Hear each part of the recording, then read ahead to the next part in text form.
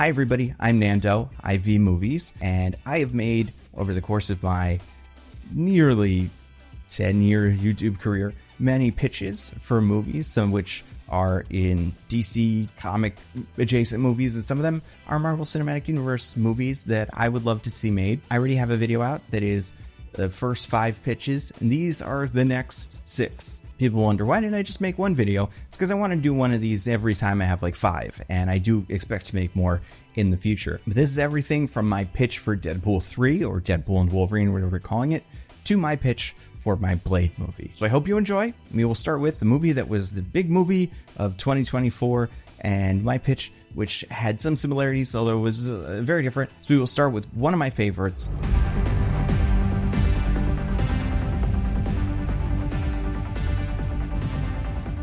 Hey Ryan, just want to let you know, I know this works when you do it. Like when you leak the Deadpool test footage, the movie gets greenlit. But when I do it, they almost always release some news that contradicts what I am saying immediately. So, just warning you. Hey, Kevin Feige. Now that 2022 is over, I wanted to check back with you on that pitch that you asked me about. You wrote, Dear Nando, Ryan Reynolds went rogue and announced that Hugh Jackman is playing Wolverine in Deadpool 3. Please pitch me a Deadpool 3, signed K Feige. So yeah, I'm super excited about this. As you know, I am a humongous X-Men fan. I love those movies with all my heart. So think of what I've got here for you as not only a Deadpool sequel, but one last tribute to the Fox X-Men movies before Kang disintegrates them or whatever. My plan for the pitch is simple. It is a sequel to Deadpool 2. It features Hugh Jackman Wolverine in a major role, and it clears the way for Deadpool to cross over into the MCU. I'm going to run through a rough summary of my movie and explain some of my choices along the way. You ready? Let's make the chimichangas. But first, I want to talk about one thing. Because Deadpool loves to make jokes about all kinds of R-rated sex stuff. And if you, like Deadpool, want to get involved in fun R-rated sex stuff, you might want to check out this video's sponsor, AdamandEve.com. They're a very cool company that helps people explore sex and their sexuality in a safe, inclusive, and welcoming environment. Everything you buy from Adam and Eve comes in discreet packaging, and 20% of the profits from Adam and Eve go to helping fight the spread of HIV. Now, if you go to AdamandEve.com and use the code NANDO, N-A-N-D-O, you can get 50% off one item and free shipping in the US and Canada. Some exclusions apply. Now to the pitch. Okay, so we're back with Deadpool. A couple of years have passed. Wade and Vanessa have a daughter named Cher. Why is Vanessa alive? Because the post-credit scene counts. This is not the Fox universe where they tease a bunch of movies that'll never get made, or when they do, will be nothing like that. This is the MCU. Sometimes the post-credit scene is the most important part of the movie. We get start with an action scene. Wade is still working with X-Force. They are now the Black Ops wing of the X-Men that handles jobs the X-Men cannot deal with publicly, like in the Craig Kyle Christopher Yost version that was perfected by Rick Remender in the Uncanny X-Force comics. Great read, highly recommend. And that was my Nando comic recommendation of the video. A new thing I'm going to try to remember to do, but probably forget every so often. The X-Force consists of Deadpool, Cable, Domino, Colossus, Negasonic, and Yukio. We can see that Fire Fists or Hot Hands or whatever we're calling Russell is not part of these missions because he is deemed too young, and any more members would make the team unwieldy. Dopinder is piloting the plane the team is flying to this mission. It's his job now. Blind Al is there for moral support. So they go fight the Nasty Boys, led by Mr. Sinister. Big fun opening action set piece, and Deadpool opens the door to get Sinister, but right before he does, he sees a bright light and Sinister is gone. But Sinister can't teleport. None of the Nasty Boys know what happened. X-Force saves some mutants the Nasty Boys have trapped, and then everybody goes home, a little confused. Wade goes home to Vanessa and Cher. He tells Vanessa about the mission. She could tell something's wrong, and he tells her that he's just worried. He's a bad guy. He kills goons, says bad language words. He needs to start setting a better example for Cher, otherwise she's gonna turn out all messed up like him. Vanessa assures Wade that his Deadpooliness is what made her fall in love with him, and no matter what kind of guy people think he is, he's going to be a good dad. Vanessa says also Wade got a letter. The letter reads, Dear Mr. Wilson, you have cordially been invited to join the most exclusive club in all of the multiverse. Please reply to this email if you want to attend. Signed, MD. Deadpool says, MD? Oh my god, is this Matt Damon again? I told him I'm crazy, but I'm not crypto crazy. Deadpool crumples up the note, throws it in the trash. Vanessa turns on the news. Thanks, Phil. In other news, police are still baffled by the recent string of mysterious disappearances. Onlookers say during a fight with the Sentinels, X-Men Magik, Quicksilver, and Nightcrawler vanished without a trace. When reached for comment, the X-Men leader Cyclops had this to say: "We're doing everything we can to find these X-Men, but for now we do not have any new information, thank you." Reed Richards, Mr. Fantastic, commented, "We think this disappearance has something to do with an incursion, a multiversal anomaly where two universes collide and one or both are destroyed. We are urging people not to panic. We have the planet's top minds working on a solution." And here we can have Kelsey Grammer Beast, Eric Bana Hulk, whoever we can get. Deadpool looks out the window and sees chaos. Horns are honking, windows are breaking, fires are starting, mobs are forming. Says, "This seems bad. Like Van Wilder, too bad." Wade? Another letter slides under the door. Wade opens the door, but no one's there.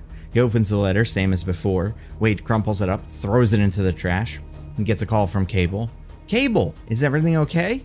"It's a disaster here. X-Men are disappearing, people are rioting. The president called us in to keep the peace." "I'll be right there." "No, stay with your family. We can sort this out. Plus, we don't know how much longer we've got left. Keep me posted and be careful." Another letter flies in, this one through the window. Deadpool crumples it up. Then another, and another. Screams, "I swear to God, Joe, I'm not going to your weird little turf school." More and more and more come through until they stop and there is a knock on the door. Wade tells Vanessa to take Cher into the bedroom. He grabs his sword and pistol and opens the door to find a well-dressed man. The Deadpool, Wade Wilson. Wow. Finally, someone gets it. "And you are?" "My name is Major Domo, and I'm the right hand of his spinelessness, Mojo. You've seen our letters?" "No, must have gotten mixed up. What address do you have for me?" "This one." "Right. Well, anyway, what did I miss? As long as it's not another MLM, I am all ears." "As I'm sure you heard, this universe is in the middle of an event." "Yes, this is that thing they were talking about on the news, an incursion. But we like to refer to it as the merger. And my master, Mojo, has been given the honor of executing this merger, deciding what stays here and what goes to the new universe. And because of your immense popularity, you are one of the very few that have been selected for the merger." "Does it come with a check?" "I mean, we can make one if that's what it'll take. But I do get to choose?" "Normally you would not, but Mr. Wilson, because you are self-aware, we need your permission to transfer you to the new universe." "And can my family come?" "Well, in this circumstance, it has been deemed by Mojo that you must come alone. Your attachment to them is unpopular." "What?"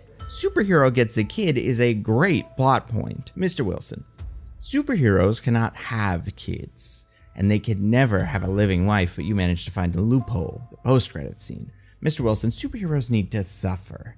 That's the only way they can grow. So this losing your family will help you develop as a character."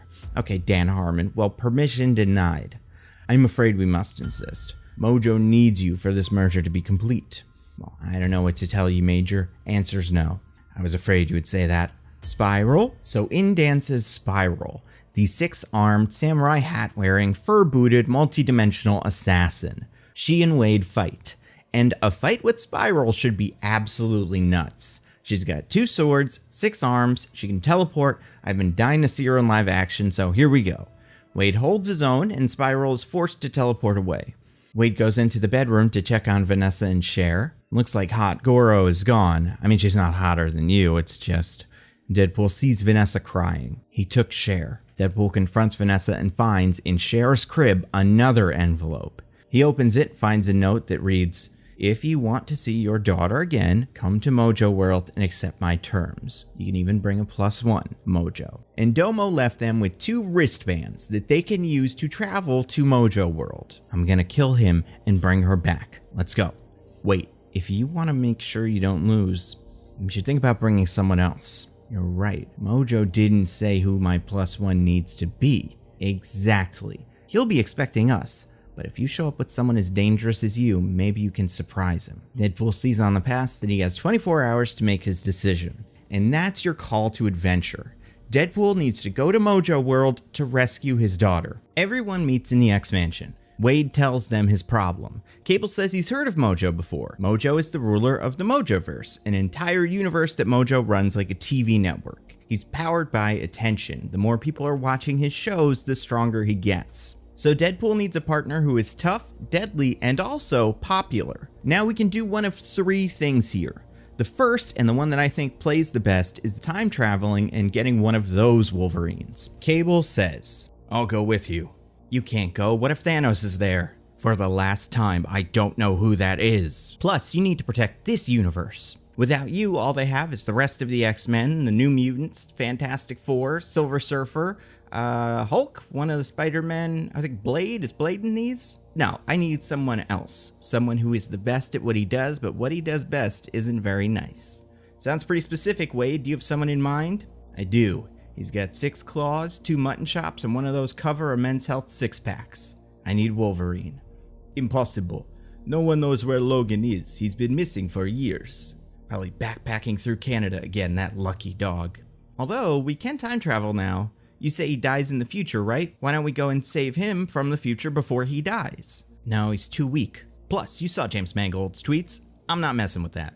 What about the past? There might be one there. Now, if Deadpool takes a Wolverine from the past and he gets captured, it'll destroy the future. Cher might never be born. No future, no past. We need something else. Wait, say that again. No future, no past. Not that, the other thing. We need something else. Something else like another timeline. What? Okay, so you guys know how I can break the fourth wall. Yes. So, one of the movies we're all in, well, you're not. Actually, you are, but you look different. Anyway, it's called Days of Future Past. In that timeline, everything went bad because Mystique shot the guy from Game of Thrones. I don't know, it's been a while since I saw it. Not that it's bad, I'm just so busy. Wade, focus. Right. So the X-Men from a messed up future sent Wolverine back in time to the 70s. And for a brief time, Wolverine was in both timelines. But there are a few minutes during the end where past Wolverine is drowning in a river, so they win whether future Wolverine is there or not. What if we go to the future and steal him during those few minutes? Then it won't break the timeline. A TVA door opens and Mobius steps out. He stands for a second and thinks, then says, you know what? I don't think you're breaking any rules. Knock yourself out. Thanks, Hansel. And then Mobius walks back through the portal and disappears. Who is that? It's not important. What is important is we have a mission, a destination, and a big second act set piece. We can't lose. So I like this for a bunch of reasons, one of which is this Deadpool is actively using his self-awareness to solve the problem. I just think that's a fun idea. Plus, this Logan happens to be the oldest looking Wolverine, besides the one from Logan, so that makes things a bit easier for Jackman. So X-Force needs to go to that timeline with Cable's time machine, which Yukio fixed, fight some Sentinels, and save that Wolverine. That's your first half of the second act, planning and executing the Wolverine heist. While they go, Deadpool leaves the Mojoverse wristbands with Yukio to see if she can learn anything about them while X-Force is gone. So that's option 1. Option 2 is fun, but for reasons that will make sense later, is not quite as emotionally interesting. But this is another way to do it. Same problem, Wolverine's gone, they can't go to the past, and in this situation they can't go to the future either. But Deadpool has an idea. Mojoverse is one big show, right? What if they don't need a Wolverine? They just need someone who looks like him. And you know who looks a lot like Wolverine? Hugh Jackman, the actor from Kate and Leopold and Les Mis and Greatest Showman and nothing else. He could pass for Wolverine.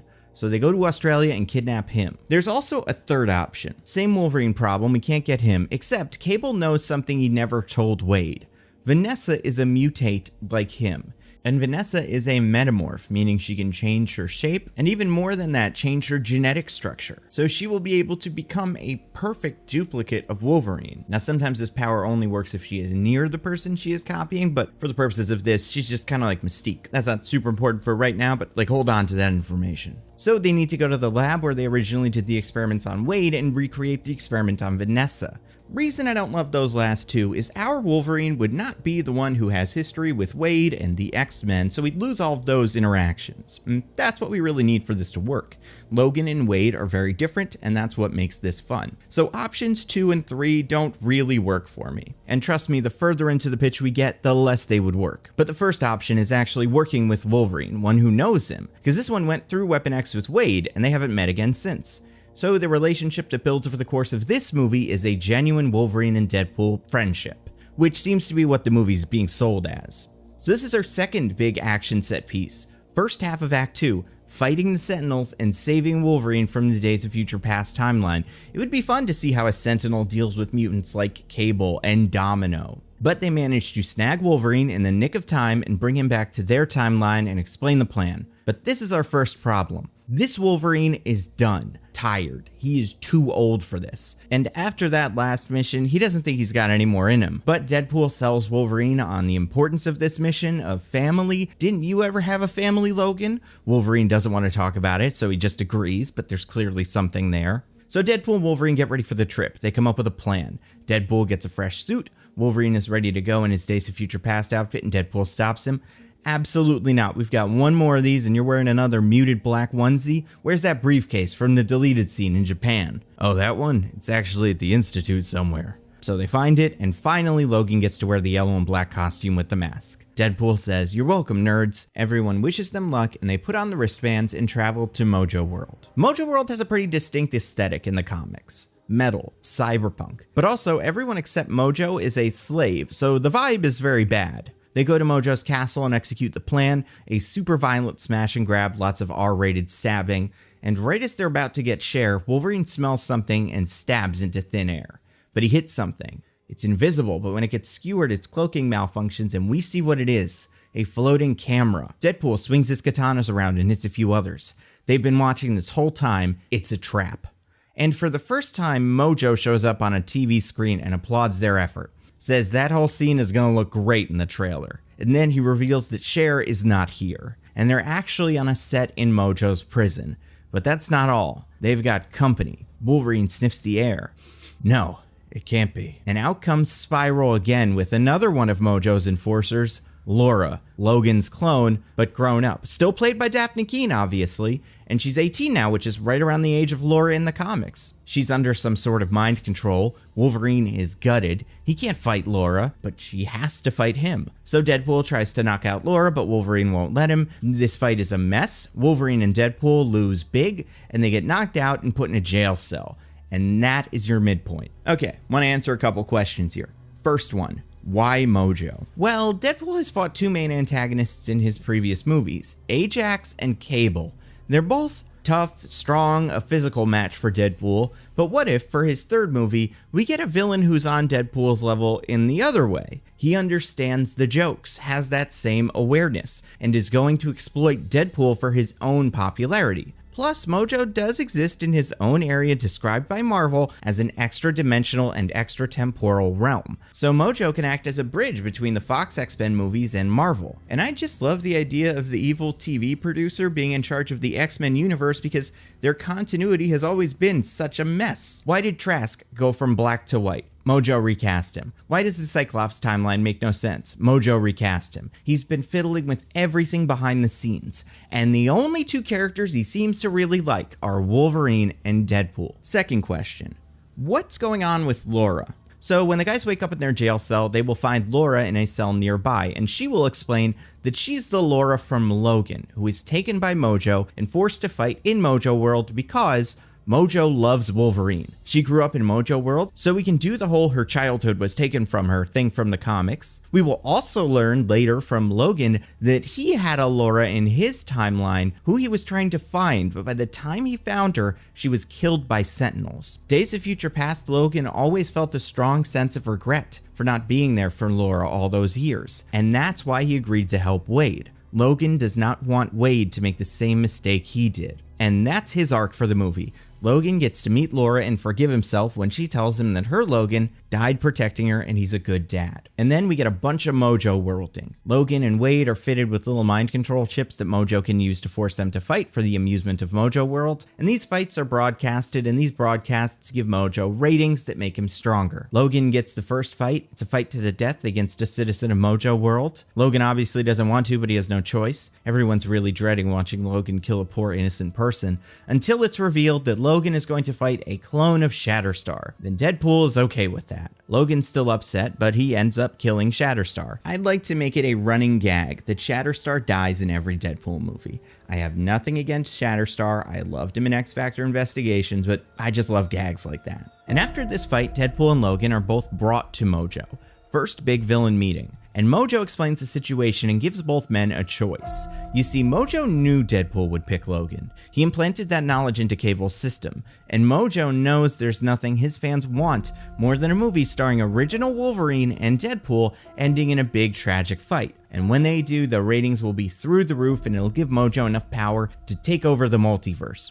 But he will be generous. Wolverine and Deadpool are going to fight to the death. Whoever wins, their daughter gets sent home to their original world. The loser's daughter will stay on Mojo World as Mojo's slave, and the winner immediately goes to the Marvel Cinematic Universe. Wade says they can't kill each other, they're both practically immortal. And Mojo says, cut off his head, see if that works. It's a callback. Mojo knows what a callback is because he's seen the movies. Also, I say this in my Nebula exclusive casting video, which you should definitely watch because it is fun.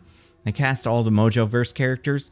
My ideal Mojo, and I know what you're gonna say, but stick with it, is Mike Myers. He could play it under makeup if he wanted to, but he could also just CG it. I'm fine with that because Mojo's supposed to look kind of disgusting, and as much as I think you could do that with practical effects, I also think you could get a lot of that done in the computer. But I do think Mike Myers has this wonderful ability to play very extreme characters that are all over the map, from Cat in the Hat levels annoying to Goldmember level sleazy. I mean, Shrek was just a big monster guy. What I'm saying is, if we want to create a larger-than-life character, specifically with a larger-than-life voice, I don't think there's much better we can do right now than Mike Myers, who just kind of got back into the business in a big way with Amsterdam and The Pentaveret. This would be a perfect big comeback movie for him. So this is Deadpool's low point. He needs to fight the unkillable soldier for his daughter's freedom, a fight he will certainly lose, and even if he wins, Deadpool sentences Laura to a life of Mojo World slavery. He just can't do that. He's an anti-hero, but he's not a bad guy.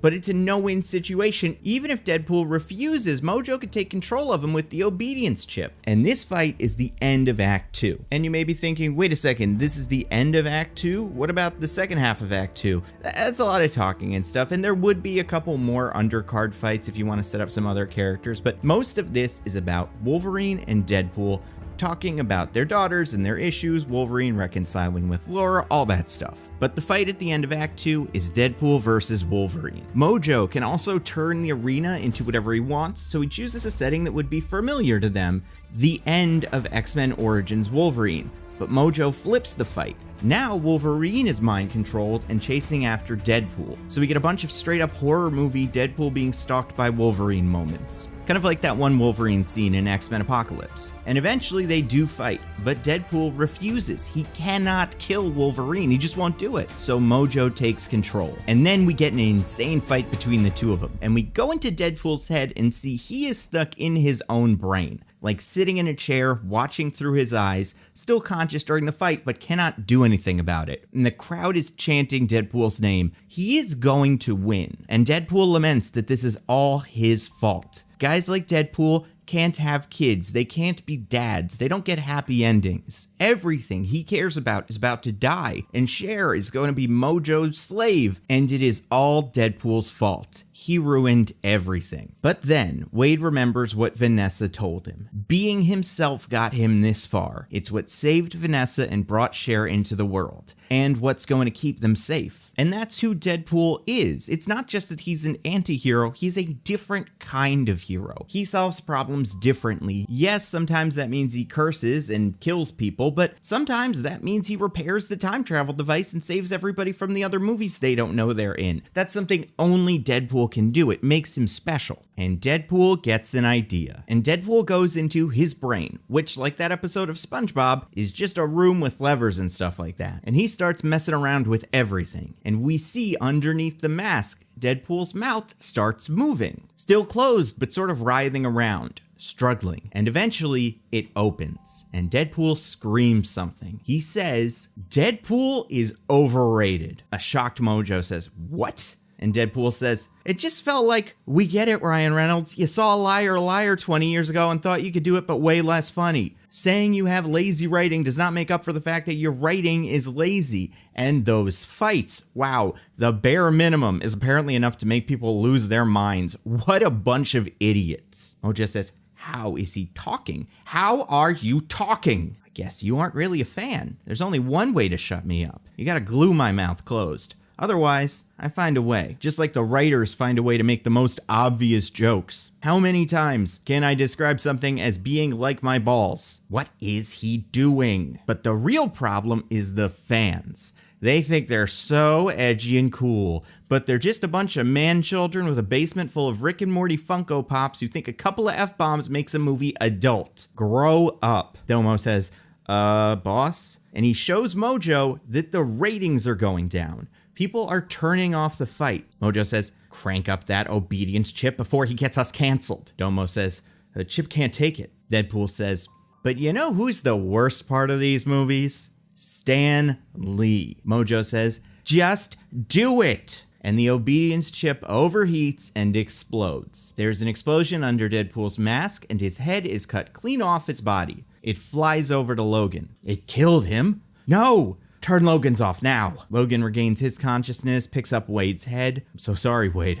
I couldn't help it. I'm so sorry. Domo asks, wait, why isn't Logan going to the MCU? He won. Mojo's eyes widen. Deadpool wakes up. Clearly, this guy didn't see both Wolverine Origins post-credit scenes. That's right, they did 2 different post-credit scenes for some reason. If Mojo was a true fan, he'd know that cutting my head off doesn't kill me, and my body stays alive too. So I can do this. Deadpool's headless body picks up a blade and cuts the chip out of Logan's neck. Logan bleeds a little bit but comes to. Wade's body puts his head back where it belongs and helps Logan up. He says, go get Laura, I can take him. Mojo is furious. He presses some buttons on his chair and portals open up. Mojo says, Trask had the right idea, and Sentinels flood the stadium. You want something done right? Get a robot. Spiral and Domo in battle armor jump onto the battlefield. Mojo hangs back in the control booth. Deadpool is now standing against a humongous army. He is absolutely going to die. He stands up, picks up his katanas, tightens one of his gloves, and then he hears, Wade, can you hear me? Then a portal behind Wade opens. X-Force walks out. Cable, Domino, Colossus, Negasonic, and Yukio. Wade says, how? Yukio explains that while they were gone, she studied the past and reverse engineered it. He's glad they came, but even they can't win this fight. There are too many Sentinels, even for the 6 of them. And Colossus says, what was that thing you said? Oh yes, threw us a bone. And then a bunch of portals open. That's right, we're doing Endgame. Like I said, this is not just the farewell to Hugh Jackman Wolverine, it is the proper send-off these movies always deserved but never got. And obviously Deadpool will point out the similarities between this and Endgame. But still, it's fun. These are movies that are supposed to be fun. And also, all of these characters coming together to back up Wolverine and Deadpool, it means something. Sure, Wolverine and Deadpool were the 2 most popular individual characters in the entire X-Men universe, but the X-Men has always been about being a team. So this, the last X-Men movie in the Fox universe, before they probably go there for Secret Wars or something, is a tribute to those teams. The New Mutants come through, the other X-Force members, even the dead ones, some of the new generation of X-Men, definitely Jubilee and Quicksilver, First Class Havoc, Banshee, Angel, and Darwin, Stephen Merchant Caliban, Olivia Munn Psylocke, Blink, Warpath, and then all of the originals. Kelsey Grammer, Ashmore, Foster Angel, Elliot Page, a Flying Paquin Rogue, Coming Nightcrawler, Barry Storm, Famke Jean, Marsden Cyclops, and Stuart Xavier. Now I don't know if this is too complicated,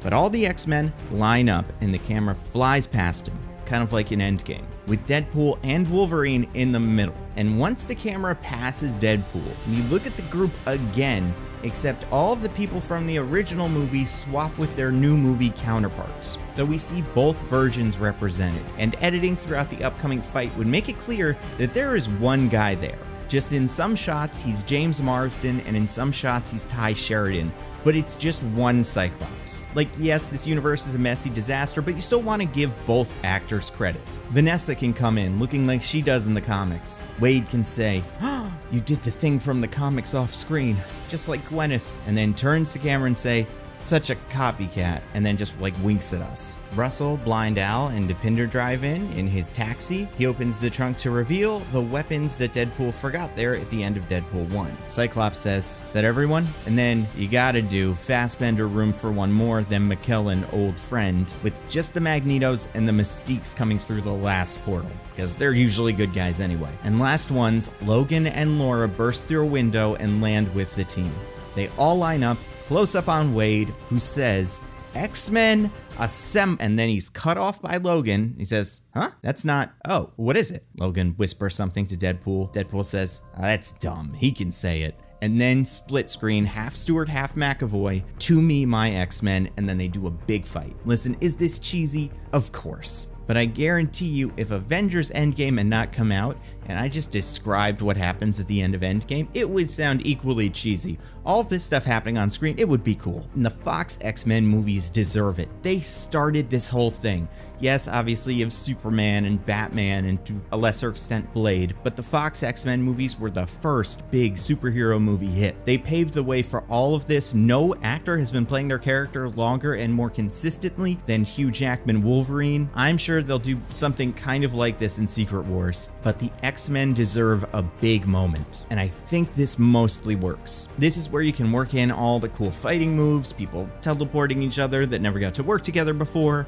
maybe some of the teams, Colossus working with magic, Psylocke and Angel, Nightcrawler gets a sword, Havoc and Cyclops fight side by side, Nightcrawler and Beast fight side by side, and these guys all just destroy the Sentinels. But the big actual ending to this movie has to be Deadpool vs. Mojo. So, and I think this is crucial, one in each hand, Colossus picks up Wolverine and Deadpool and fastball specials them into Mojo's control room. And we're doing this with the big Colossus who can one-hand each guy because he's just so big. None of that like fastball special toss from X-Men The Last Stand. We're doing the big one. Hugh Jackman deserves to get a proper fastball special. And of course, Deadpool would want one too. Deadpool and Wolverine crash through the window in Mojo's control room. He's standing at the center next to a crib with Cher. Mojo says, I don't think you want to test me. I don't know if they told you, but my touch can kill anyone. Except you, of course. But I don't think you want to find out whether that's a dominant or recessive trait. Deadpool and Wolverine stop. What do you want? Isn't it obvious, Vanessa? I want your husband. What do you? Give me a break. I'm pretty good at anticipating twists. You can come out, Wade. Deadpool drops down from a ceiling vent and joins Wolverine and Vanessa, who turns back into her usual Miranda Picarin look. She says, it was a good plan. I'm gonna need a better one.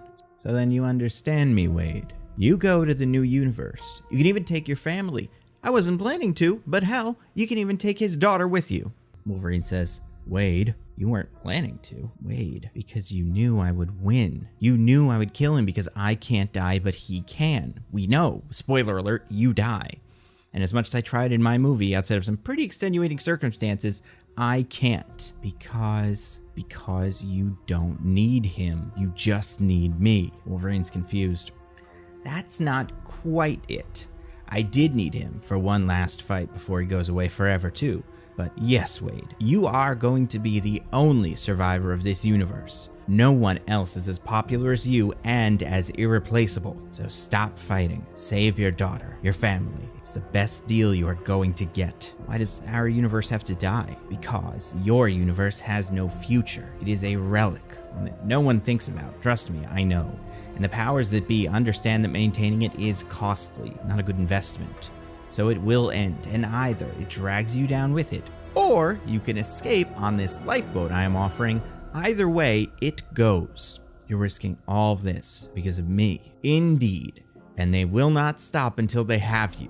They will destroy everything. Believe it or not, I'm the good cop. Deadpool thinks a little. Well, okay, I'll do it. On one condition, which is my family comes with me and everyone lives. Impossible.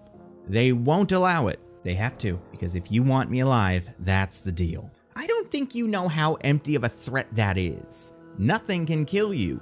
Nothing. Yeah, but I've never been this desperate. And maybe I can't, but I think one of them can. Deadpool motions to the X-Men fighting below. And if they've gotten the message, they should be appearing right about now. Nothing. Now. Still nothing. Right about... Wait, this is getting embarrassing. No, for the bit to work, we need at least 3. Then Nightcrawler teleports in holding someone, knocks Deadpool down. Great timing. Say hello to... The smoke clears, revealing this guy. Deadpool is confused. I'm Darwin. You didn't know. Figured they'd send someone helpful like the Sun Kid or Portal Girl. I'm sorry, one more time.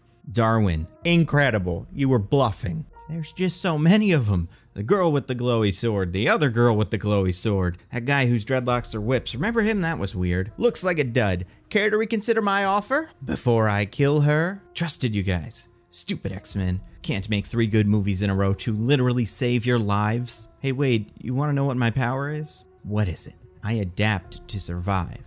Oh, first class, right. I thought you were dead. No, I just teleported away until all this mess sorted itself out. I don't control how my powers work, they just do. Deadpool thinks and gets an idea. Wait, so what can't you do? Nothing. Let's test that. Mojo, I am not going unless you save our universe. That's final, mine's made up. Well, that's not possible. I think it is. Because if you don't, everyone in that universe is going to die, including him. And I'm not changing my mind, and you can't make me. You need to make a deal. So here's the new one.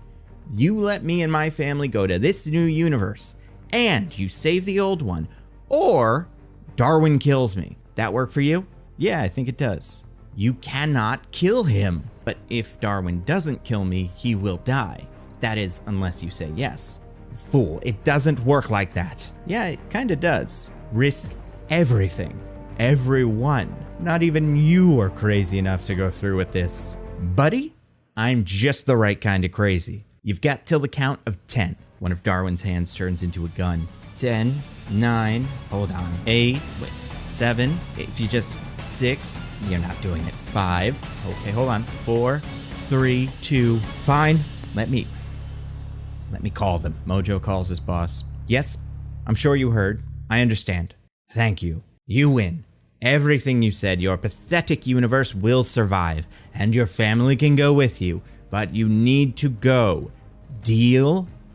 Deal. The Sentinels shut down, and then Deadpool and everyone drops down to the rest of the X-Men. These are your goodbyes. Everyone is very sad. Deadpool says goodbye to his team, and then Deadpool, Vanessa, and Cher walk through one of the TVA portals into the MCU. So that's the movie. Couple things. One, real quick right off the bat. The Wade canceling himself bit is not dissimilar to something written by another YouTuber not too long ago. If you know what I mean, you know. Either way, it feels like the right last beat for a story about a Deadpool who needs to embrace his Deadpooliness. Second, where did Darwin come from? Well, one of the telepaths was reading Deadpool's mind during the confrontation, and someone like Professor X came up with the idea.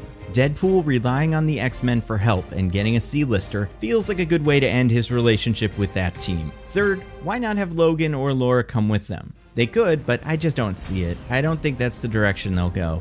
Either they're recast or they show up in the MCU but as new versions of those characters. Fourth, what about the characters who were teleported away in the beginning of the pitch? So those are characters I would like to see stick around in the MCU, so that's the MCU's way of copying those actors. I don't really like it as a way to set up that people are disappearing. I also like it as another way to tease Mr. Sinister without actually showing him for the last time in this universe. Fifth, who is in charge? Who is Mojo working for? I don't know.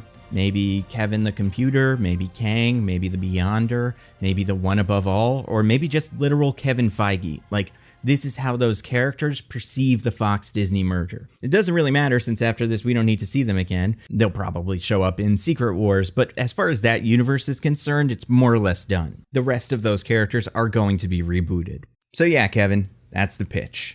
And we can do whatever we want with Deadpool in the future. He can have some memory loss so that he doesn't know everything about the X-Men already. Or maybe he doesn't even know he's not from the MCU. Or he can just remember everything. It is all up to you.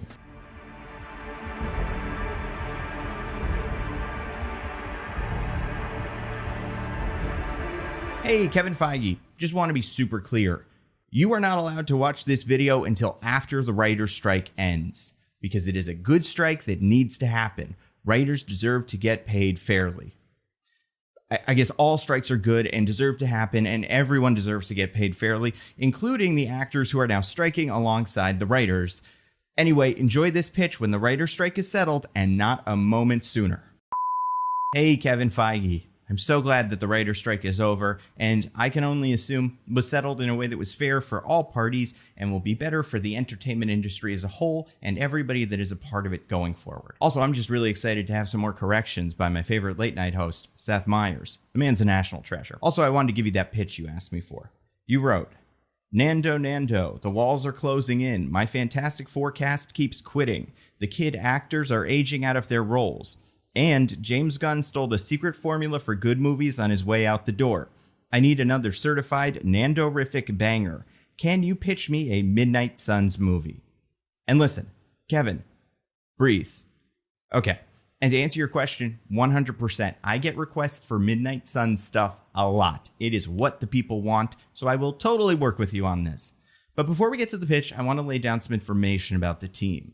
You know, it's funny. For all the times I hear this team suggested, you'd think they'd be a comics mainstay like the Avengers or Defenders or one of those other teams made of superheroes from other existing books. And yet, the Midnight Suns have only really been around since the 90s and have only showed up a handful of times since. Make no mistake, the pitch for the Midnight Suns, a team of Marvel's horror-adjacent characters, has existed many times previously, most notably the Howling Commandos, but also the Legion of Monsters and Night Shift all came into being before the Midnight Suns was founded. But maybe because of the timing, or the characters on each team, or maybe just because the names aren't as cool, none have left as much of a mark as the Midnight Suns. Originally, the team was an effort to connect some of the ongoing horror books that Marvel was running in the 90s. There was Ghost Rider and Blaze, a team-up book between the current Ghost Rider, Danny Ketch, the Guy Gardner of Ghost Riders, and the depowered former Ghost Rider, Johnny Blaze. There was Night Stalkers, a team of vampire hunters consisting of Blade, Frank Drake, and Hannibal King. There was The Dark Hold, a comic about a bunch of occult heroes protecting Marvel's evil book. And then, of course, you have the solo comic, Morbius, the Living Vampire. These books all tied together in the crossover event Midnight Suns, where the heroes joined forces to fight Lilith, the Demon Mother. The series ran for a little over a year, with the Midnight Suns taking down Lilith's many children, as well as the Ghost Rider villain Zarathos. But as the books waned in popularity, they were cancelled and the event ended, and that was that. The team was reassembled by Morbius during Marvel Zombies 4. He brought in a couple of new anti-heroes like Damian Hellstorm, a witch named Jennifer Kale, Jack Russell the Werewolf by Night, and Ted Sallis the Man-Thing. In 2018, Doctor Strange accidentally created Hell on Earth in Las Vegas, so I guess double Hell on Earth. And after Strange and a bunch of Avengers were mind-controlled by Mephisto, Wong and Bats assembled a team that definitely resembles but was legally distinct from the Midnight Suns. It consisted of Blade, Monster Hunter Elsa Bloodstone, Mr. Knight, Iron Fist, Johnny Blaze the Ghost Rider, Jericho Drum, aka Dr. Voodoo,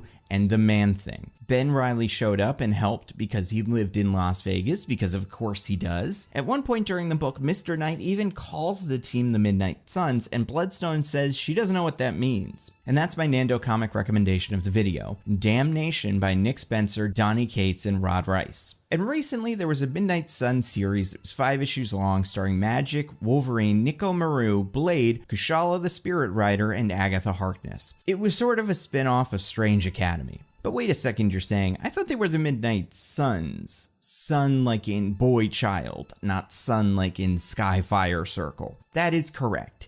It used to be Sun with an O, but it was recently changed to Sun with a U. Why? Well, I don't know this for a fact, but I bet it had something to do with how this team had twice as many women on it as men. If Blade called in sick, there would literally only be one Sun on the team that day, so the name doesn't work. It's like that awful line from Dark Phoenix, except this time it works because it's a homonym that gels with the original mission statement of the team. They are the light in the darkness, the sun in the midnight. And for now, it looks like Suns is going to be the team name, since that's how the recent video game was branded. The game featured a ton of characters, including veterans like Blade, Doctor Strange, Magik, Wolverine, Morbius, a Ghost Rider, Robbie Reyes, and Nico Minoru, alongside a random grab bag of popular characters like Iron Man, Captain America, Captain Marvel, Deadpool, Spider-Man, Venom, Storm, Hulk, and Scarlet Witch. But yeah. So even though this team gets brought up constantly as an avenue for future MCU stuff, there really have only been 4 actual incarnations of the team. Isn't that interesting? So then that begs the question, why should Marvel make a Midnight Suns movie or show or whatever now? Well, we have a couple of characters just sort of floating around in the MCU with no clear next step, and a lot of them have either been on the Midnight Suns in the comics or would make sense on a team like that. Let's go through a few of them. Highest profile one so far is Moon Knight. You got a 6-issue Disney Plus streaming service starring Oscar Isaac and Ethan Hawke, two big-time Academy Award nominated people. The show, like all of the Disney Plus shows, started strong and ended fine. But like all Marvel stuff, while the whole product might not have been amazing, we really liked the characters. Steven, Mark, Lila, Khonshu, Tarit. Audiences connected with them. So it stands to reason that even if they don't make another season of Moon Knight, we will see those characters again somewhere. Moon Knight was recently on the Midnight Suns and has been all over Marvel Comics recently, so it makes sense that he would join the team. And he's a real asset. Steven knows all kinds of archaeology and history, as does Lila. Mark is a skilled mercenary. Moon Knight is a pretty powerful hero, especially in the show, far above his usual comic weight class. On top of that, both Mark, Steven, and Lila have connections to actual living gods, and they seem to have plenty of cash hidden away. It would be very easy to connect Moon Knight to some of these other characters. Like, speaking of the moon, audiences were just introduced to Gael Garcia Bernal's Jack Russell, the Werewolf by Night, in his Disney Plus special presentation, and everyone that saw it really enjoyed it. He seems to be some sort of expert monster tracker, if not hunter, and he has werewolf powers. Also has no obvious next step. Probably makes sense on this team, especially since he has been on it before in the comics. And you know who else has been on this team before? Jack Russell's friend, Elsa Bloodstone, monster hunter extraordinaire. Elsa seems to have a good knowledge of the occult, just inherited her family's mansion and fortune, and, very important, the monster-controlling Bloodstone. Speaking of monsters, also still don't have any next step for the Man-Thing. We don't know much about Jack and Elsa's friend Teddy, but he's free. He'll probably end up in the Florida Everglades like he does in the comics. And the Man-Thing was on the same version of the Midnight Suns as Elsa and Mr. Knight in the comics. Blade has only shown up once, but we know he's going to be a big deal. You could see him in the Eternals post-credits scene. He's just off screen laughing too. Blade's the only original member of the Suns and has been on more incarnations of the team than anyone else. Blade is getting his solo movie soon. Apparently it's shooting after the writer's strike ends, which, if you're watching this, Kevin, is now. He's another monster hunter with a very famous specialty, so where does he go after this? I could see him being an Avenger, but a team like the Midnight Suns feels like the obvious next step. And speaking of Blade, the Black Knight is also waiting in the Marvel lobby, hoping they call his name. We last saw Dane Whitman in Eternals, where he was about to pick up his evil sword because the space god, which apparently everyone could see, came through the clouds and grabbed his girlfriend. It was at one point expected that Dane Whitman would make an appearance in Blade, since, like I said, that was Mahershala off-screen in the post-credits scene. Sure. But what next? The Black Knight is powered by the mystical Ebony Blade, which seems important. He also seems to work pretty close to Stephen Grant, or like near him, so that could help. And let's not forget the rules. Wong needs to be in your thing, otherwise it doesn't count. And it would be weird if none of the magical characters joined the team, so Wong is actually a good fit here. He's not quite OP like Steven, he's not a big CGI bull like Rintrah, and he's not whatever Clea's doing like Clea. Wong can be whatever we need. And maybe he won't need to be a full member of the team. Wong could have as much screen time as Fury in the Avengers. Important, but not in all the big fights. So those are the characters I want to bring together in the Midnight Suns. But you may have noticed I left some comic Suns off the roster. Let's look at them real quick. I have a feeling a Ghost Rider movie is not far away. Many actors, from Norman Reedus to Ryan Gosling, have made some statement about wanting to play Johnny Blaze. And if Mahershala Ali picking up the phone, calling you, Kevin Feige, and expressing interest in playing Blade was enough to greenlight the movie, I imagine the same is true of Ryan Gosling. Also, we could just bring back Nicolas Cage, that's always an option. There's also a Robbie Reyes floating around from the Agents of S.H.I.E.L.D. days in Gabriel Luna. I think he has sort of aged out of the role. Robbie's supposed to be on the younger side, but he could absolutely show up. But I don't think Ghost Rider gets introduced in this movie. We already have 6 strong candidates for the team. If anything, we see how this does, and if people like it, we do a great Ghost Rider solo movie between now and then, and Johnny or Robbie or even Danny Ketch can be in Midnight Suns 2, Age of Xanathos or whatever. Then there's the living vampire, Dr. Michael Morbius at your service. He is currently in the Spunk, the Sony Pictures universe of Marvel characters that, in defiance of God and nature, continues to exist. So I doubt he's free to cross over, and also why bother? He's not incredibly popular or good, at least not this version. You've got the Night Stalkers, especially Hannibal King. Well, I don't know if he's going to be in Blade, so it is possible he cameos there and then shows up here, but more importantly, as the MCU's Constantine, I don't think he breaks much ground that is not already covered by Elsa Bloodstone, a character that already exists fits in this movie, and also happens to be the only woman on the team for now. Agatha Harkness has a series coming out before this movie would be released, so she's on the table, and she was a big player in the recent Midnight Suns series. And I could see her here, I just don't know what she would bring to the team besides being Catherine Hahn. You know what, that's good enough for me. She can also be in the movie. There are also a bunch of mutants like Wolverine and Magik that have been on the team recently, but do not yet exist in the MCU, so it's not worth introducing them here. But the next question, the big one. What would this movie be about? Why would these characters, that for the most part do not know each other, join up to do an Avengers? There are plenty of right answers here. The easiest is Dracula, since Blade, the vampire expert, can be sort of an odd man out if the team is not fighting vampires, and Dracula or one of his kids feels like the Loki or Ultron of Midnight Suns. The problem is there were rumors that the Blade movie would feature Dracula, and this is the MCU, so I could totally see Blade killing Dracula in his first movie. So I'm going to stay away from Dracula here since he might not be in play. Then there's Lilith, the mother of demons. She was the original Midnight Suns villain and could work here. My only real issue is none of these guys have any meaningful relationship with demons as of yet. Maybe Bloodstone has fought one before, but Moon Knight deals specifically with Egyptian stuff, and Jack Russell and the Man-Thing seem to focus mainly on monsters. You could throw demons into the mix or say that someone's fought demons before, but it's a weak connection. And then Blade and Black Knight probably deal mostly with vampires. Our only demon expert is Wong, but I don't want to focus on him here, so I'm gonna say Lilith could also be saved for a future thing. And introducing her naturally could be super easy. Just have one of these guys fight a demon in their solo thing that turns out to be Lilith's kid, and in the following Midnight Suns adventure, she wants revenge. The question we should be asking is, what does tie our Midnight Suns together?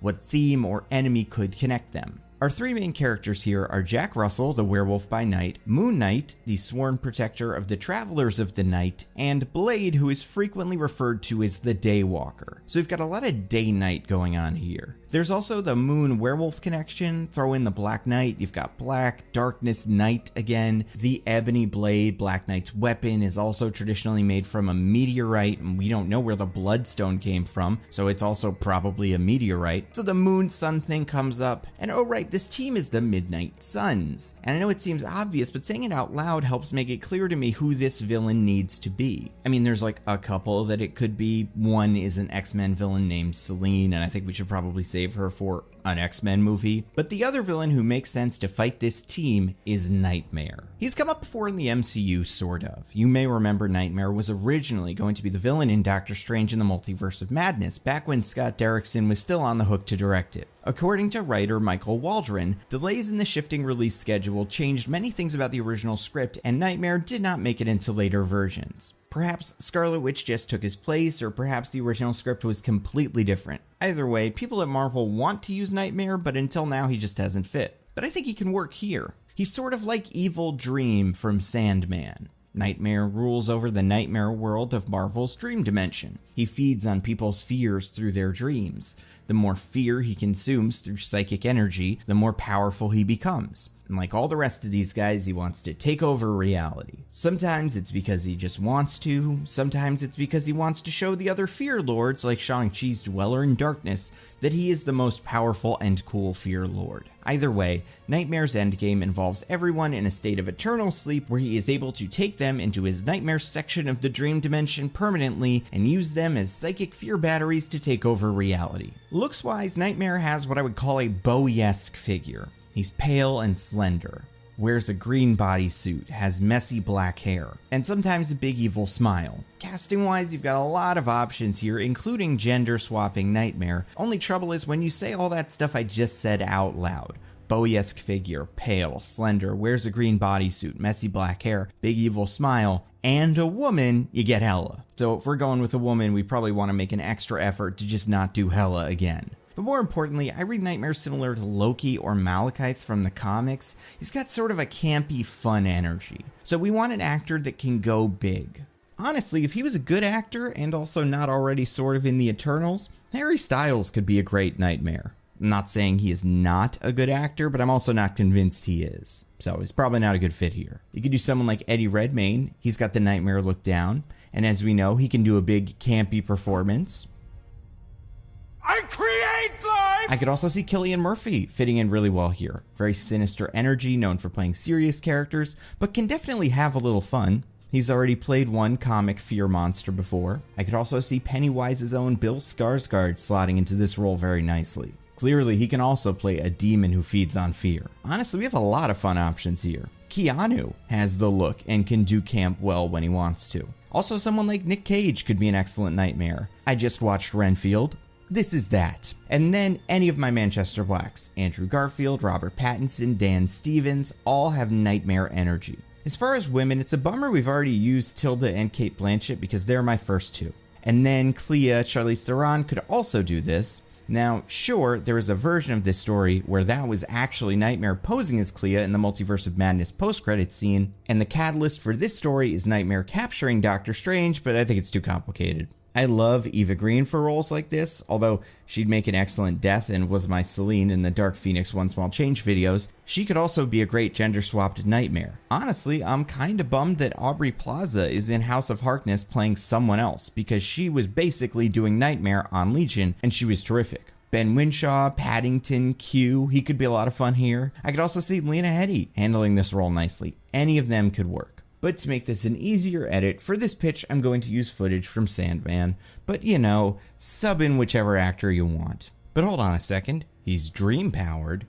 In the Marvel Cinematic Universe, we know dreams are actually just your consciousness being projected into another universe. How can Nightmare even exist? Well, Nightmare is traditionally in charge of the nightmare portion of the dream dimension, and in this situation, this is sort of like a switchboard that connects your consciousness with another universe. Nightmare is able to influence which one you connect to. He does this to create maximum fear, and Nightmare can pull you into the nightmare dimension if he really wants to mess with you. Like I said, Nightmare is one of the fear lords, so a good way to simplify this would be to have him just be the MCU personification of fear, which he kind of is. And as long as we're not going to do the fear itself storyline with Phobos, Nightmare should be able to hold that title. I mean, there is a Marvel character named Mr. Fear who is a Daredevil enemy, and Marvel has their own less good Scarecrow, but for now, Nightmare is the Marvel god of fear. So how do we actually construct this movie? What is it about? Well, we'll get to that. And it doesn't need to be a movie. This could be a special presentation. 60 minutes might be all you need. Who knows? Either way, I want to look at the Avengers here as the structural blueprint.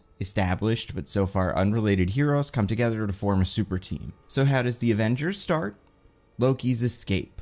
So let's do something similar here. Strange senses a disturbance coming from the dream dimension. He travels to the dream dimension using his astral form. When he gets there, Strange finds a car. He's confused but drawn to it. Strange gets in, the car drives itself, and crashes into a river. When he swims out of the river, Strange finds he's become a child again, and is watching his sister drown in a lake. He's reliving all of his worst moments. The Ancient One dying, Wanda destroying Kamar-Taj, Thanos wrecking the Avengers, and then Strange has a moment of clarity, realizes what's happening, and says something to the effect of, "No, not you," before being thrown into another memory. Then we see Strange's unconscious body lying in the bed, and out of his head crawls Nightmare. He stretches, dusts off his shoulders, and walks out of the Sanctum Sanctorum, while Strange lays, shaking in a fear coma. So that is your cold open. But I think you should start the actual story the same way a few of the Midnight Suns comic stories start, with a prophecy, a vision. They're pretty handy plot devices that very simply get everything moving. And this prophecy is very simple, but first let's establish our POV character for the beginning of the story, Jack Russell, the werewolf by night. He's off doing adventure things, hunting another monster, Gugum or something like that, doesn't matter. But let's make it clear that this is what he does. It is his calling. And he's not killing them, he will kill them if he needs to, but sometimes he'll just free them. Jack catches the monster, and as he's wrapping his hunt up, Jack collapses on the floor. He's having a vision. We see a war on Earth being fought between heroes and monsters. All of our familiar heroes, Captain Falcon, Hulk, Hawkeye, Doctor Strange, are dead. And we can see someone, although it's not clear who, commanding this monster army, holding what is clearly the Ebony Blade. So Jack Russell immediately calls Elsa Bloodstone. She saw the vision too. Jack travels to Bloodstone Manor and the two talk. Elsa recognizes the sword as the Ebony Blade, so the two decide to track it down so they can get the sword and stop whatever's happening. Elsa asks if Jack can bring Ted, but they just went through a lot of trouble to smuggle him to the Everglades, so they can't just get him back now. Jack and Elsa do a little Googling, and they learn that the Ebony Blade was last seen in an exhibit at the British Museum. So they go to the museum, they case the place, they cannot find the sword, and come to the conclusion that it must be in storage. So they're gonna sneak into the museum later that night and steal the sword. They get there and everything's going according to plan until Jack is able to pick up on the scent of someone else in the museum. He's not in werewolf mode yet either. That's just something Jack can do all the time, I decided. And as Jack and Elsa make their way into the storage area, they are confronted by a hooded figure. This must be the guy from the vision, they think. So the two of them fight this guy, and it is revealed that the hooded figure is actually Moon Knight. Turns out Mark got the same vision and decided to stake out the museum to see who was coming for the sword. And here we get a staple of the superhero team-up thing. The heroes fighting each other because of a misunderstanding. It's just how these go. Helps to create some early tension and figure out how strong they all are relative to one another. And this fight would be good because Mark has a bunch of powers as Moon Knight, but Elsa is a skilled monster hunter and Jack is also there. Jack suggests that Elsa can use the Bloodstone to turn him into a werewolf, but she does not want to risk it. So the two of them fight Moon Knight. One other thing that can be fun during the fight, characters are bumping into shelves and knocking over artifacts, and every time one falls off a shelf, Steven takes over control and Moon Knight becomes Mr. Knight, who catches the artifact, puts it down safely, and gives control back to Mark. And this confuses Jack and Elsa, but they keep fighting until they're interrupted by a portal. Wong steps through, separates the heroes, tells them they're on the same side. Wong explains that he also saw the vision and knows who all of them are. Wong explains that this vision about the Ebony Blade will come to pass in 48 hours, so they need to find the sword immediately. And Wong knows it is not here. He can sense that the evil of the blade is not anywhere near the museum. And he wonders if the sword is still in the hands of the Whitman family. And Mr. Knight says, Whitman? Like Dane Whitman? Wong says, you know him? Mr. Knight, oh, Dane? Yeah, he's a real nice guy. On my pub quiz team. Why? Does he have the Ebony Blade? Perhaps. We must go now to his home and speak with him before it's too late. He isn't home. Dane went on holiday this weekend with a friend. What friend? Well, I only met him once. He was an interesting guy. Serious, quiet, wore his sunglasses in the pub, had a name like Slice or Bang or Blade? Blade, that's it. Who's Blade? The vampire hunter. If he's with Blade, Mr. Whitman may be completely safe or he may already be dead. So the team needs to find Blade and Dane. And yeah, Steve already knows Dane because they're friends. It makes enough sense Wong would be aware of Blade through vampire stuff, and I think it could be fun if Blade and Elsa have run into each other before and it's clear they have some sort of history. Just want to create more friction with the group. And I just love having Dane and Steven be friends. They're both soft-spoken guys who work at museums. And yes, nitpickers, it's not the same museum. Dane works at the Natural History Museum and Steven works in the National Art Gallery, but they still run in the same circles and they're acquaintances. So now we have almost all of the members in play. We can check on Blade and Dane in the middle of a vampire hunt. Dane is using a sword, but not the Ebony Blade, although he does have it with him. I think it could be fun if Dane has not yet used the Ebony Blade. That will make the question of what happens if he does all the more exciting.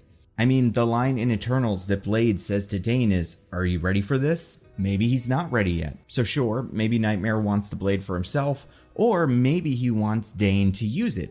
We don't know. We can give the new team some time to bond while Wong does a spell to find Blade. Wong suggests Bloodstone Manor is the best home base for these guys since the Sanctum Sanctorum has fallen to whoever is after Blade. And in the MCU, the Sanctum Sanctorum has a well-defined purpose. It already does something. Bloodstone Manor, on the other hand, is empty. It can, going forward, be the Midnight Suns HQ. And this is where we do the most important part of one of these team-up movies. The characters talk. We're gonna have a couple of moments like this in the movie, but this is a good place to get some of the easy ones out of the way. Mark explains the Steven Mark / Moon Knight Mr. Knight thing. Jack does not vocalize it yet, but for obvious reasons he is empathetic to the difficulty of their situation. He pities them, and that can be Jack's arc throughout this. He needs to learn the lesson that Mark and Steven learned in Moon Knight Season 1, that you cannot control this other identity, you need to understand it and work with it. And obviously, dissociative identity disorder is not the same as being a werewolf, but I think you can see the parallels, especially since the end game for Jack is acceptance. It's a lesson Mark and Steven can teach him. I think it's also interesting if Mark has a vague idea of who the Bloodstones are. We never really got into this in Werewolf by Night, but let's say that word of Ulysses Bloodstone's monster hunting exploits have gotten out, and in universe, there are pulp comics about Ulysses Bloodstone that Mark read as a kid. This is kind of like how Captain America comics exist in the MCU or the X-Men comics exist in Logan. Mark can express his admiration of Elsa's father, but also doesn't know what to do with that. She's still ashamed of her family and their legacy, but also needs to sort of be the person her father always wanted her to be. So she's running from that destiny. She needs to learn that even if you end up doing what they want, you cannot let your parents control you. And now you're seeing something I've done before in the Justice League rewrite. These interactions are the whole ball game. And in reality, it's not just about having the characters learn from each other. It's about having the characters learn something that only the other characters could teach them. That's what makes these special. Tony and Bruce being science bros, Tony and Steve talking about sacrifice, Mantis and Drax feeling lonely together, Rhodey and Nebula having prosthetic limbs. This is what makes these work. So I have created something I want to show you, Kevin. Something you can use for Young Avengers or Strange Academy or whatever comes next. I call it the development matrix. So you put the name of each character on the X and Y axis, and on each square you find something that connects both characters. Can be a big thing, can be small. But this will help you understand what this story needs to be about. Like Stephen Grant and Jack Russell, violent alternate personalities. Elsa Bloodstone and Mark Spector, adventurers. Simple stuff like that. But when you look at movies like Justice League or shows like What If that do an Avengers, and you get to the end and you realize that, hey, those two characters never talked about the thing that makes them so similar, this matrix is how you avoid that. So Wong locates Blade and Dane in a Transylvanian castle, and the team teleports over. Blade and Dane finish off the vampires just as the group appears in the castle. Wong is very forceful.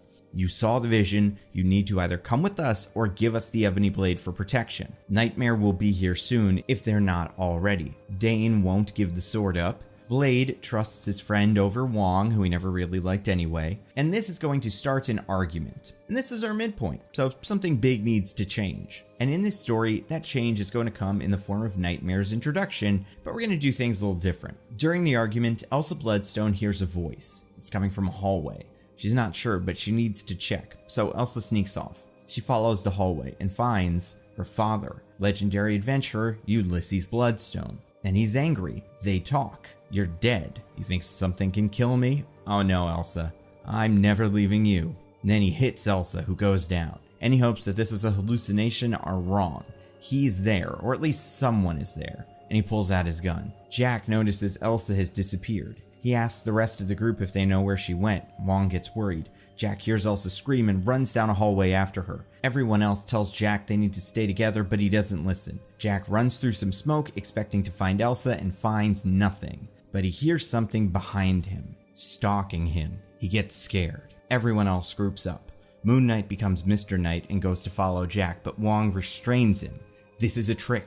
Someone is here. But Mr. Knight hears Jack scream in pain. He breaks through the restraint and runs down the hall. Then Wong tells Dane that Dane needs to give him the Ebony Blade now, before it's too late. Mr. Knight runs past some smoke and finds an Egyptian goddess wearing a cat mask. Mr. Knight identifies her as Mutt, the mother. She takes off her mask to reveal that she's Mark's mother, and starts wailing on Mr. Knight with magic energy. Back in another hallway, Jack is being stalked by something. He can't see it through the smoke, but he can hear its breathing. It lunges at Jack, but at the last minute, Jack ducks out of the way, and the figure lands in the light. It is a humanoid wolf, but wilder than Jack ever was. Jack pulls out a knife and gets ready to fight the wolf.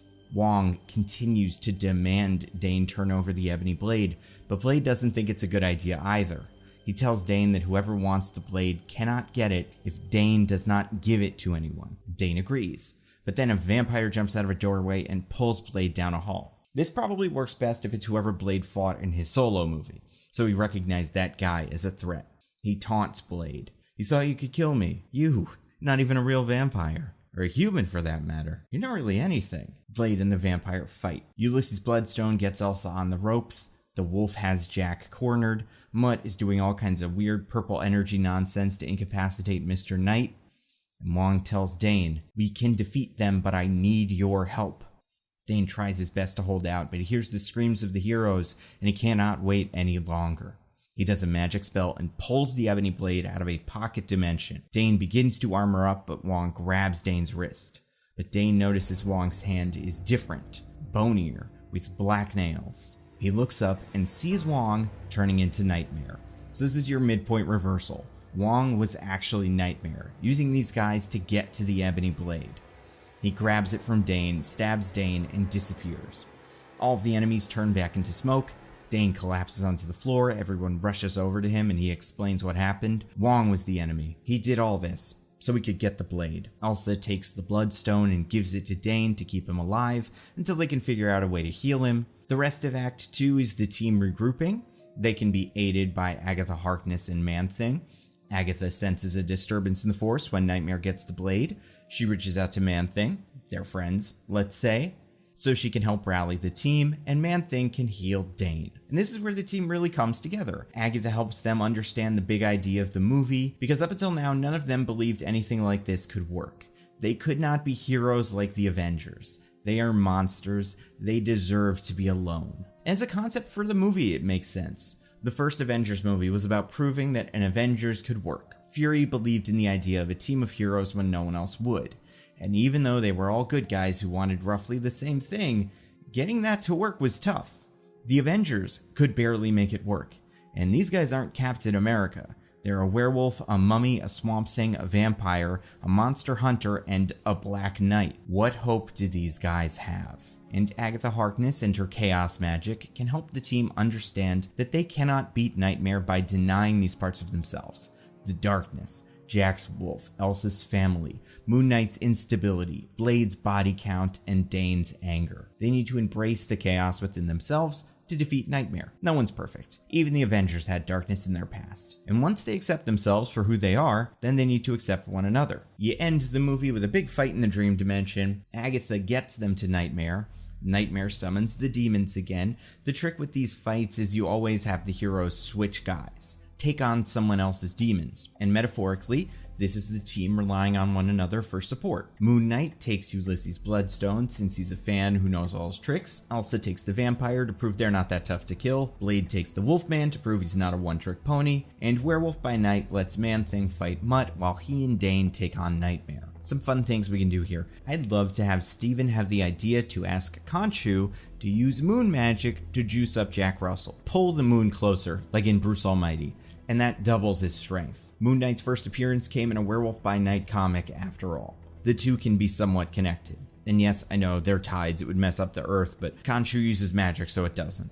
I think the Blade-Bloodstone relationship needs to work like Gimli and Legolas in Return of the King, where at one point they're fighting monsters together and keeping track of who's getting the most kills. Also earlier, when Nightmare is disguised as Wong, it could be fun if all his glowy circles and portals rotate counterclockwise instead of the usual clockwise. So if you're familiar with these characters, you might notice something's up. And then they beat Nightmare by tricking him into making Dane's fear demon. Nightmare does not know what Dane's afraid of, and his curiosity gets the better of him. So when Dane's fear demon takes over, it does not create another enemy, it takes the ebony blade from Nightmare and gives it to Dane. Because Dane's greatest fear is himself wielding the ebony blade and becoming the Black Knight, but like I said, we're embracing the chaos and trusting each other. So Dane uses that to his advantage, becomes the Black Knight, hurts Nightmare, which frees Wong and Strange from their nightmares, and they immediately teleport over and use a spell to contain Nightmare. And that's the end of the movie. The team gets a magic spell from Agatha that can alert them in the event of more world-ending danger, and then the whole thing should probably end with a Ghost Rider tease or something, since he'll probably get a show or movie soon. What do you do in a sequel? I think the Damnation story works really well, especially since it seems like Mephisto's going to be a big player moving forward. Have him take over some area and the Midnight Suns need to go in, Army of the Dead style, and kill him.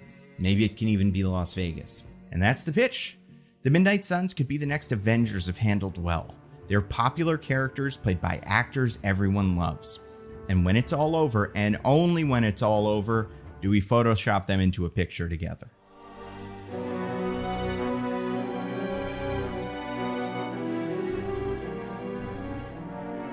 Hey, Kevin Feige, it's me, Nando, the YouTuber who secretly writes all the Marvel movies. And the shows. Like that last one, what was it called? I feel like there was one that came between Guardians of the Galaxy and now. Maybe like June of 2023, maybe like 6 episodes long. I don't know. I don't remember any details about it. So let's say that one doesn't count, but all the rest of them. Anyway, I saw Taika was out there talking about his plans for Thor 5, said he wants a bigger villain than Hela. So I guess that means we're just talking about Thor 5 out loud now, which I'm a little confused because in your text last year, you said, "Hey Nando, it's Kevin Feige from June of 2022. I'm on top of the world, baby. Multiverse of Madness is making boatloads of money. The people liked Moon Knight, and our big new movie, Thor Love and Thunder, is about to be released in theaters. If Ragnarok is any indication, this is going to be an incredible summer that will put those MCU's in decline think pieces to bed once and for all. So let's get started on the next Thor project. Can you give me a pitch for a 5th Thor movie? Big Feige." But then, a couple weeks later, you just sent me a text that said, "Never mind." So, not sure what to think about this. But just in case you are still interested, I did work out some pitches for that 5th Thor movie. In fact, I have 5. So I want to go through all of those with you in order of how much I'd like them. And listen, you cannot watch this video until after the strikes are over. Yes, Kevin Feige, I know you are cool. Obviously, you want to make sure the writers and actors get a fair deal. But like, a lot of your friends don't, so until they get with the picture, no pitches. But okay, I want to set the stage a little bit by talking about Thor himself and what this movie needs to do. Because Thor is tricky. Thor is the difficult middle child of the Avengers. Not quite as fun as Iron Man, and not quite as steady as Captain America. But Thor was always his own man with his own unique identity. First with Brana, he was serious, Shakespearean, tragic, and then came Taika. That's not fair, actually. Joss had a lot to do with it. But Taika redefined Thor. He became sort of a guy.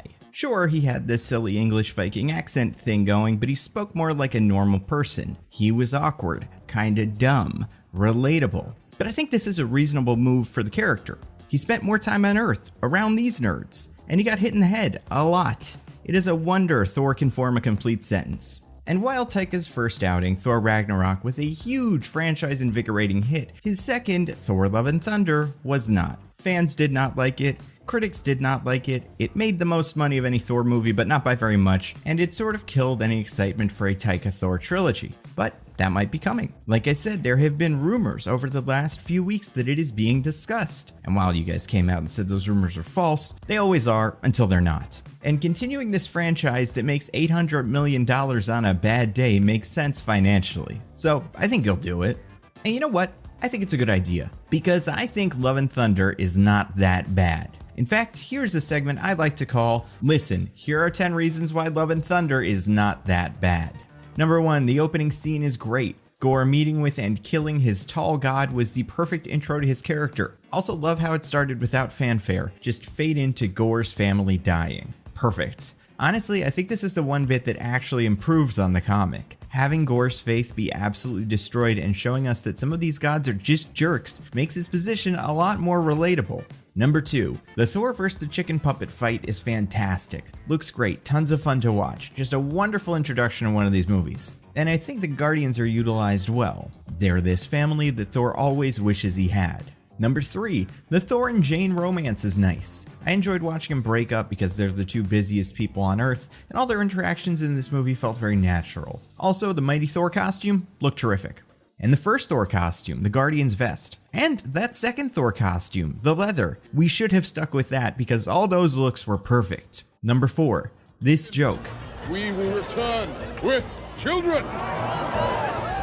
Many children. And then we shall feast. Not on the children. Do not do that anymore. Those were dark times. Shameful times.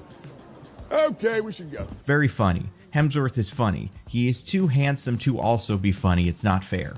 Number 5. Loved seeing all these gods at the Omnipotent City. This could have been a small boardroom kind of meeting, but instead they went for it and it made the universe feel big.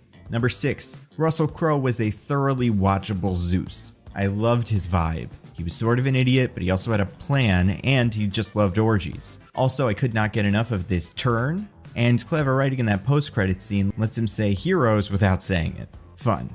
Number 7, the Shadow Realm fight. Rules. End of story. It's well shot, creative, makes great use of light and shadow, and the idea that Gorr can just summon an army of random monsters is a great way to deal with the fact that Hela basically stole his main weapon in Thor Ragnarok. Number 8, Thor giving the kids powers is fun. It's cute. Little girl with the teddy bear, this line. God is therefore worthy and shall possess For a limited time only.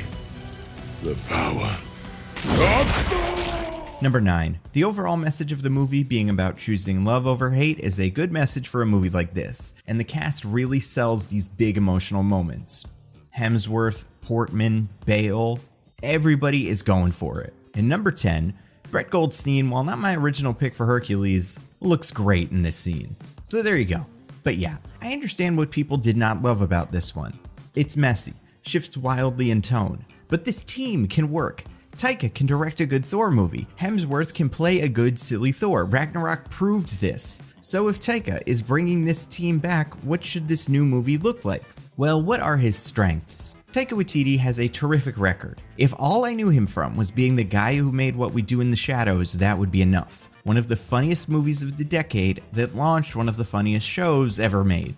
But then you've got Jojo Rabbit, which is a masterclass in mixing dark comedy with genuine gut-wrenching drama. Having the Nazis salute each other endlessly, a goofy Hitler, Sam Rockwell's whole deal. While it might not be perfect, I cannot think of another movie that does what Jojo Rabbit is doing so well. And that's another written by and directed by Taika. So when people say, oh yeah, Taika can direct these, but he can't write them and manage this mix of drama and comedy because look at Love and Thunder, I say, look at Jojo Rabbit, and that proves under the right conditions he can. And I'm not here to make excuses for Thor Love and Thunder, but this movie was in a really tough spot being one of the first big post-pandemic movies. It's clear lots of it was reshot. I'm not surprised that this one was on the messy side. And also, there are other projects that Taika has produced or directed but not completely written. The What We Do in the Shadows show, Our Flag Means Death, Reservation Dogs, Wellington Paranormal, Flight of the Conchords. Taika is excellent at using a surreal genre to create relatable humor. What if vampires went to a casino? What if Nazis had boring day jobs? What if your native spirit guardian was also just kind of a guy? But more than that, Taika is able to take bizarre caricatures and turn them into flawed people that feel somewhat real. Characters that are sometimes one-dimensional have relatable problems and conundrums that all of us deal with. Feeling like you're not good enough, navigating a complicated romance, finding closure after the death of a friend. And I do think Taika brought that to Ragnarok and Love and Thunder. Thor had a crisis of confidence. Hulk felt like he did not fit in.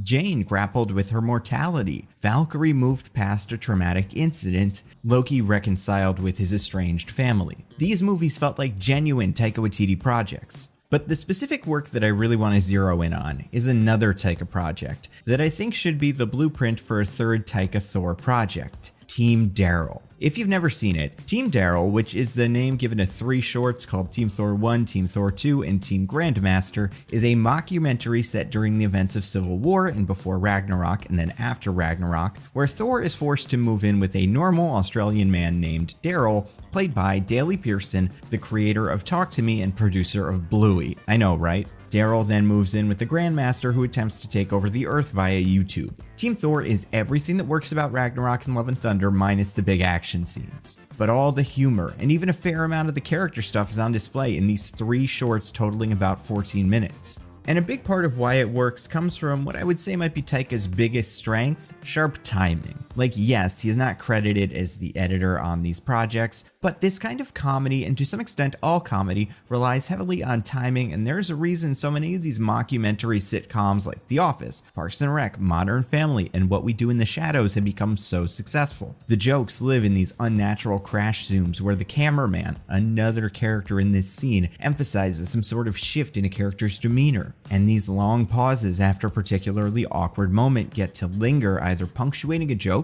or creating a new tension that we the audience are forced to sit with. I know Hemsworth has stated that he thought Love and Thunder was too silly. I get it. But if I could get Taika to make my ideal MCU Thor project, and maybe that's what we're doing, it would be another comedy-drama hybrid in the vein of What We Do in the Shadows and Team Daryl. And if you wanted to, I think you could work that documentary framing device into the story, but it would exist more as a narrative assistant than a structure through which to view the reality of the story. So what would this movie actually be about? Well, let's look at our hanging threads from the last few Thor things. The big one is he's a dad now. So it's clear that some of the story would be about Thor balancing family and heroing.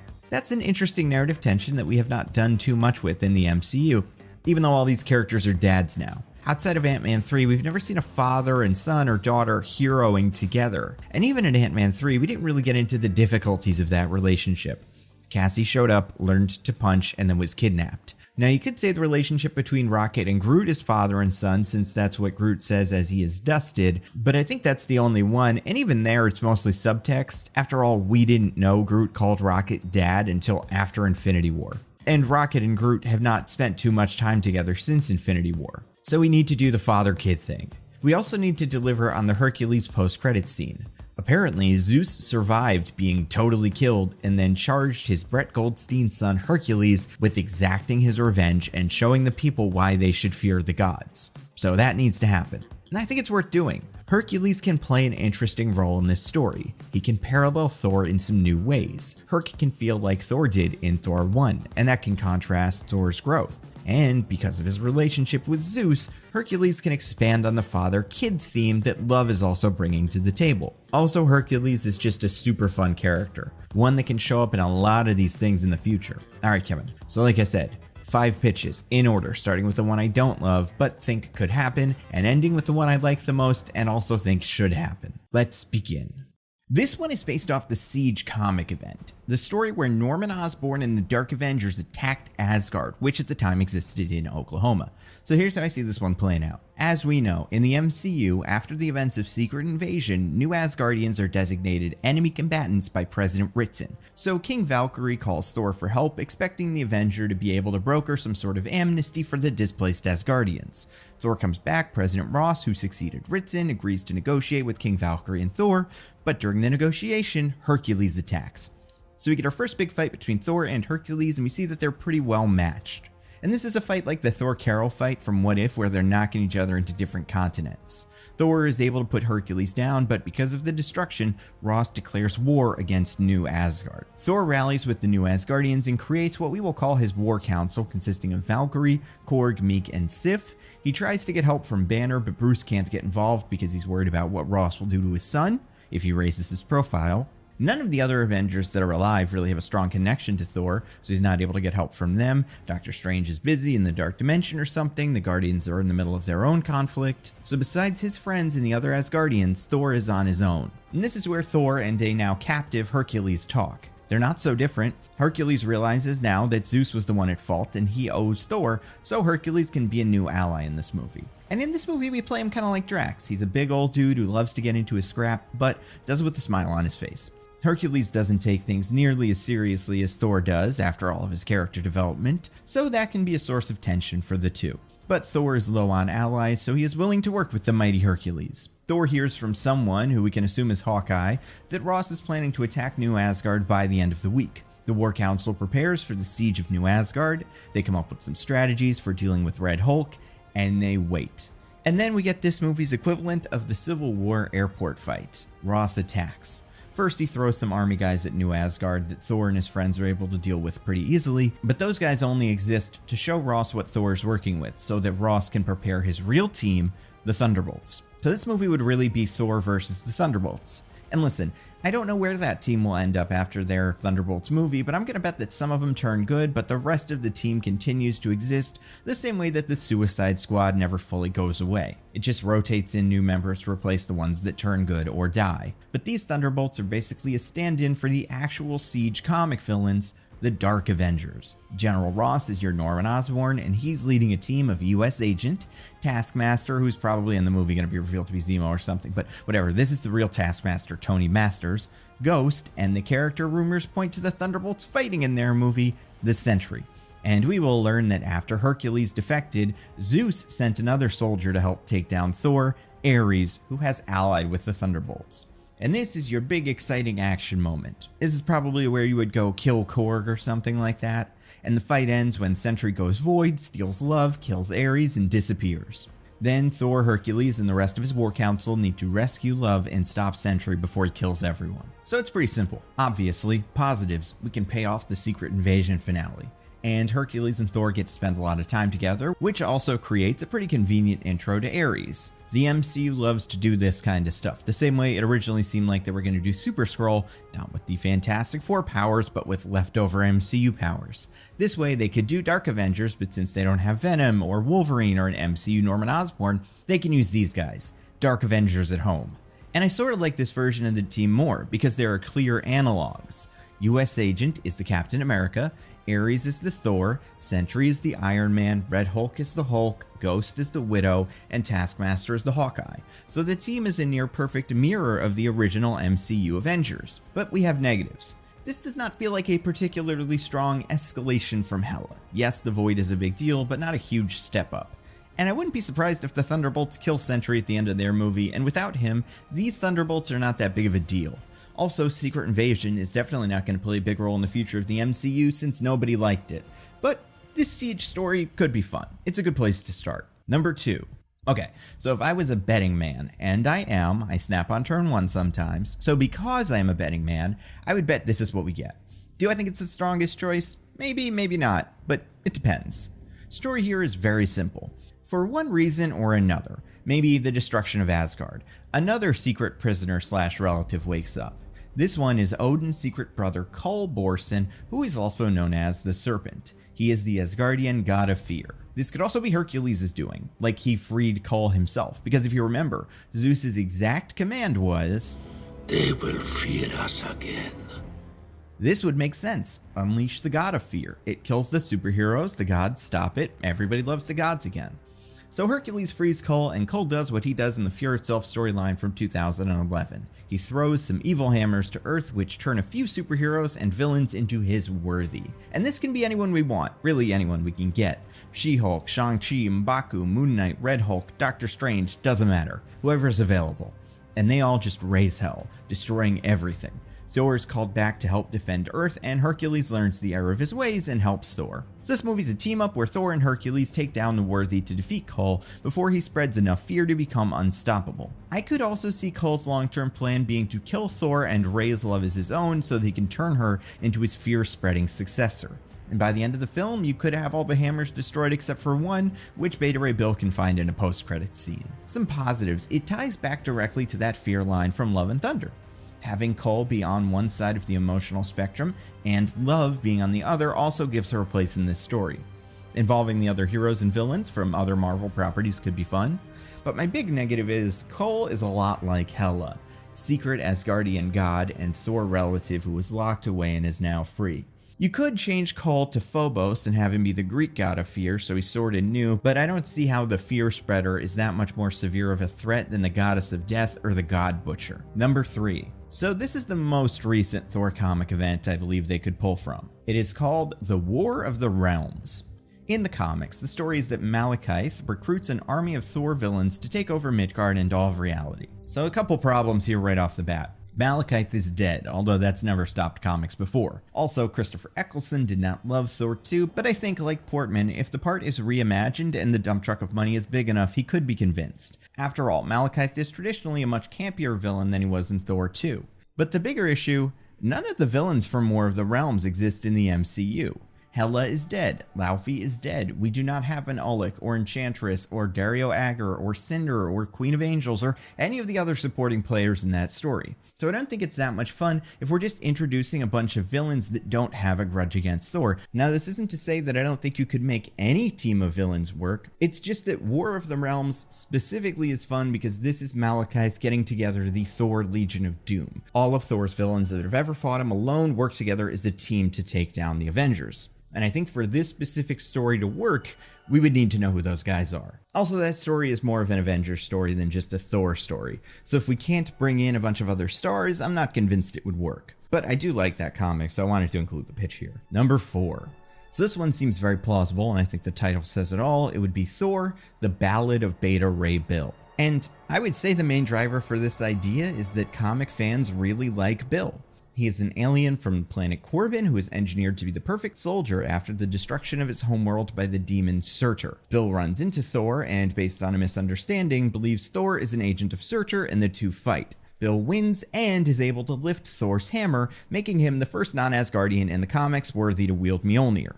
Then the two fight a bit more, they become friends, and Odin gives Bill his own hammer named Stormbreaker. So adapt that story with some changes. First of all, Surtur seems to be dead. He was destroyed along with Asgard at the end of Ragnarok. I think. That's what the wiki says. Luckily, we have another big old villain waiting in the wings who loves to destroy planets, and lucky us, he's set to be introduced in Phase 5. So I would tweak Bill's backstory a little bit so that Corbin was actually destroyed by Galactus. The Corbinites flee, turn Bill into their champion to protect them from future planet eaters, and they bump into Thor.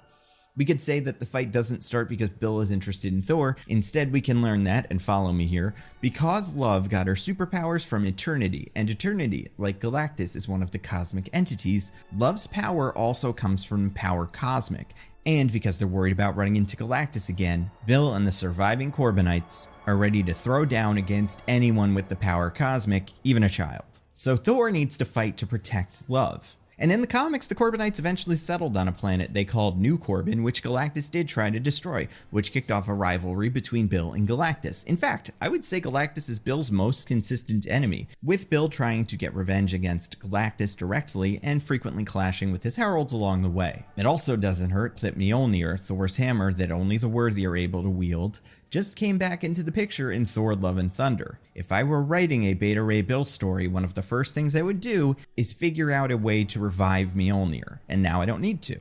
Also, Bill is close with another Thor supporting character that fans were hoping would eventually get a bigger role in these movies, Lady Sif.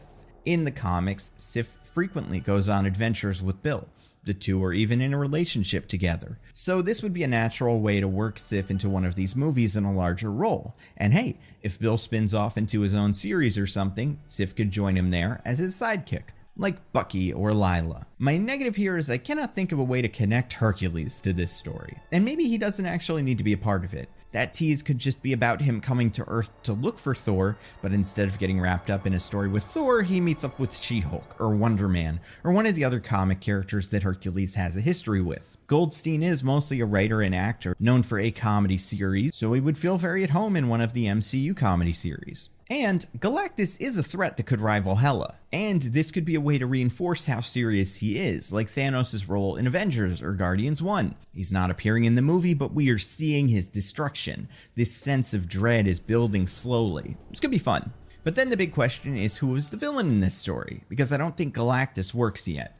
And rumors point to Terrax being the villain in Fantastic Four, a movie that at this point feels like it will never be made. But who is the big bad that Thor and Bill can join forces to fight? Well, you could throw in Stardust, another herald of Galactus that Bill has fought in the past. Who knows? Maybe Galactus has multiple heralds, currently seeking out worlds for the World Eater to eat. Maybe Stardust was the one who found New or Original Corbin, and he is now hunting the Corbinites. After all, in the comics, that's his deal, and why Stardust has crossed paths with Bill. The rest of the Heralds just move on once a planet is destroyed, but Stardust makes sure there are no survivors. And if Stardust got wind of Love's powers, he'd absolutely want to hunt her down and bring her to Galactus. Maybe Stardust at this point is no longer a Herald, or he's been demoted to Regional Herald or something like that, but bringing in a hero made from the Power Cosmic will get him back into Galactus' good graces. And if Thor and Bill spend the entire movie fighting and barely killing Stardust, that will make Galactus look like that much more of a threat. Honestly, I like this one a lot. It feels smaller, more intimate, but there are still implied stakes and everyone likes Bill. If you don't believe me, read the Daniel Warner Johnson run from a couple of years back.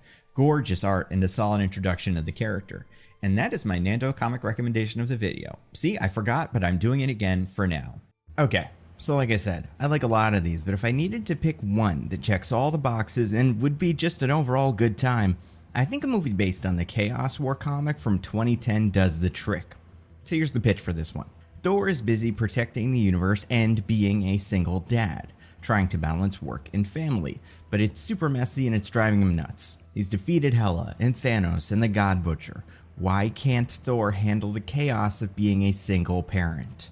What is wrong with him? And part of the trouble is Thor's having a tough time showing Love that she is actually part of his family. He can tell she does not fully feel like she belongs yet. And this parallels Odin's relationship with his son Loki, which, didn't work out so well. So Thor worries he's becoming his father. I think it could be a good framing device if Love is filming their adventures on her phone. Seeing all this stuff from a child's perspective can be fun, like the beginning of Spider-Man Homecoming, and this sort of home movie aesthetic will help nail down the genre here. This movie is Clash of the Titans by way of National Lampoon's Vacation. And again, this is the kind of comedy that we know Taika does really, really well, so let's lean into it. Anyway, After this intro, we check on Hercules, who is traveling the galaxy looking for Thor. He sees all the people Thor and Love helped along the way, gets a little conflicted, but Hercules values family, especially as Zeus' estranged son. Hercules wants to prove his worth to the gods. So he stays the course, and eventually he finds Thor and Love. They fight, nearly a stalemate until Love steps in and blasts Hercules, knocking him out. Thor sends Hercules back to Zeus via the Bifrost. Hercules has failed, sort of like Adam Warlock in Guardians 3, and because of his failure, he is banished from the Omnipotent City. Zeus is angry, so he decides to send another god, one that will certainly kill Thor and send a message: Ares. Ares is basically what if the Punisher was a god, and he assembles a team of evil gods consisting of himself, the Egyptian Seth, Cinder, daughter of Surtur, and, for insurance, an old Shinto god that Zeus had imprisoned in the Omnipotent City for centuries, Amatsu Mikoboshi. Ares gets a lot of pushback from the Shinto god Amaterasu, but he overrules her and frees Mikoboshi. And to watch over all of this, Zeus sends a warrior angel that has risen through the ranks and gotten a reputation for being one of the best assassins in the galaxy, Angela. In this universe, the angels are the agents of Christian God, who does exist in the Marvel pantheon, but we didn't see him before because during Love and Thunder, Thor visited Omnipotent City on a Sunday and God was busy. But in this movie, he is part of the God Council. Give him a cameo, he can be played by Matt Berry. That is non-negotiable. And this new team of evil gods, led by Ares, seeks out Thor and finds him in New Asgard. So we can still do the siege led by Ares and have Thor, Sif, Axel, Korg, and Valkyrie fight against the invading gods. Angela hangs back because she's skeptical of Zeus's motives, but that still leaves Ares, Seth, Cinder with Mikoboshi in his last resort, which together are way more than the Asgardians can handle. We learn Hercules followed Ares and he intervenes in the fight between Ares and Thor because Hercules doesn't want Ares to steal his glory. Ares gets mad and fights Hercules, which gives Thor space to help defeat Cinder and Seth, leaving only Ares and Mikoboshi. Because he's backed into a corner, Ares releases Mikoboshi, which immediately flees. So the fight ends. Ares, Seth, and Cinder retreat. Thor and Hercules bond a little bit. Angela stays on Earth to observe Thor. There's something familiar about him, but you can't figure out what. But then we get a warning in the form of Christian God and Bast, who appears in her human form like in Love and Thunder. They explain that Mikoboshi traveled to the Omnipotent City and massacred most of the gods. We can see this play out through Ares' team's eyes, as they are also defeated by Mikoboshi. Zeus and most of the gods there are now enslaved by Mikoboshi, who is now calling himself the Chaos King. Thor says they must stop him, but Bast says it's not that simple. You see, Mikoboshi, like all gods, can travel to different pantheons, and he is using his god army to enslave the rest of these gods. Eventually, his army will be unstoppable. So Thor readies his allies, including the Avengers. But another problem, if Mikoboshi is traveling to the different pantheons, only gods can follow him. That means no Avengers can go. Regular Asgardians who aren't technically gods, like Valkyrie or Sif, can't even help Thor. So he needs to create a group from the comics known as the God Squad. And if you did not want to call this movie Thor the Chaos War, I think you could get away with Thor God Squad. The God Squad consists of Thor, Hercules, Bast, Angela, who Thor knows is a god but cannot tell how, and a couple of others. We have options. For instance, Christian God can be involved here too, although I do think it's probably better to leave him on Earth, make that a cameo. You don't want to overstay your welcome. We could bring in someone like Snowbird, who is a god in Marvel Comics. And I mean, even more important than being a god, she's also a member of Alpha Flight, everyone's third favorite X-Men team. I'd also love to involve some Eternals. I think Eternals is maybe the most slept on Phase 4 thing. Like, it's good. And these characters are fun, so I'd like to bring back one of them like Cersei or Kingo or Athena to join Thor's God Squad. We don't know all that much about how they work, so let's say that they were also worshipped as gods and being part celestial makes them enough god to qualify. Cersei was originally on the comic God Squad after all, and if you're wondering, hey, didn't they all get captured at the end of Eternals? Listen, I don't know if we're getting another Eternals movie, so I feel like it's this or nothing. Let's just say the Celestial let him go. Or Cersei escaped, or when Mikoboshi attacked the Omnipotent City, the Celestial that was holding them prisoner was defeated. So Thor leaves Love with Korg, Valkyrie, and Sif and travels with the God Squad to the Omnipotent City. But after they've left and there is no turning back, we learn that Love actually took advantage of the fact that she has 3 different babysitters and snuck into the Godmobile like Spritle and Chim Chim, so she's going on this adventure too. And she brought her phone, so between battles we can get more handheld camera segments, including some confessionals. The The God Squad travels to the Omnipotent City and follows Mikaboshi to Olympus and then Valhalla. We can bump into some dead Asgardian characters like Heimdall or even Jane, who are defending their realm from Mikaboshi, and Mikaboshi keeps winning and keeps amassing a larger and larger army. And as the God Squad is following Mikaboshi, you can see some relationships begin to form between the team and Love. Hercules begins to act like the fun uncle or funkle, playing games with Love. Bast, Cersei, and Angela are all aunts, taking care of Love and teaching her lessons, helping her braid her hair and teaching her how to fight with two short swords. Bast can even transform into her panther form and give Love some panther rides. And this takes a lot of the pressure off Thor, which gives him space to figure out a plan. You see, Mikaboshi seems to be searching for more power, enslaving Zeus, and then Odin, and then Surtur, and Ra. He's attempting to gain enough energy to kill the other cosmic entities. We learn that Mikaboshi was created when Eternity was born. He's basically a cosmic twin who wants to destroy everything. Mikaboshi is described in the comics as the void against which Eternity is defined. So, the only thing standing between Mikaboshi and total domination are the other cosmic entities like Infinity, Death, Galactus, the Living Tribunal, and some others. Thor realizes that even though Mikaboshi enslaved Odin, he was not able to absorb Odin's power since Odin no longer has it. That must be the final piece Mikaboshi is looking for, which means maybe Thor can use the Odin Force, which exponentially magnifies an Asgardian's strength, to destroy Mikaboshi. So the God Squad travels to the ruins of Asgard, and Thor attempts to wield the Odin Force that's just kind of been sitting there dormant. But second act twist, it was all a trap, and when Thor takes some of the Odin Force, Mikaboshi shows up and captures Thor. The God Squad tries to stop Mikaboshi, but he's too powerful, so they fail and are left stranded in space. Thor becomes the servant of Mikaboshi. We can give him his cool Herald of Galactus costume, and Mikaboshi takes his god army and leads an assault on the Living Tribunal. Mikaboshi figures once he's destroyed the Living Tribunal, that will mean he has destroyed order in the universe, and what's left to take over after order? Chaos. He will become unstoppable. The God Squad hits rock bottom, having lost their only shot at stopping Mikaboshi, but let's say Hercules, inspired by Thor's leadership, suggests he could try to wield the Odin Force. Bast knows this won't work since he is not a descendant of Odin. Attempting it will almost certainly kill Hercules, but Hercules doesn't care. This is their last shot, so he wades out into space and opens himself up to the Odin Force, which immediately starts killing him. But before he dies, Angela goes in to save Hercules. Big explosion, they both die. But actually, Angela reappears, powered by the Odin Force, holding a barely still alive Hercules. Everyone's shocked, and the Odin Force opens Angela's memory to the truth that the gods hid from her. She is actually Odin's second-born daughter, who Odin was forced by the other gods to give up as punishment for his conquering everything with Hela. It's why he's so protective of Thor and Loki, and why Odin and the Asgardians never participated in any of the Omnipotent City nonsense. Odin was always trying to get her back, but Zeus's powerful magic stopped him. But Angela is, in fact, Odin's oldest living descendant and still holds the title she was born with, the Asgardian God of War. Because there's no Tyr in the MCU, so it's gonna be her. So the God Squad, led by a now empowered Angela, goes to make one last stand against Mikaboshi.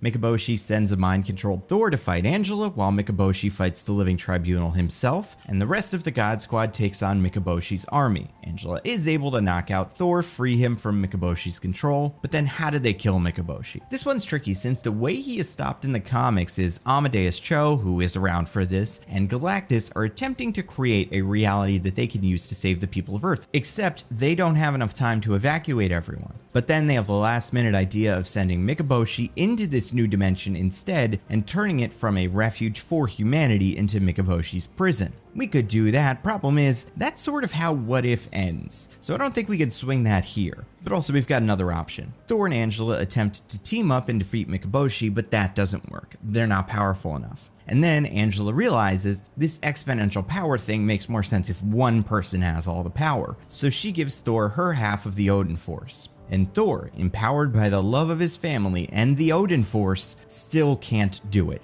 He is not powerful enough. They're out of ways to use the Odin Force to stop Mikaboshi. Except that theme of found family comes back, and Thor realizes that maybe he's not strong enough, but maybe he's not the strongest living descendant of Odin. After all, Love has some sort of version of Eternity's power. That's cosmic entity power, stronger than any of these guys. The other gods are worried. This might kill her like it almost killed Hercules. After all, Love is not Asgardian. Then we can get some actual payoff to the Asgard is not a place, it's a people line. Thor uses that to explain that love should be able to wield the power. Mikaboshi knocks out the living tribunal, and just when he's about to absorb his power, Thor jumps between the two of them with love and starts transferring her what we're now calling the Thor Force. Mikaboshi says it's futile, since only Asgardians can wield it. And besides, love's not really Thor's daughter. Then, either Thor can do a version of the Asgard isn't a place, it's a people line, but now about family? Maybe family isn't born, it's chosen? Or we can do a callback line,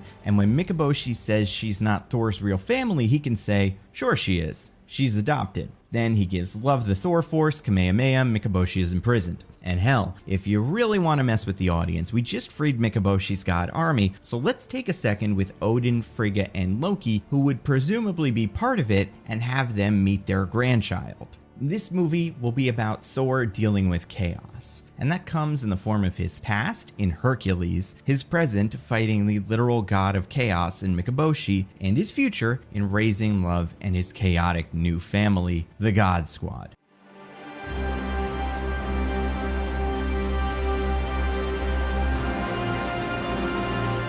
The Young Avengers, one of Marvel's premier kid super teams, right up there with the Champions, Power Pack, the Runaways, the New Mutants, Generation X, the New Warriors, the Next Avengers, the Young X-Men, Academy X, the Future Foundation, the Initiative, the Fallen Angels, Avengers Academy, the Loners, the Secret Warriors, the original Hellions, and of course Xavier School for Gifted Youngsters, just generally. Yes, Kevin Feige, my boss, I, Nando, the YouTuber who secretly writes all the Marvel movies, have been banging on about this for a while. Marvel should make a movie that brings together all of the kid characters. So I was thrilled when you sent me this email that said, hey Nando, it's Kevin Feige. I'm sure you heard the big Marvel news of the week of November 9th. I'm a Lego now. They're making me into a Lego minifigure in the new Avengers Tower set. Isn't that incredible? Also, we might not do Kang stuff anymore. Anyway, I've been thinking it's finally time to make that kid team up. Do you have a pitch for a Young Avengers movie? Absolutely, Kevin. I would love to pitch a Young Avengers movie. After all, I already made a video called What Do We Do With All These Avenger Babies, and a follow-up video on my second channel, The Nando Cut, now on Nebula, with all the kids I forgot.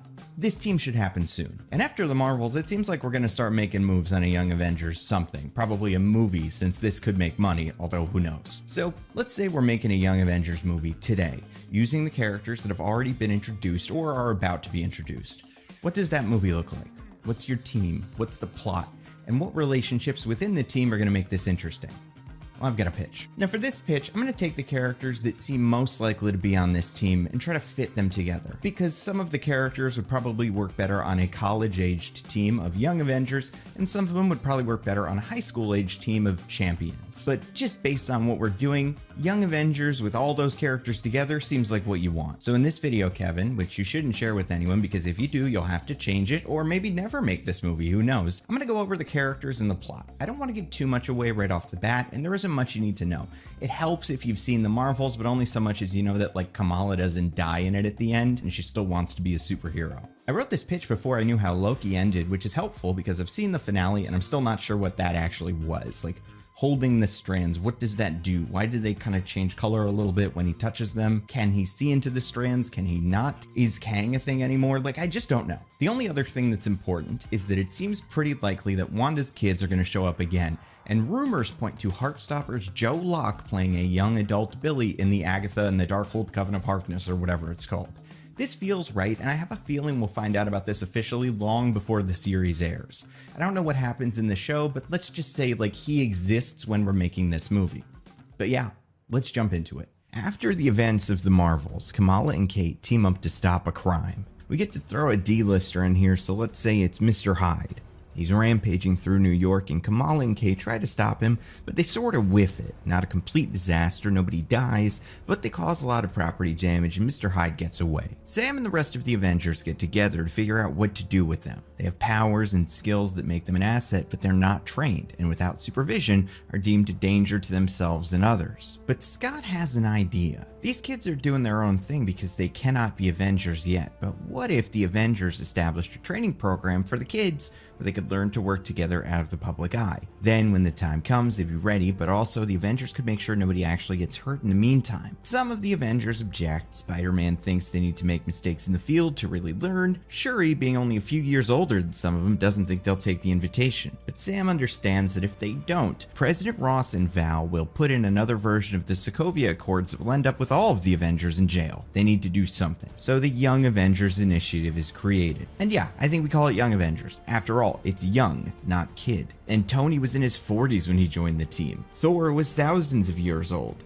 Bruce was in his 40s. And the current Avengers are all at least 30 except Spider-Man, but nobody knows that. So these Young Avengers are all of the college ages and under Avengers. When you turn 30, you get invited to the big leagues. And I'm gonna call them kids in this video, mostly because I think anybody younger than me is a kid. And that name can be a sticking point within the group. These guys can resent the name Young Avengers. Why do they have to be Young Avengers? Why are the Avengers treating them like babies? They deserve respect. They've all beaten villains that would give the regular Avengers trouble. Kamala stopped Dar-Ben, Kate beat Kingpin, and Stature helped beat Kang. She-Hulk hasn't even done anything on that level, and she's on the team. On Shuri's recommendation, Sam also asks Riri to join the team. So Kate and Kamala join Riri on the West Coast to become part of this program. And then there's Cassie. Scott thinks Cassie should join this team. She was originally interested enough to build a super suit, and she was pretty good at being an ant person in the quantum realm. She beat MODOK. This is perfect for her. But perhaps Cassie's experience in the quantum realm did genuinely scare her. She got kidnapped, her dad almost died, and Cassie building the quantum beacon was what got everybody in trouble in the first place. Cassie blames herself and thinks this superhero life is nothing but trouble. And Cassie's also sort of in a rut. She graduated high school but doesn't have any job or direction, so Scott talks with her mom and Paxton and they agree that this could be good for Cassie. She can get out of the house, make some new friends, and maybe do some good. So that's our four. A Marvel, a Hawkeye, an Iron Person, and an Ant Person.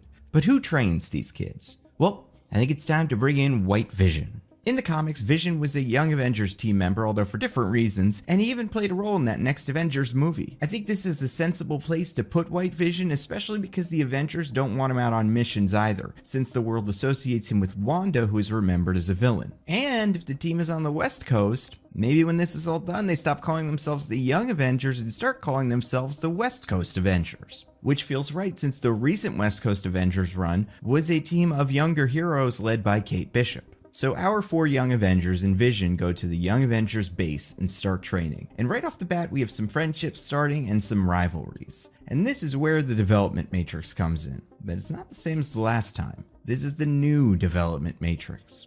If you remember, in my Midnight Suns pitch, I talk about this tool for organizing team-ups called the Development Matrix. It is a spreadsheet where you write all the characters' names on both axes, and in the intersections, you come up with something that those characters have in common. It can be a trait, or an experience, or a hobby, or a fear. It doesn't matter. We just need to figure out some things that bond our characters so that in this team-up, they're having unique experiences that can only be facilitated by this specific group of people. That's the whole game. They don't just learn things from each other, they learn things they can only learn from each other. But I think you see a problem. As it currently exists, half of the matrix is redundant, since intersections happen twice, and originally I just repeated the board on the other side, but I realized there's something else we can do. The top right intersections, above the X line, can be for commonalities, things that characters can bond over, but the bottom left can cover sources of friction. Like for instance, let's say Kate and Kamala both have lots of experience, so even though they share traits like being Avengers fangirls and living on the East Coast, a source of friction can be that they both think they should be the team leader. So that's what the other half of the board is for. So let's go over Kamala, Kate, Cassie, and Riri. We'll get to the other characters eventually. Kamala, Kate, and Cassie were all actively mentored by an Avenger. Riri spent time with Shuri, but I don't think it's quite the same thing. Kamala and Kate are both Avengers fangirls. Kamala and Kate are both headquartered in the tri-state area. Cassie, Kate, and Riri all appear to be college-aged. Cassie and Riri are both inventors. Kate and Cassie both grew up without a father. Kamala and Riri shoot energy blasts. Kamala and Cassie can change their shape. Kamala and Riri both had serious run-ins with authority, damage control, and the CIA. Sure, Cassie was arrested, but the other two got shot at. Kamala and Riri have both gone viral. Kate, Cassie, and Riri appear to be only children. Kate and Cassie both have very nice stepdads. Kamala and Cassie have both had multiverse-related adventures. Kamala, Kate, and Cassie all have pets.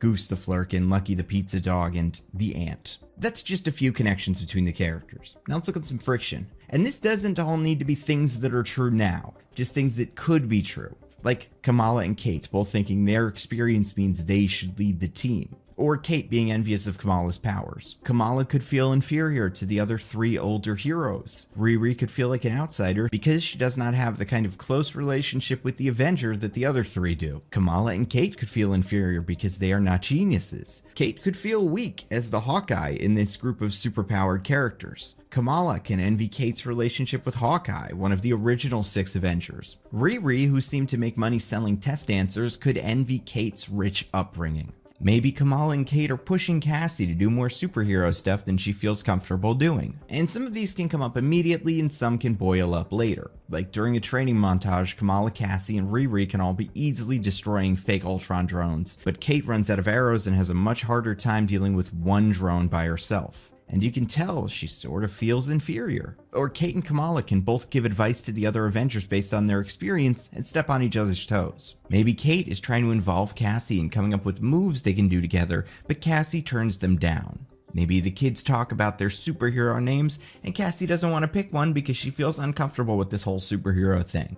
But I imagine you may be noticing a problem. We know a lot about what Cassie does not like, but not much about what she does. That's because I think her character is sort of broadly defined. We've not spent much time with her, and unlike Riri, she doesn't fit into a familiar archetype like gearhead or hustler. The most I can say about her is that she's a rebellious young adult, so I imagine they're going to need to add some character traits to Cassie. I also want to address something you might be thinking right now. You may be saying, hey, what about my favorite young Avenger? Whoever. Why aren't they in this story? Well, first, there are 3 more young Avengers who I haven't talked about yet, but maybe you saw the thumbnail and you know your guy is missing. The thing is, I just couldn't include everyone, not in this first story. I needed to use the characters that we've spent the most time with and that make the most sense on a team like this. I mean, it's not like this doesn't happen all the time. You can make an Avengers movie without Wasp, or you can make an X-Men movie without Angel. I promise, by the end of this video, you'll be on board. Just stick with me. Either way, we need a threat for this team of 4 to face. And in a story like this, we also need to come up with a reason why our young heroes are the only ones that can deal with it. There are a couple of ways we can handle this. First one, the Avengers could all be gone, either imprisoned by a villain or on a mission of their own. Like maybe Doctor Strange takes the Avengers to the Dark Dimension to fight Dormammu or something like that. So everyone the Young Avengers would ask for help is busy. On one hand, this is pretty simple. My only issue is we run the risk of people seeing this movie and leaving going, they really yada yada yada over a fun Avengers movie. Second option, the adults don't listen. Maybe the kids learn about something, but the proper Avengers don't help them. Perhaps there's red tape, or maybe they don't believe the kids, and the kids are forced to solve the problem on their own. This feels reasonable, but here we run the risk of making the Avengers look dumb. But that's not unprecedented. Another option, the older Avengers cannot see the threat. This is what the second Young Avengers run does. The Mother Monster is fully invisible to the adult characters. This is a bit simpler, but might run the risk of feeling silly. Also, if this is the case, where's Spider-Man, or the other heroes under 30 who exist in universe? Another option, the kids can be taken somewhere far. Either on purpose or by accident, the kids find a threat and are transported to a new environment or planet or reality or time where they cannot call for help and need to solve this problem on their own. I honestly think this one is the most fun because it feels the cleanest. The Avengers are not involved, and we get to introduce a new location. So our 4 young Avengers are training, but they have a big problem. They're not getting called into the field. They see Black Panther and Shang-Chi fighting the Serpent Society and get antsy. When's it going to be our turn? When are they going to take us seriously? Why are we at the kids' table when we've already proven ourselves? And this is where things get interesting. Vision gets a call. There's some sort of Avengers level magic threat hitting all over the globe. Doctor Strange is coordinating a response and all the Avengers need to get out there ASAP. The kids say, all right, well, where do you need us? And Vision says, right here. Look after Avengers HQ in case anything else goes wrong. But we can help. It's not up to me. Doctor's orders. Everyone rolls their eyes. Vision flies through a wall out of the building and the 4 young Avengers are left alone. And they just hang out, you know? What do? Kate's flicking bottle caps, Kamala's reading a comic, Cassie's throwing a rubber ball against a wall like her dad did when he was under house arrest, Riri's working on her new armor, I don't know, maybe they're all just on their phones. Until an alarm goes off. Someone's in the lobby. They all do a cool superhero entrance from outside or the stairs or whatever and land in the lobby, surrounding, ready to fight whoever this is, and it's America Chavez. Kamala recognizes her from the Gargantos attack and Fury's tablet. The Young Avengers stand down.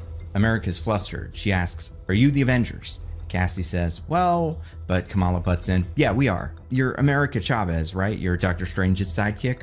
"Sort of, but yeah, you guys need to come with me, now."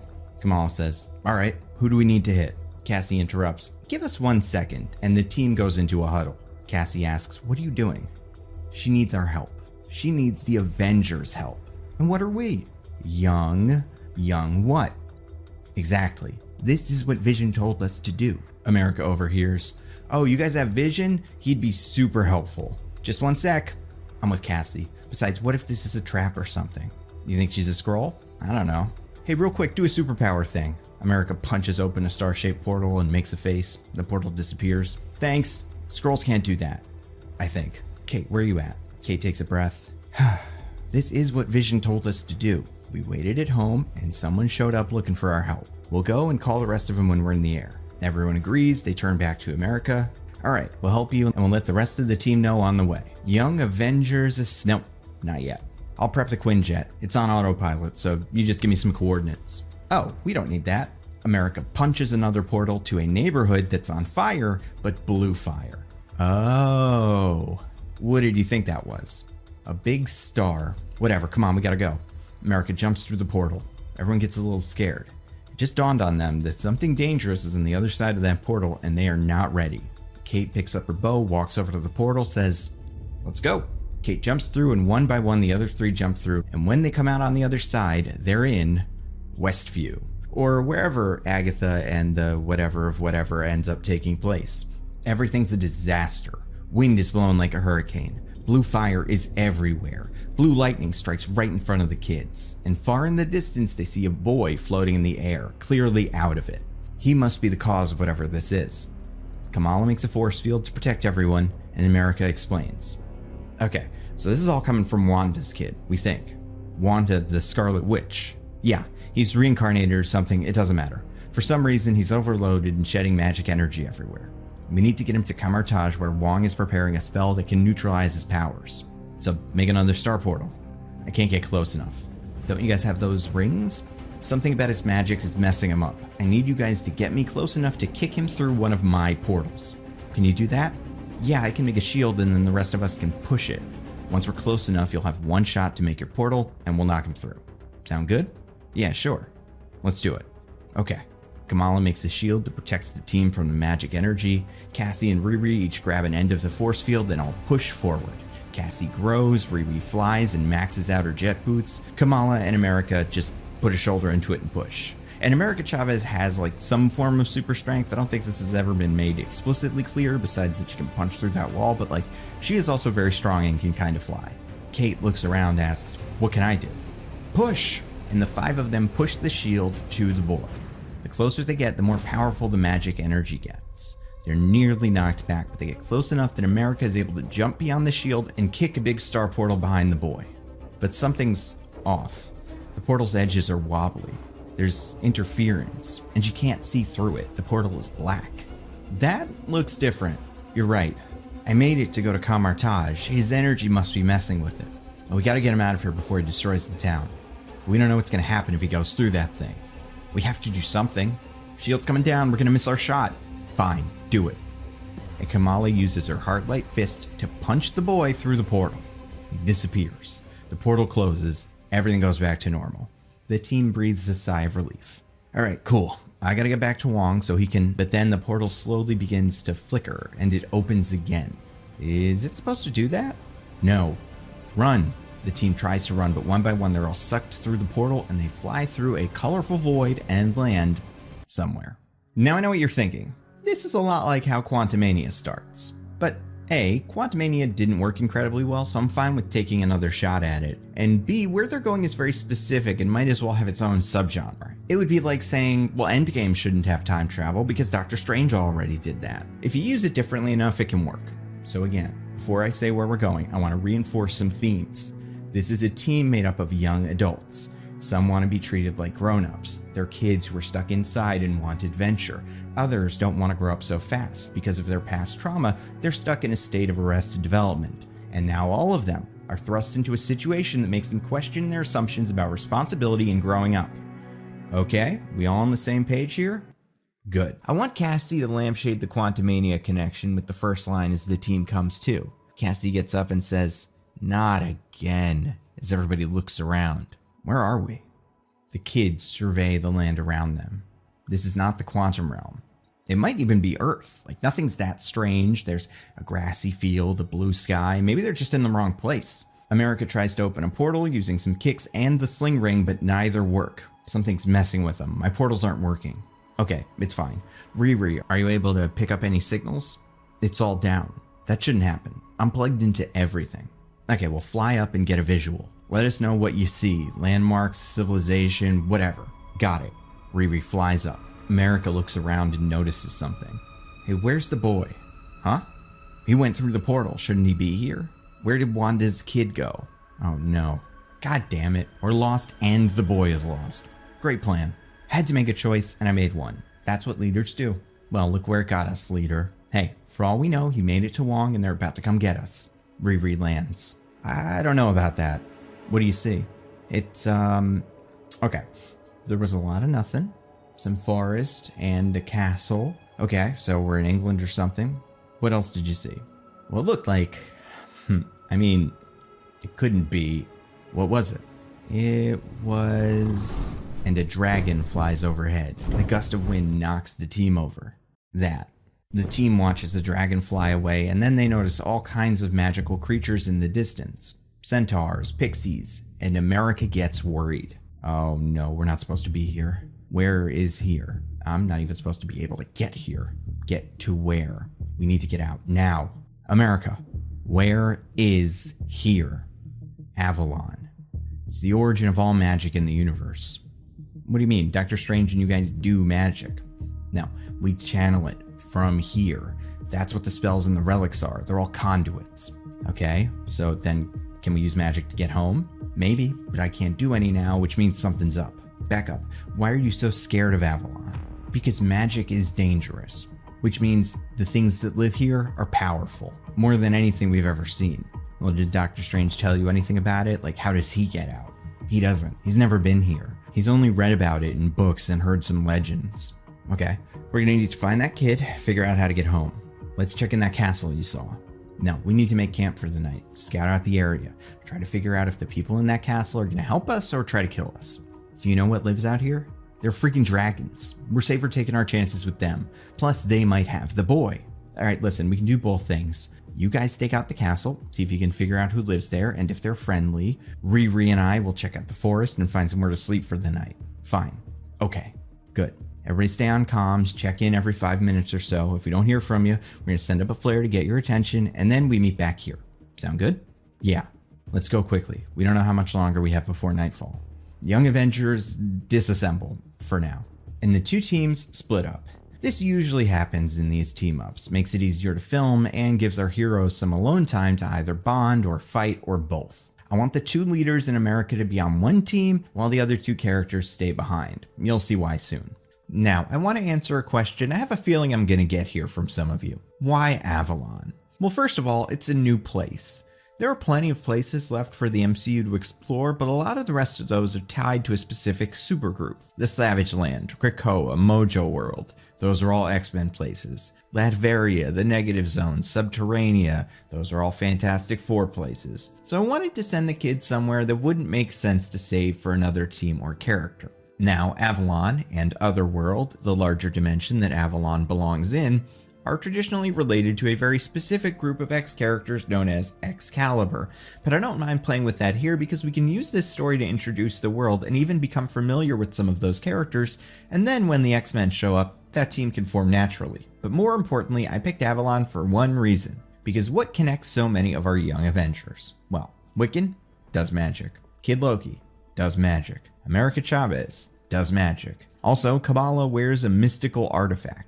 So we have a lot of magic characters that fit on the Young Avengers. So let's take them to a magic place. And then our other characters that are left Can you imagine how a story set in an Arthurian storybook fantasy land can find a use for an archer, or a giant, or a character in a suit of armor? Avalon just fits these young Avengers specifically super well. And what we're doing here is basically a subgenre of the transported to a far-off world stories.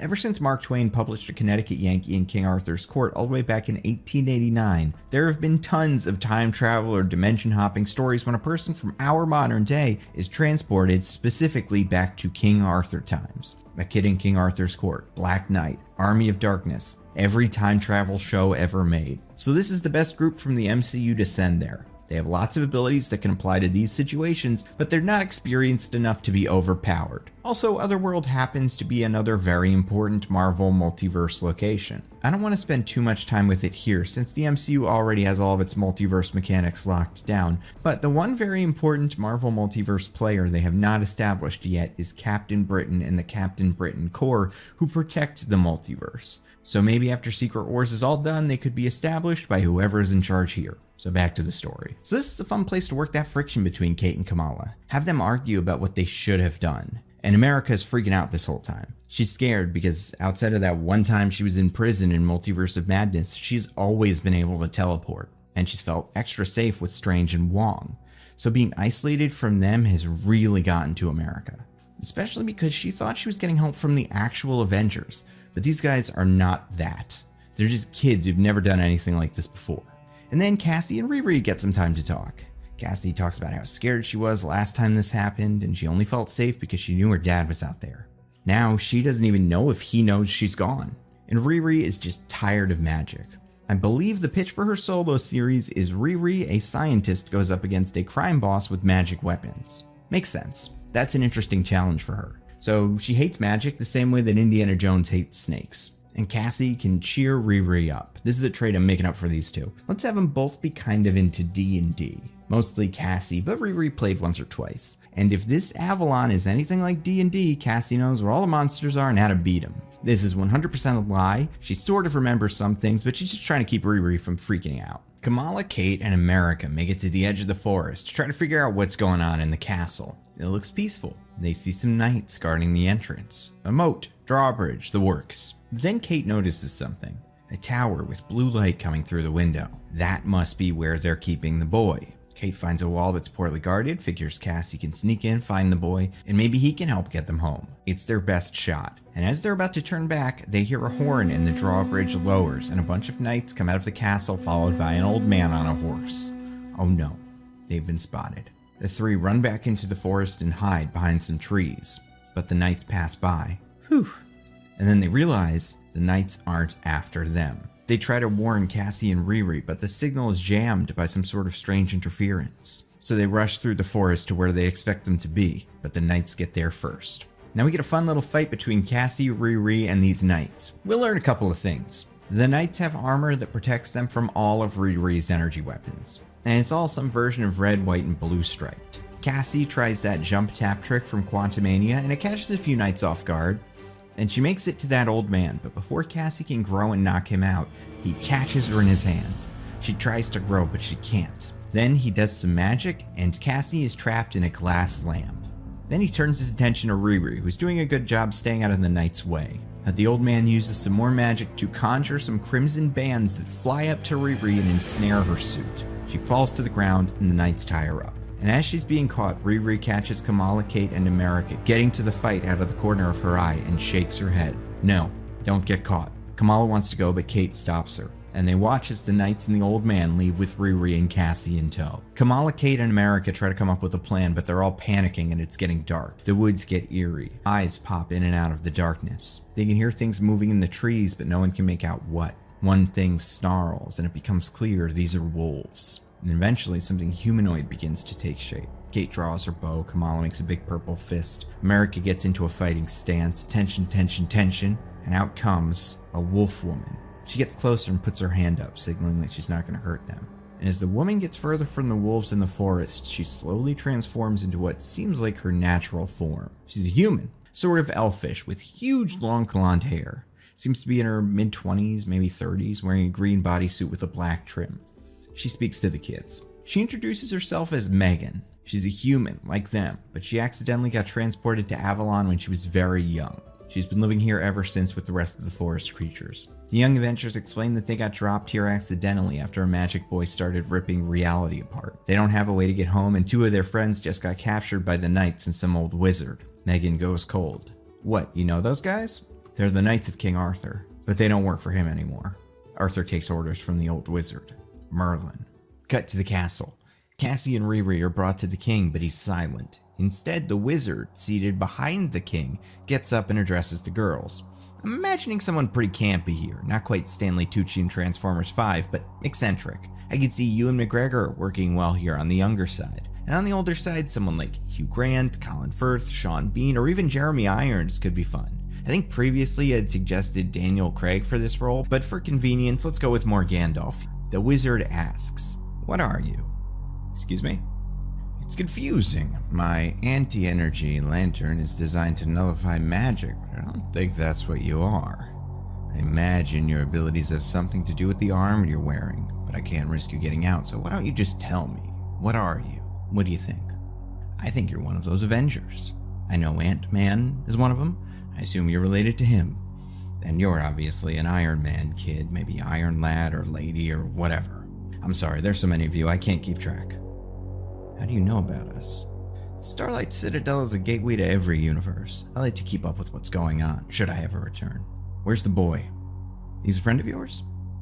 That's all we want. We'll leave you alone. Oh, you will? Well, I'm sorry to tell you, the boy is dead. Cassie's somewhat upset. So you don't know him. That was a test. He's alive and will stay with me. I know you don't want to introduce yourself, but I am a slave to manners. My name is Merlin. The Merlin, like from books. Somewhat. They tend to exaggerate some details and leave others out, but yes, I essentially am the Merlin from your books. Is that supposed to scare us? Have you read the books? Heard what I've done? Not really. Okay, well, just assume you should be scared. What do you want? I shouldn't tell you this, but I get so few opportunities to speak with people from our world. What the hell? You know the story of my King Arthur, Sword in the Stone, Knights of the Round Table. Well, do you know how he died? I did. You see, I aided Arthur using magic and prophecies, and one day I saw the prophecy of his death, wounded during the Battle of Camlan. And I knew I would not be able to stop Arthur from fighting, so I researched, looked into every possible magical solution to save his life. And noticed something. In all these ancient texts, I kept coming across one word, Avalon. It was the home of magic. There, perhaps the magic of Avalon would be great enough to save Arthur. So I studied and read every text I could find to try to learn how to travel to Avalon, if it even existed. I heard legends of many potential doorways to Avalon, but they were either tall tales or the doorways had been shut off. I had failed. So the battle came and everything happened as I foretold. Arthur was beaten, sustained a mortal wound, all was lost. And as Arthur was dying, I went back to my research, looking for anything I could use to help him. And I found something in the footnotes of an old book, a location I had missed. We had one more chance. So we rode through the night. When we reached our destination, we said a prayer and stepped through the arch into Avalon. I healed Arthur almost immediately. And then I realized the magic in Avalon was far more potent, pure, powerful. And someone like myself, who was able to do so much with our magic, could use the magic of Avalon and become, well, a god. So Arthur and I devised a plan to use Avalon as our personal fortress. We would create an unstoppable army using its magic and lead them into our world. However, getting out of Avalon was more difficult than getting in, as I'm sure you've noticed. We couldn't both escape, let alone bring an army through. I needed more power to open a gateway for that long. Then I saw a vision of the Wiccan, a being born of chaos and torn through the multiverse, one of the most powerful magical creatures to ever live. So I waited. When he was traveling through your portal, I reached out and captured the boy. And once I'm able to harness his power, I will use it to destroy everything that stands between Arthur and eternity. Why are you telling us this? To put it simply, I'm bored. I spent the last 1,000 years waiting, and Arthur is a great man, but lousy company. You don't want us to join you or anything? Pledge your loyalty to Arthur? Become a knight? I don't see why not. We'll never join you. You see, that's why I didn't offer. Had a feeling you'd turn me down. I don't do well with rejection. I will say, I think your parents and mentors will try to stop Arthur. And sure, he's a merciful king, but when met with opposition, he will do what's necessary for Britain. So I would advise you join us if you want your loved ones to survive. I'll give you some time to think about it. I'd estimate you've got about a day before I'm ready. The guards take the girls away and lock them in the dungeon. Megan brings Kamala, Kate, and America to her hideout. On the way, she explains her story. Megan was born in our world. She had her powers since birth. Megan is an empath with the ability to mimic the powers and appearance of whoever she is near. Originally, she had fur and people thought she was a monster, so her parents kept her inside where she watched TV and learned to control her powers. Then, when she was very young, 5 or 6, Megan went on a trip with her parents. Something happened, she can't remember what, and she ended up in Avalon. And even though she is clearly an adult, somewhere in her 20s, Megan acts like a kid. Says she loves Avalon because she loves fantasy. It's like living in a dream world. The kids ask if she ever wonders about what happened to her parents, but Megan clearly doesn't want to talk about it. She's just happy to have new friends. So Megan is our Peter Pan here, the girl who never grew up. And she's going to teach some of our heroes that growing up too fast is a mistake, while showing others that sometimes you need to grow up, and maybe, like Peter Pan, this newfound family will help her accept that.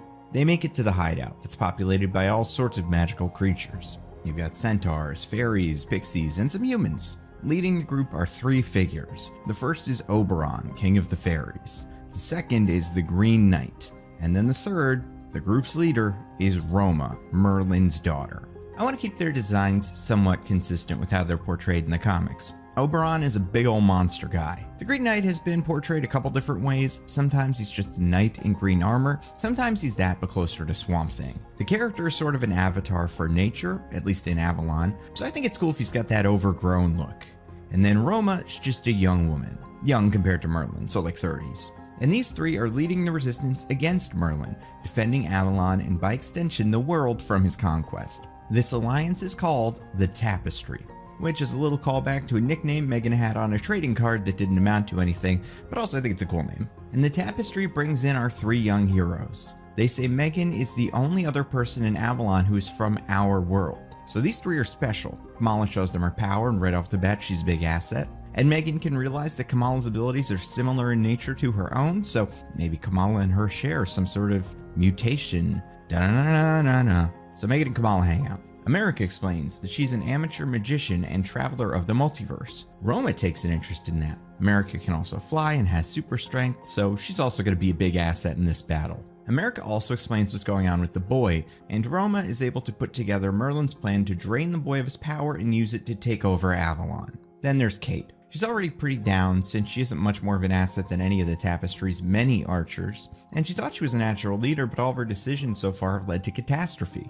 So what is she good for on a team like this? Maybe this was a mistake. Maybe she can never be an Avenger. And the Green Knight senses this conflict within Kate and offers to help her. If you're familiar with the legend, Gawain is a knight who accepts a challenge by the mysterious Green Knight. The knight offers his axe to anyone who can deliver a wound to the knight, as long as, in a year's time, the knight can deliver that same wound. Gawain, a hot-headed knight eager to prove himself, beheads the Green Knight, which surprisingly does not kill the supernatural creature, and sets Gawain on a year-long quest that challenges his belief in honor, chivalry, mortality, and love.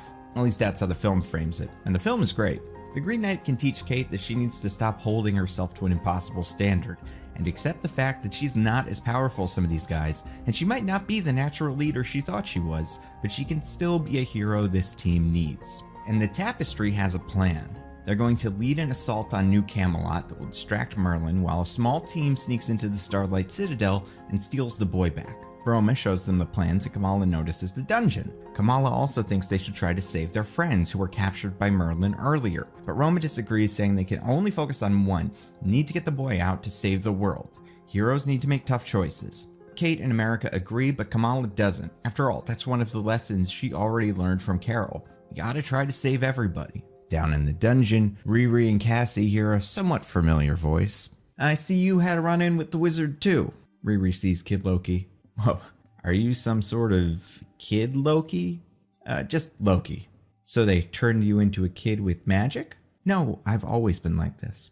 No, I've seen Loki. They taught us about him in history class and theoretical physics. And poli-sci. He's older.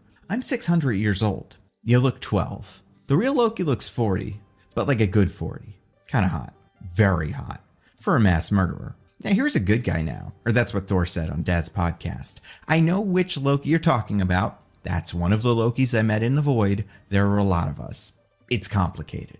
Multiverse. I get it. I killed a Kang a while ago with my dad. No big deal. So how did you get in here? I don't know. What? He's tricking us. Okay. I have a guess. Assuming this is Avalon. I've been here for a few weeks, but no one's told me anything. Here's my working theory. Long before I was captured by the TVA, don't worry about it, I put in place a spell that would detect when anyone traveled from their world to Avalon and take me with them. I've always been curious about it, but never been able to get here myself. Then I got sent to the Void. Again, don't worry about it. Most of my magic was disabled. Eventually, your Loki, I think, did something to the leader of the TVA and took control of time, leaving all of the other Lokis and myself to roam free. So I was about to explore the universe when all of a sudden I'm thrust into this new realm and imprisoned by a wizard. I assume something similar happened to you. Well, don't tell him anything. This could be part of the wizard's plan. Or his. I don't trust him. Fair enough. My guess is that something did travel from your universe to Avalon in the time since I escaped from the Void, and that triggered my spell. Maybe. Either way, we've got to devise a plan to escape soon. Can't figure out exactly what he's up to, but that wizard is preparing for something big. Then the Tapestry begins their assault on the Starlight Citadel. Everyone under Roma's command goes straight for the front gate. They even have a fake covert team designed to be caught, led by the Green Knight. While that's going on and Merlin is busy, Kamala, Kate, America, and Megan fly up to the tower where the boy is being held prisoner. Roma figures since Merlin might not know what the kid's powers are, they can use that to their advantage and hope he's not expecting them. The young heroes fly to the tower. America holds Kate and Megan holds Kamala.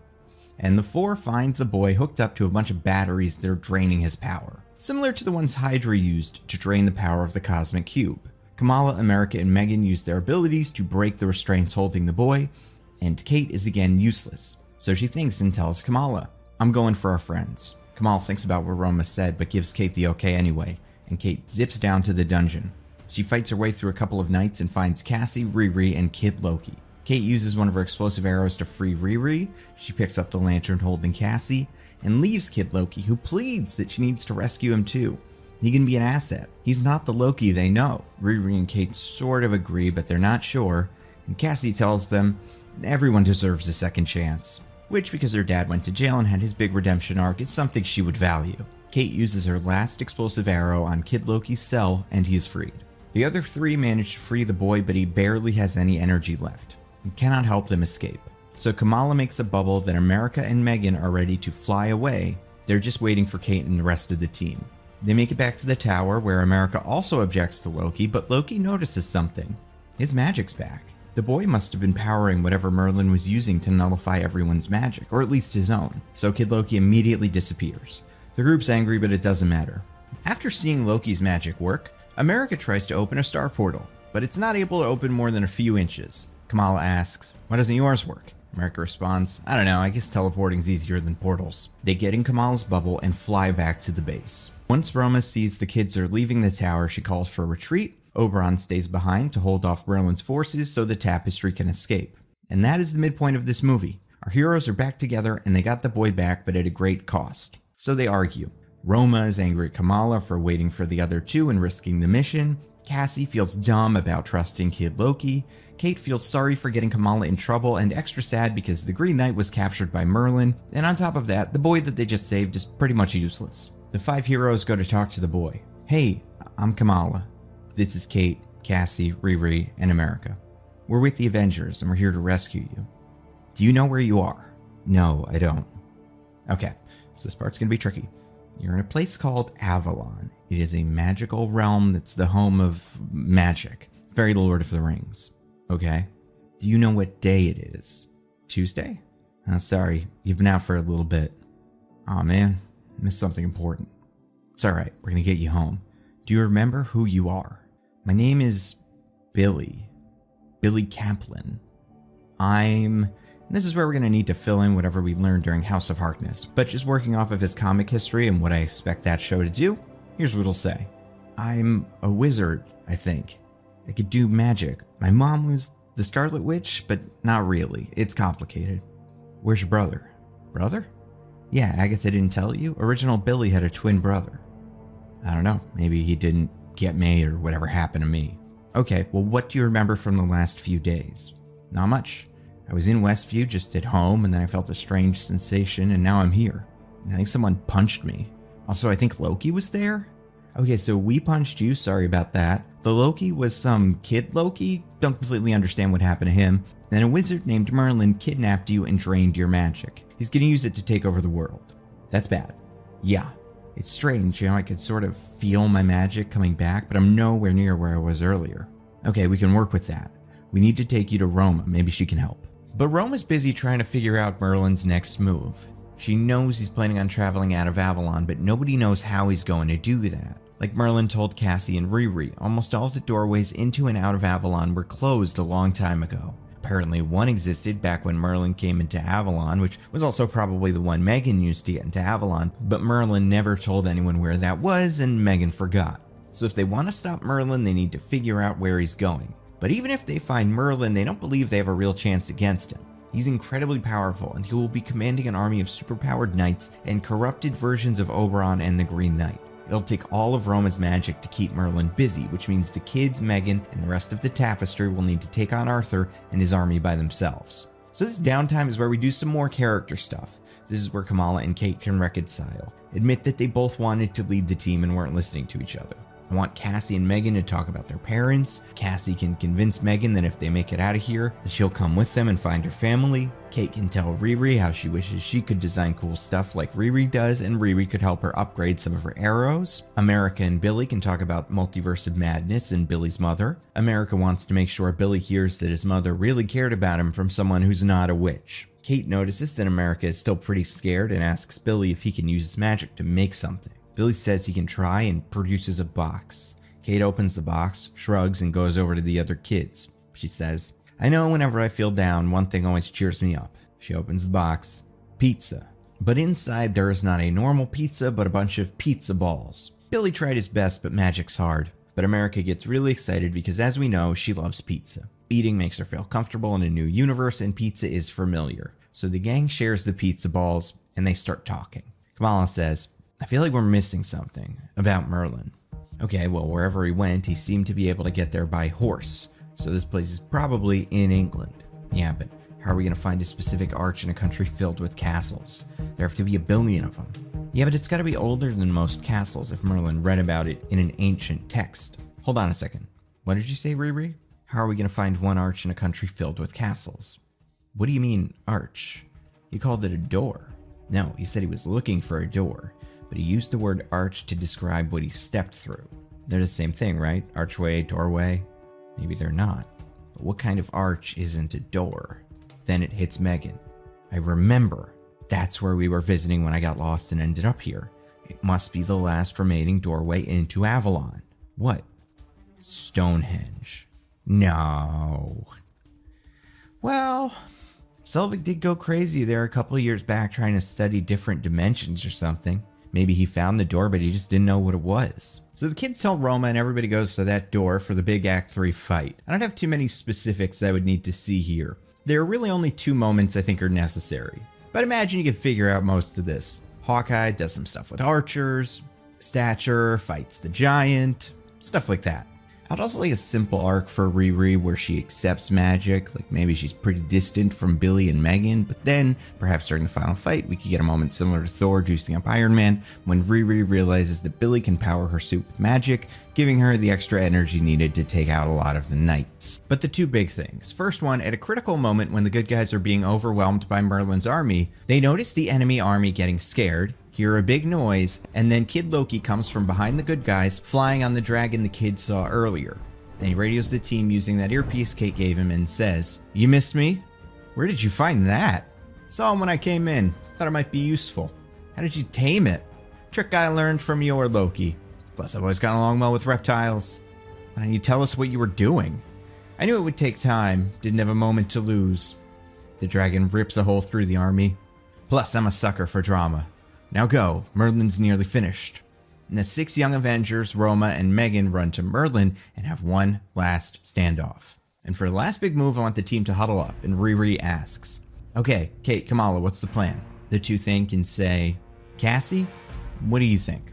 Acknowledging that Cassie is actually the best leader for this team. Cassie thinks for a second and says, Kate, don't take this the wrong way, but Merlin won't think you're a threat. What arrows do you have left? A shock arrow, goo, a couple of regular ones, and a pin particle arrow I can use to make something grow. I've got an idea. Riri, can you reverse this? For sure. Also, Kate, you remember that move you were talking about yesterday? Kate gets excited and agrees. Who's the fastest? I am. Okay, America and Megan come with me.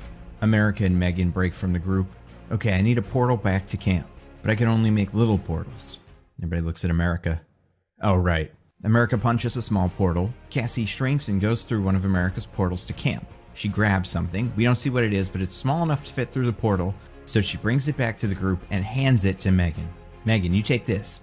Hang with us. Wait till the second arrow. Okay. Rest of you, I need a distraction. Riri, Kamala, and Billy make a big stand against Merlin. Riri shoots at Merlin to get his attention. Kamala shields Riri when Merlin shoots back at her. Billy comes in with a big energy blast, and Merlin catches all three of them in big vines. Okay, so I was not originally planning to do this, but I realized I had such a clear picture of how this last bit should go. I called up Alexander Duran, the artist who worked on storyboards for the channel before. You've seen him in my Ant-Man 3 pitch, my Thunderbolts pitch, and I asked him to storyboard this bit out for me. So again, Merlin says, "You children are really getting on my nerves." Then from behind, Merlin hears, "We're young. It's what we do." He turns and sees Kate, America, and Megan. Kate has her bow drawn. "Ha! Do you know how much power I have? You're gonna shoot me with an arrow." Something like that. Then Kate whispers, "You sure about this?" And we pan down to see a small Cassie holding onto the tip of Kate's arrow. "Yeah, Hawkeye, let him have it."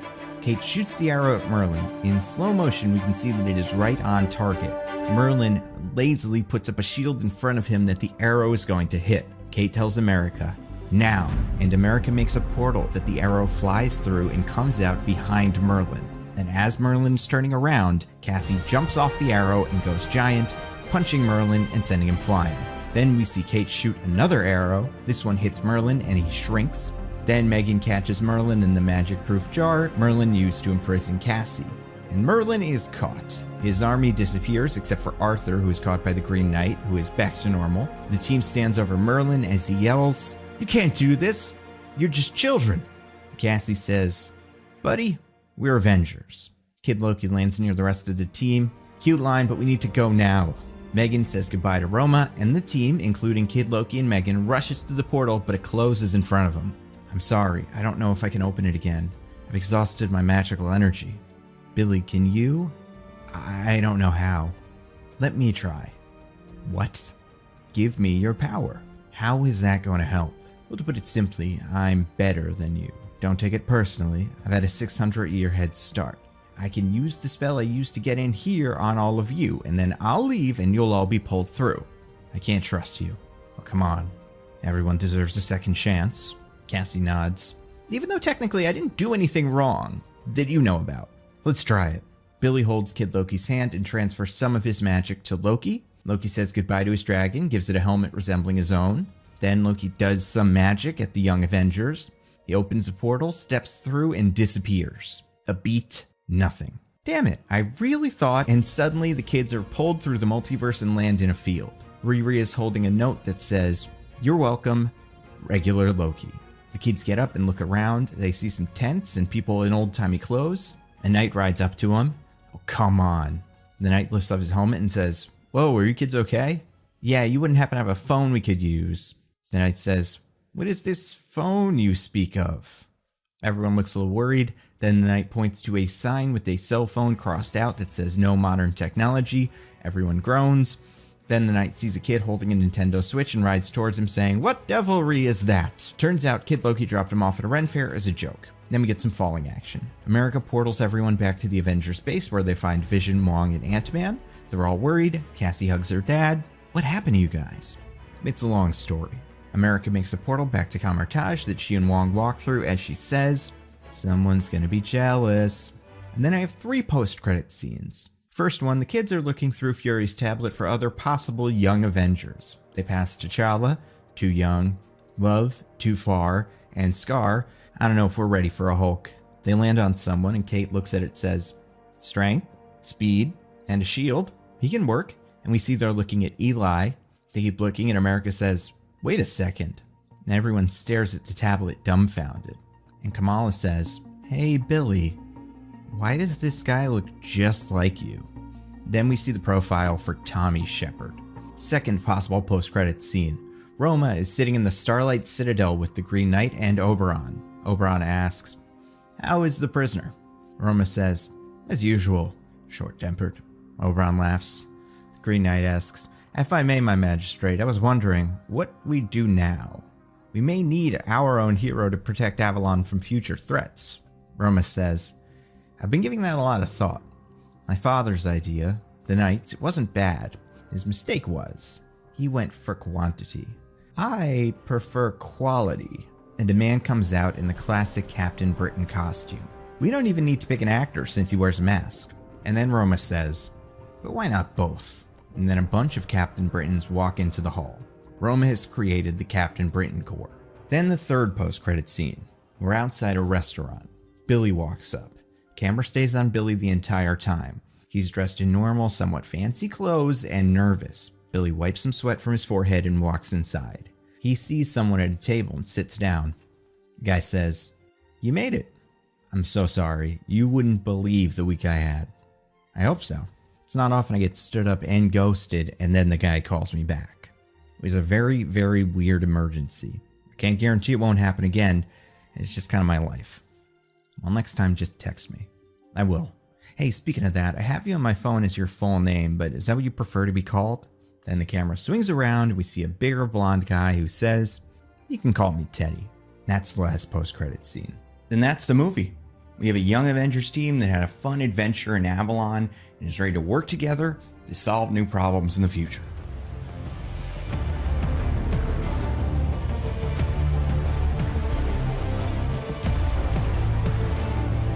Hey Kevin, it's me Nando, the YouTuber who secretly writes all the Marvel movies. Really excited about the reaction to Deadpool and Wolverine. Saw you didn't use all my suggestions, but clearly you did use a few. I appreciate that. And I got your new message. "Dear Nando, listen, I might change my mind because I'm a wild card like that. Watch, I just fired a Blade Writer. Because I can. I've gone mad with power. Anyway, I want to do X-Men stuff, and since you love them so much, here's my offer. You can pick whichever X-Men, or team, or whatever you want, and pitch me that movie. Only rule, it sort of needs to fit into the MCU, maybe, unless we change our mind. But having the option is nice. Your friend, Feige." And I absolutely have an idea for an X-Men adjacent movie.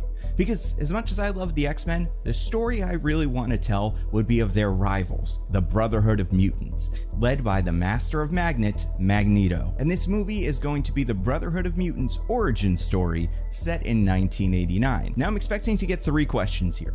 First, why Magneto instead of any other X-Men? Well, it's simple. I love Magneto. He is my all-time favorite comic character. Hero, villain, Marvel, DC, whatever. Magneto is the best. I love everything about him. Real quick, let's count the ways I love Magneto.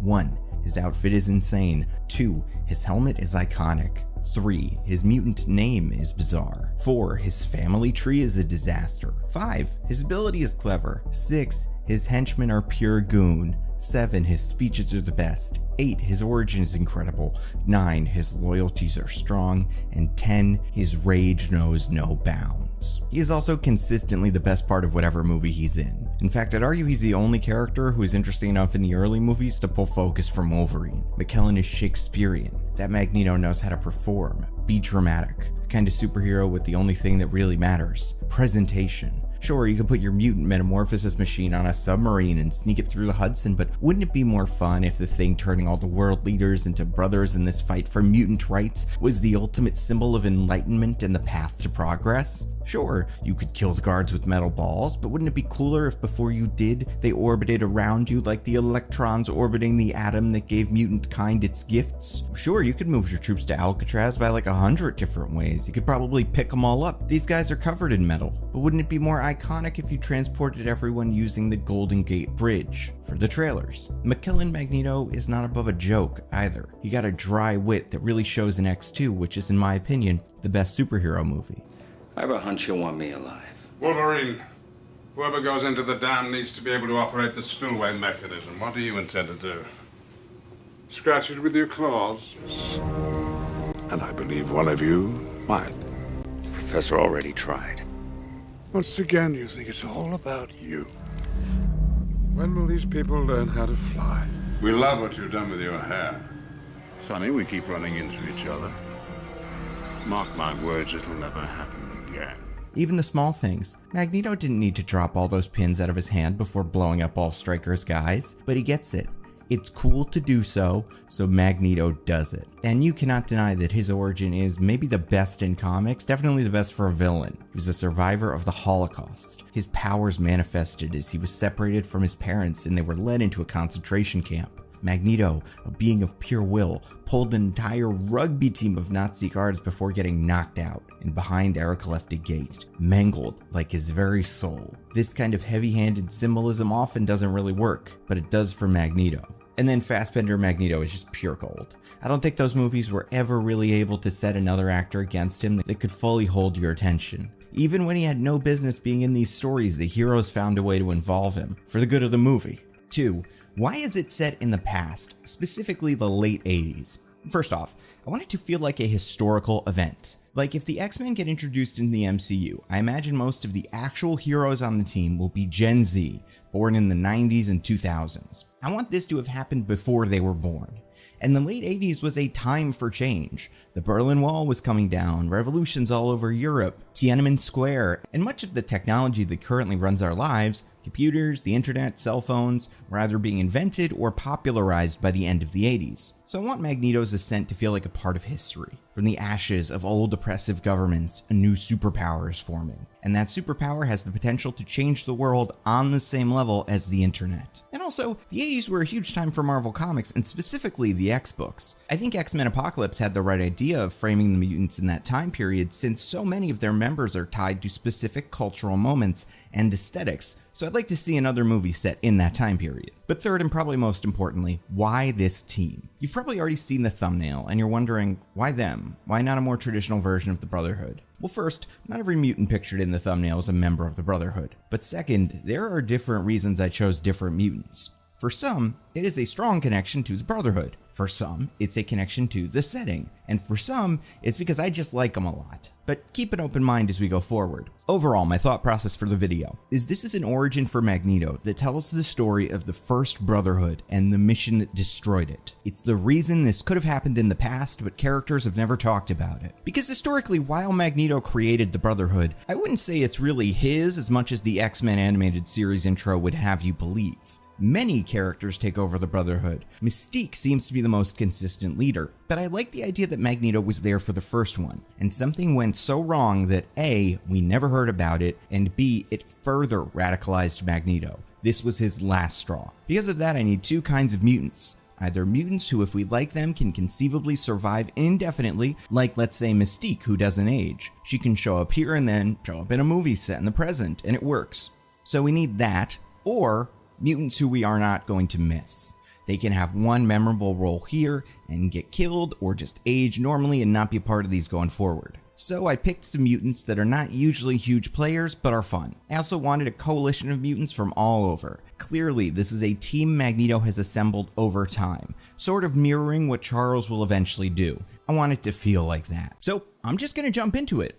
Originally, I considered popping in and out to explain the comic history besides certain characters or my other stranger choices, but honestly, I just want you to see the pitch for itself. If you want to learn more about some of these characters, especially one who may have the most convoluted backstory in all of comics, I might make a separate video about that. But without any further ado, here's the pitch.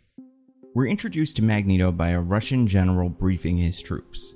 The general says, in Russian, "We have intelligence that suggests someone is going to mount an attempt to free our prisoner." Which one? The prisoner. All the guards laugh. Good luck. We've got feet of solid steel protecting us from all directions. The Red Army couldn't break through our defenses. Guard laughs with them. You know who else had an impregnable fortress? The Italians.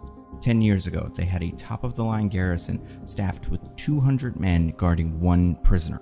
One of them. And then, in a day, they were all gone. Killed. The base destroyed, and the prisoner never seen again. We can cut as he's explaining this to quick shots of someone laying waste to this facility, tossing guards, blocking bullets, flattening rooms. The security camera picked up one image. We can't make out much, but he's a man. One man. With the strength of an entire army.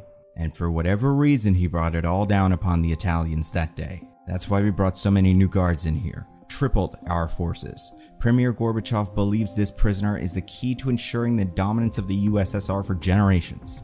This is why you are here. This is how much he fears this man. Any questions? Everyone is scared silent until a hand goes up in the back.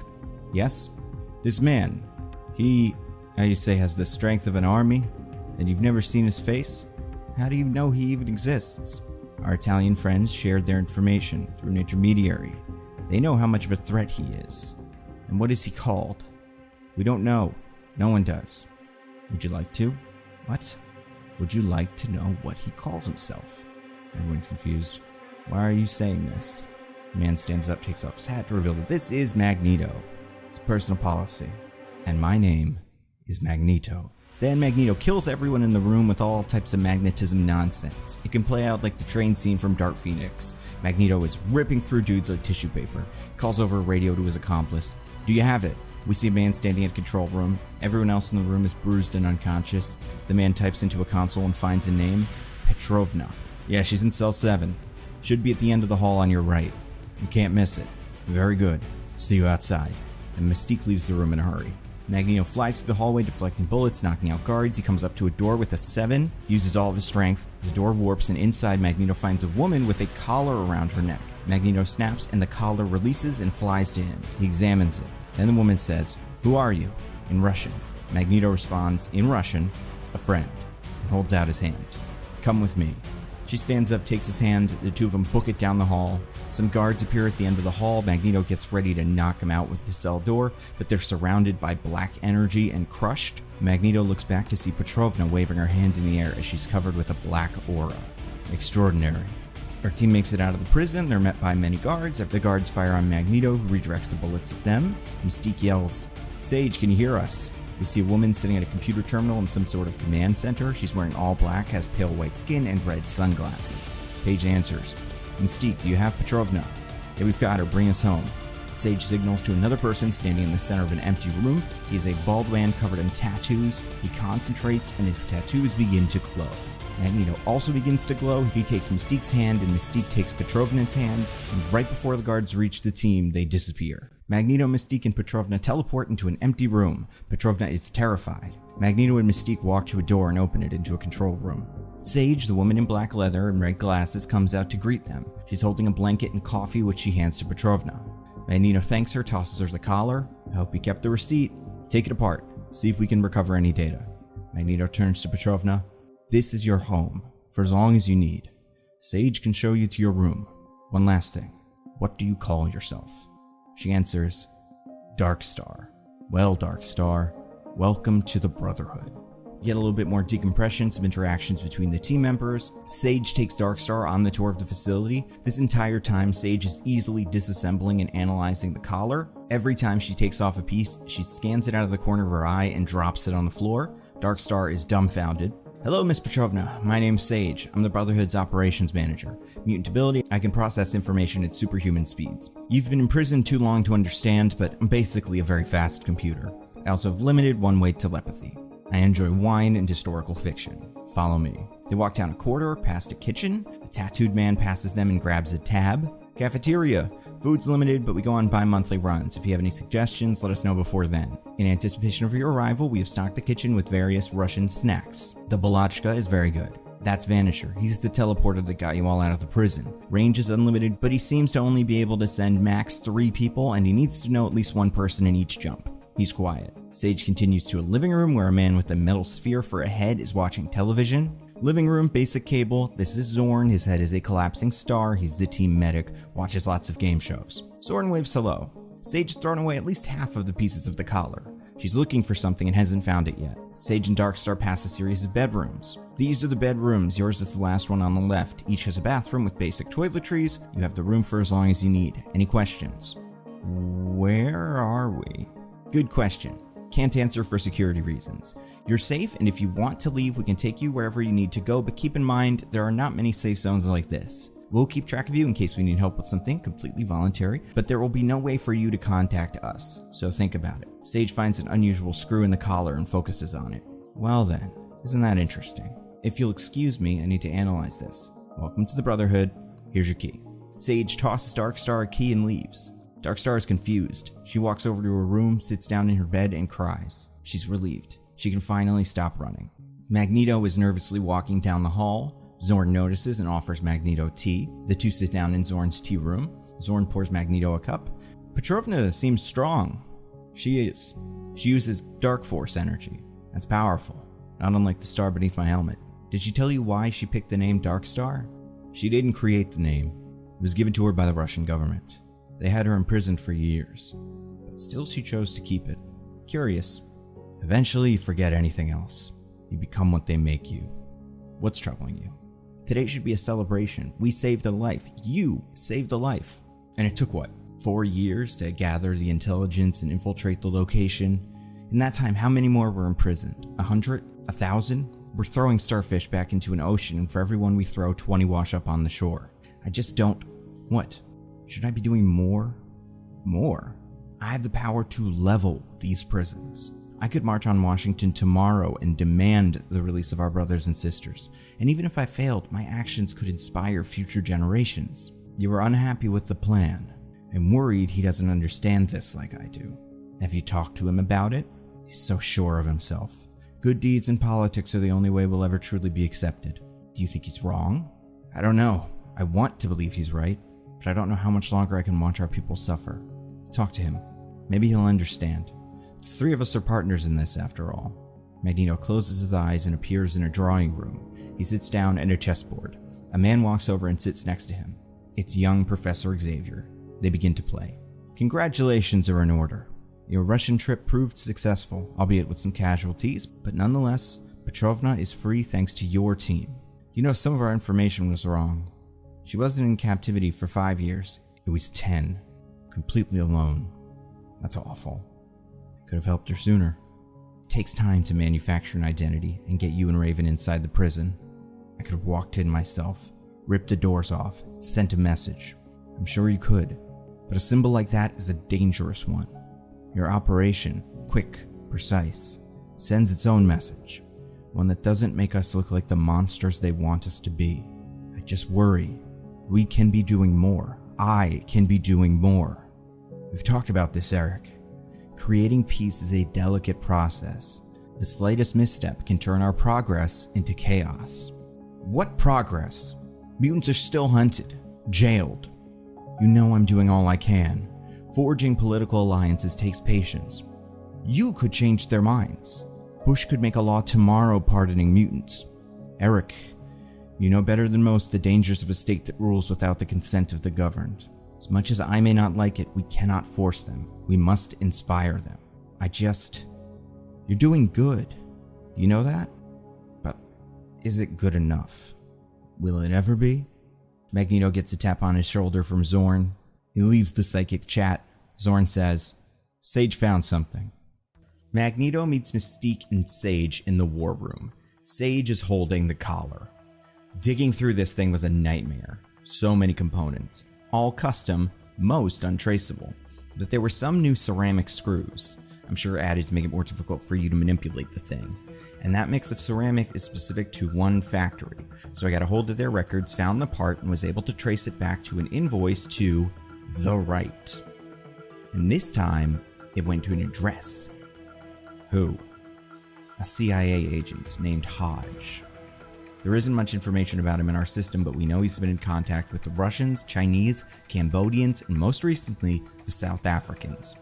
Do we know of any operations currently moving out of South Africa? There weren't any on the radar until a few weeks ago. There's nothing official on file, but locals reported a man disappeared. He'd gone to a doctor a couple days earlier with strange blue skin lesions and hunger. They call him Japheth. Do you think Japheth is a mutant Hodge managed to capture? Probably, but here's the fun part. That was a week ago.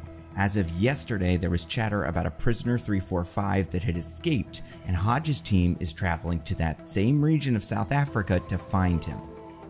Escape from where? No idea. Close enough that Hodge seems to think the person could have gotten home in a day.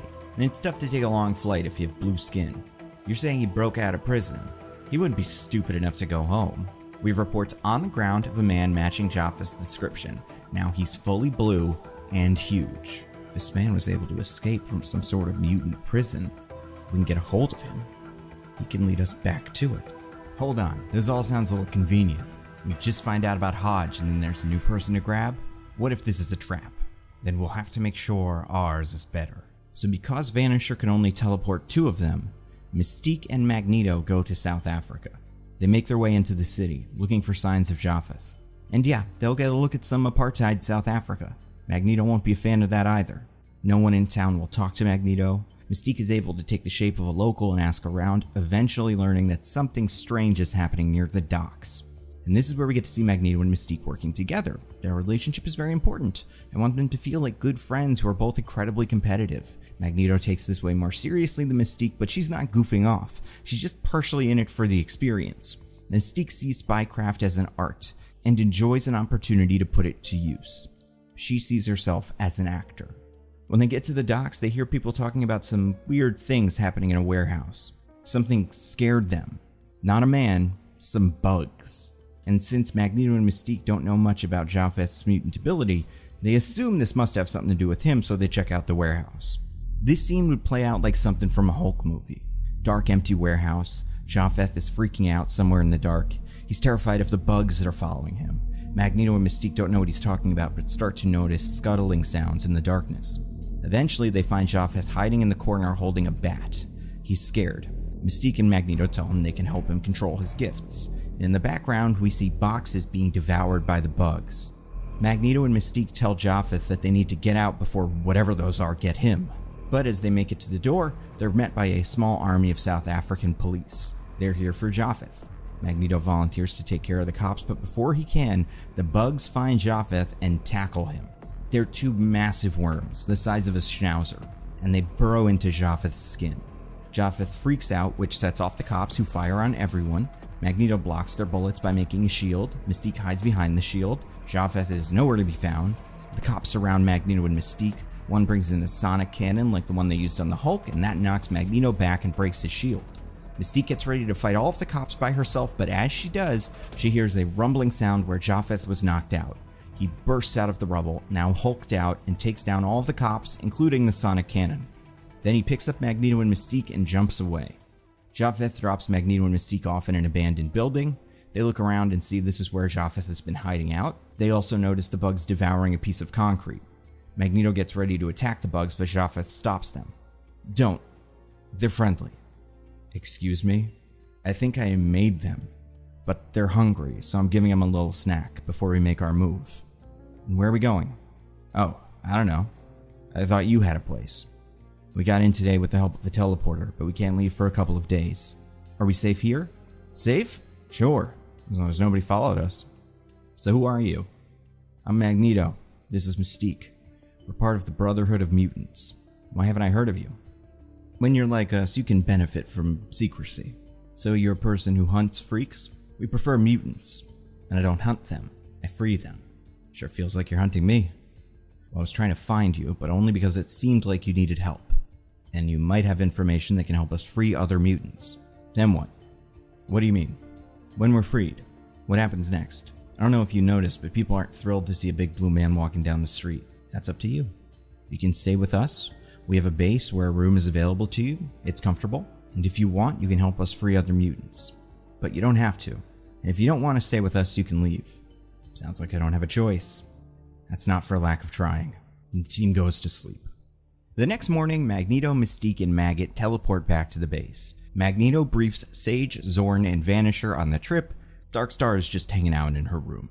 I'd like you to meet Japheth. What's up? He's a mutant. Only been one for a few weeks. His ability is complicated. Okay, so I've got these maggots, right? 2 of them. I call them Eenie and Meanie. They come out of me. I know, gross. And they eat stuff. Whatever. Food, trash, cars, whatever's around.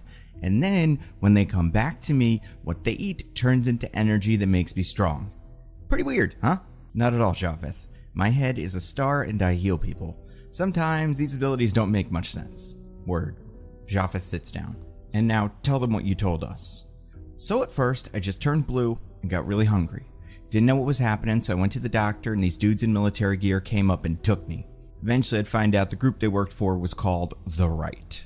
I wake up in a prison cell with this fancy collar thing on. I figured it was draining my power or something. Skin went back to black, so that was a good sign. But it turned out these guys were there to experiment on me, try to figure out what I was. They did tests, x-rays, drew blood, cut me open, made me talk to this box or whatever. But anyway, eventually something went wrong with the collar. I think I had made the maggots before they caught me and they tagged along, eating and getting bigger until they eventually ate the collar itself. Obviously, I didn't know what was happening, so I just stepped on the things, and I guess then I absorbed their power and I got strong enough to break down the wall and escape. And I just ran, far away. Turned out I was in Genosha this whole time. So I snuck back home, and you guys found me. Now, Japheth, do you recognize this man? Sage shows a picture of Hodge. Yeah, that's Mr. Hodge. He runs the whole thing. Incredible. Is there anyone else you recognized? Just the head doctor. His name was Moreau or something. I saw him every day. Weird dude. Do you remember where the prison was? Maybe, if I get back to Genosha, I could probably find it. Tell us more about this box. Oh right, that was weird. So they had this glowing box, like the size of a basketball, and every day they brought me into the room with it, turned my collar off, and asked me to reach out to it. I did, but nothing happened. They seemed really interested though, because they kept doing it. That or they were just really bored. Where was the box from? Was it a machine? Sorta, it kind of looked alien. It was black, it had lots of yellow lines constantly moving around it. And you think Moreau wanted you to use it. For what? That's the thing. I don't think he knows how it works. What do you mean? I don't know, but the way they treat it, it's like they're experimenting on it. Like it's one of us. So you think they found it, and they want to see if it responds to any of you. Maybe. This is good. This is very good. I want myself, Mystique, Sage, and Maggot to get to Genosha and set up a base. I'd like to come too. We're not expecting to need a medic. You never need one until you do. Plus, I haven't been in the field in years. Let me do this. Alright, but you need to be careful. It seems like Hodge and the government of Genosha are very close. They'll be watching once they figure out we're there. I want Mystique and Sage to go ahead first, find us somewhere to hide. The rest of us will come down when you get a safe house set up. And Vanisher, you hold down the fort here. Vanisher teleports Mystique and Sage away. Maggot asks, what'll I do until then? I've got something in mind. Magneto? Way ahead of you. Maggot goes with Zorn. They visit Darkstar in her room, ask if she's up for a little exercise. I want to have at least one scene where Zorn and Magneto train with Darkstar and Maggot. Just some fun, first-class style bonding / learning how their powers work. Maybe they have a rudimentary version of the Danger Room that Magneto operates himself using his magnetic powers. I want to see Magneto and Zorn serving as advisors, teaching lessons, giving advice. They're a good team. Maggot and Darkstar are both a mess. They can barely use their powers reliably, let alone navigate an obstacle course. But again, this is meant to be light. Mystique and Sage get the new safe house all set up. Sage buys some computer equipment and makes a new command center. They could talk a bit. Sage always wanted to know where Mystique is from, but Mystique never told anyone, so Sage takes some guesses. They're all wrong. And they stress a bit about the stakes of the mission. Mystique asks Sage, have you made any progress on my project? Yeah, we can't find her anywhere. But don't worry about her. She knows what she's doing. We'll talk about who that is later. Eventually, Magneto, Zorn, and Maggot teleport to the safe house, and Sage lays out the plan. Pretty sure I figured out where you escaped from. It's a maximum security prison research facility called the Citadel. First, we need to do some recon. I need information from inside the facility. I can sneak in, but I want help. I think they'll spot me. I actually had a different idea. Something smaller. Not him. I need him. There has to be someone else. Oh no, not him. I'm confused. He won't even work with us. You sure Moreau is there? This man? Positive. I saw his face every day. We can give him Moreau. That'll make it worth it. He's been on MI6's radar forever. Hold on. We're getting James Bond? He certainly thinks so. Cut to Wright. Scott Wright. At your service. Scott! Raven! It has been a minute. How are you making out? I'm great. Scott, you remember Eric, Sage, and Zorn? Charmed. And this is Japheth. You're a spy? Does this answer your question? Micromax shrinks. Kind of. I'm an infiltration specialist. Raven and I go way back. She's the only one who was ever on my level. How is MI6? Not 6 anymore. started a new division, MI-13. They're more accepting of mutants now. They might let you back in. I could pull some strings. I prefer being independent. What about them? Partners. It's different, of course. So you've got him. Moreau? We know where he is, and if we're able to break the rest of the mutants out of Genosha, we'll give him to MI-13. In exchange, we need you to help Mystique gather intelligence. Yeah, I did a little digging on Genosha before I came down. Barely anybody knows what goes on in there. You've got your work cut out for you. So the next big scene is the first recon mission. Mystique and Micromax break into the Citadel. Sage, Zorn, Maggot, and Magneto stay back at the safe house. And Mystique and Micromax are very effective, but they're also very competitive. More than Magneto and Mystique. Sort of like Gimli and Legolas. And you can tell Mystique is into it. She finds challenges like this real fun, which is one of the reasons she does genuinely enjoy working with Micromax. The other reason is that Mystique knows nobody else on the team can stand him, especially Magneto, and Mystique is, if nothing else, a messy mutant who lives for drama. While this is going on, everyone else is anxiously waiting at the safe house. Sage is monitoring the mission and Magneto is watching over her shoulder. Micromax manages to get to Hodge's office but finds it empty. Magneto asks, "Where is he?" Sage looks at her computer and says, "I'm not sure." Then a phone rings. Eric answers. "Hello? Magneto. Nice to hear your voice. I wanted to talk to you. In person. Man to man. Or, whatever. It's Hodge. Peace offering. No tricks. Let's see if we can figure out a way to end this amicably." Says the enslaver. "Do you want to talk or not? Where do you want to meet?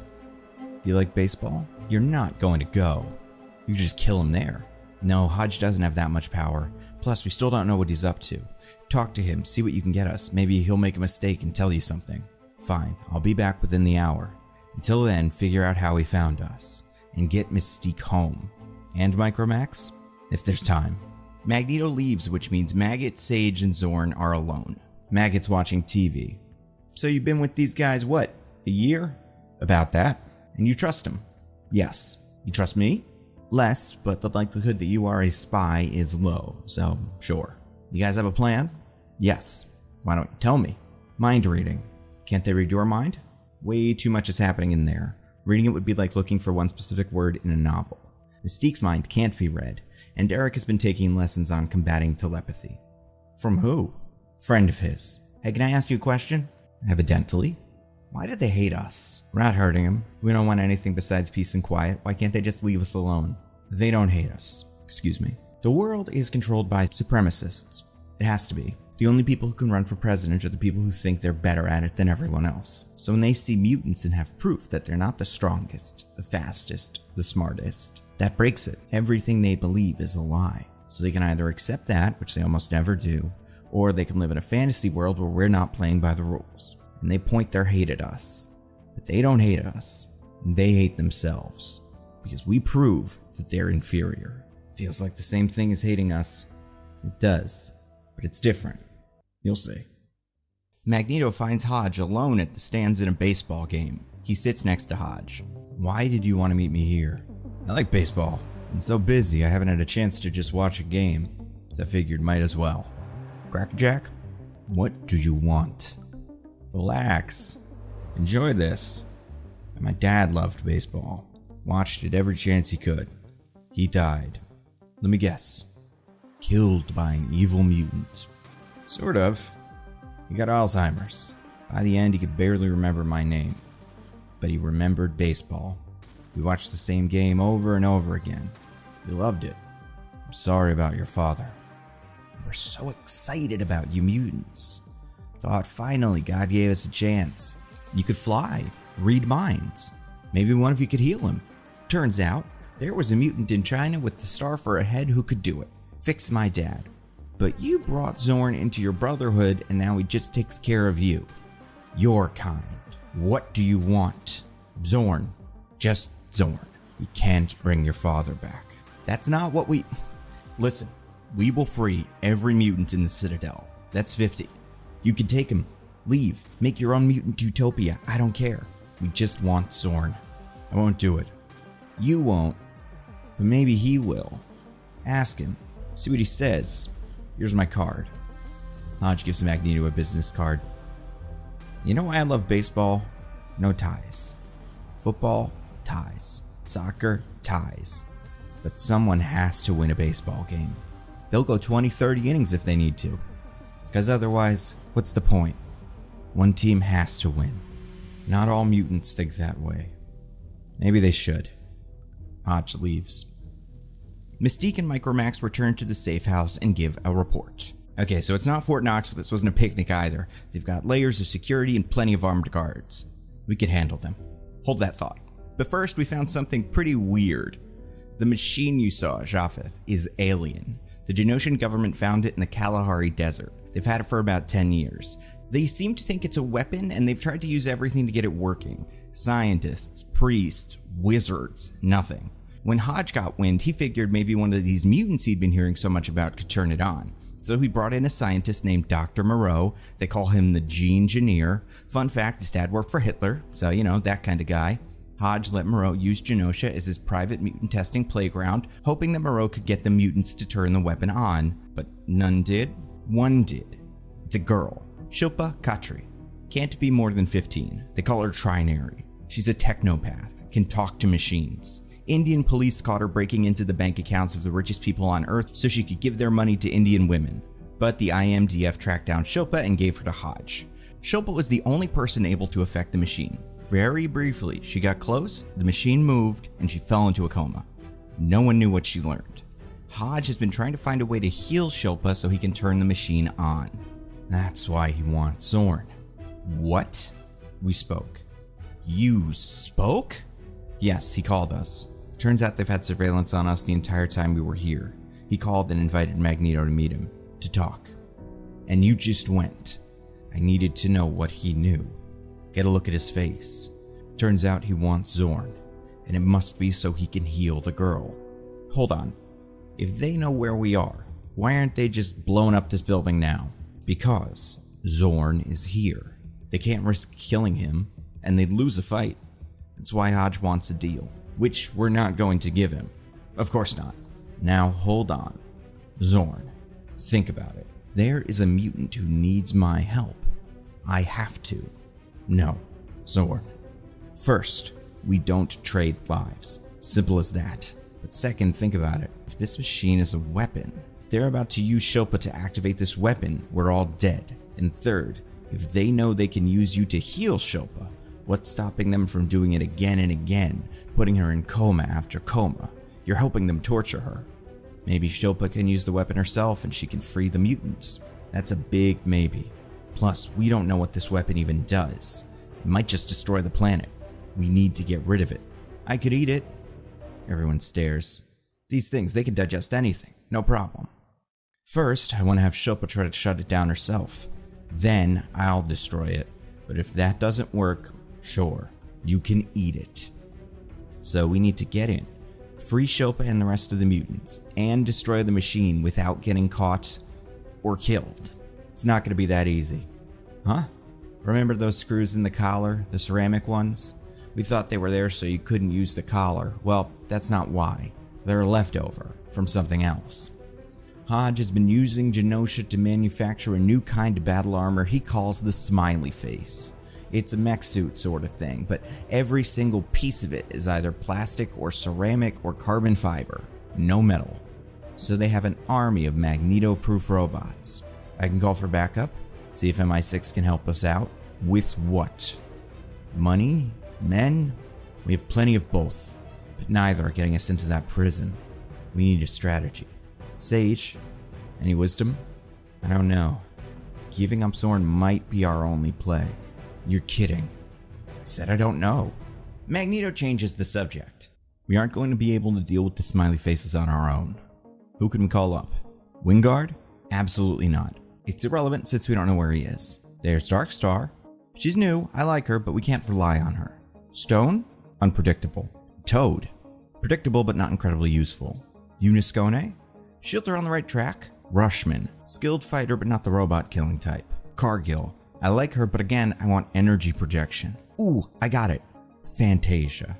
Fantasia. Oh, whatever happened to her? Left in 86, Beeper went inactive a year ago, has been back on the radar since. Although I haven't done a search since we learned about Hodge, maybe I can use him to zero in. Give me a couple of minutes. What about your friend? I know he wouldn't join us. Might as well ask. Fair. Magneto goes into a room, removes his helmet, and sits down. He closes his eyes and reappears in an empty Egyptian market. He sees a man in the distance. The man turns around. It's Charles Xavier. What a surprise. Friend, I need to ask you something. Come, let's walk. Charles and Magneto walk down the street. What's troubling you? We're going up against an army to save I don't even know how many mutants, but they've prepared for me with new armor. I need help. Perhaps of the psychic variety. Eric, just put them to sleep. My team will take care of the rest. You know I can't provoke a war. I thought you wanted to do the same. I do. And this armor, does it not represent an escalation towards a war? Perhaps. But I fear we might be too late. They are preparing for a war, creating weapons, armies. I wanted to avoid it because I know the horrors and suffering it can bring. But I also know the horror of failing to act. They started this the moment they took us prisoner. Maybe that's the only way they can win, if we don't fight back. I simply cannot take up that fight. I'm working towards my own dream of humans and mutants coexisting, but it needs time. Well, while you're working towards your dream, I'll be making sure the waking world doesn't become more of a nightmare. Magneto disappears. Maggot and Mystique are waiting. Can I ask you a question? No. Okay, but why do you think they hate us? They? Normal people. Why do they hate mutants? I don't care. Of course you care. Listen, Jay. It's not my job to change their minds. It's my job to stay alive. And they'll always find a reason. Because they're scared, because it makes them happy, because they're brainwashed. It doesn't matter. I am in charge of me. Sage makes an announcement. I found her. Well, probably. She's from Bolivia. Well, a little less than a year ago, Hodge visited Bolivian Black Site Prison. Huge facility, dedicated staff, and no registered prisoners. I'd bet anything that's where she is. And if not her, someone who can help us. Mystique, can you travel to this prison and do some digging? See if you can break her out? I'm taking Micromax with me. Yes. Whoa, hold on. I'm not breaking a criminal out of jail. If MI13 finds out and this doesn't work, I'm done. Well, if we don't get someone like Fantasia, this whole thing's finished. No Moreau. Alright. But I don't like it. Now would be a nice time for a little more of Zorn teaching Maggot about his powers, and Vanisher having a chat with Darkstar. Maggot and Zorn are the two mutants on the team who look truly strange. Yeah, Vanisher has a bunch of tattoos, but these two cannot go out in public without causing a scene. So let's give them some time to talk about that, and their goals. And then I'd like to give Darkstar and Vanisher some time to bond. They're both powered by Dark Force energy. Maybe they can both comment on how strange it makes them feel to wield it. Either way, we just need a minute or two showing how these characters can help each other feel comfortable as members of Team Mutant. And while this is going on, Mystique and Micromax are breaking into Fantasia's prison. Mystique is able to slip past all the defenses pretty easily while Micromax goes for the control room and gets some data on a disc. Mystique gets to Fantasia's cell but is horrified. Micromax, looking at the data, radios Mystique. You see it? She's what? Mystique and Micromax teleport back into the room. Micromax hands the disc to Sage. She puts it in her computer. Dead. She was assassinated by one of Hodge's goons last week. Why would he do that? He's going after all of your people. Anyone you might try to pick up. Uniscoli, Calisantos. I was able to go through his old files. Anyone you freed that ended up back in prison, Hodge executed this week. He can't do this. Whoa, this guy's serious. Hodge will pay. How? Fantasia was our best bet. Without her, we don't have any hope of stopping the smiley faces. Darkstar can do it. We do have another option. I'm not letting them have you. You were the first mutant we found. The Brotherhood exists because of you. And now Hodge is burning it all to the ground. I won't let him. This is not up to you. I'm in charge here. I'm the leader of this Brotherhood for a reason, and I know what needs to be done. That's not all we found. Eric, Destiny is alive. Hodge has her at the Citadel. I know. How? Maggot told me. This about that psychic? Yeah, Hodge has one. Pretty freaky, huh? That psychic is my wife. Ooh, my bad. I didn't know. When were you going to tell me? I can explain. You weren't going to tell me, were you? I needed you at your best. I am a professional. And what happens when it's her or all of them? It won't come to that. I won't let it. If I thought you could be objective, I'd consider it, but there's just no way. So you don't trust me. None of you do. That's not true. You founded this brotherhood because we needed to look out for each other. But now that I need something, someone, the person I've been looking for, this is how it has to be. I will give everything to keep her alive, but we must play it smart. You must. I'm out. Mystique, I'm going to get her myself. Magneto, don't get in my way. Now Mystique and Magneto can have a small fight.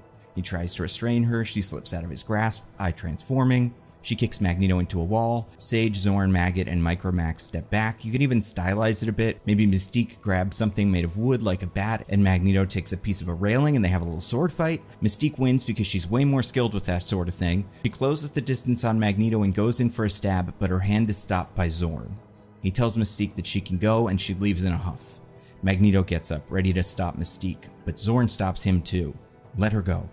She needs to do this. So, are we still doing this? We don't have a choice, and we need to make sure we do it soon, before Mystique makes her move. Sage, call Darkstar and see if she can help.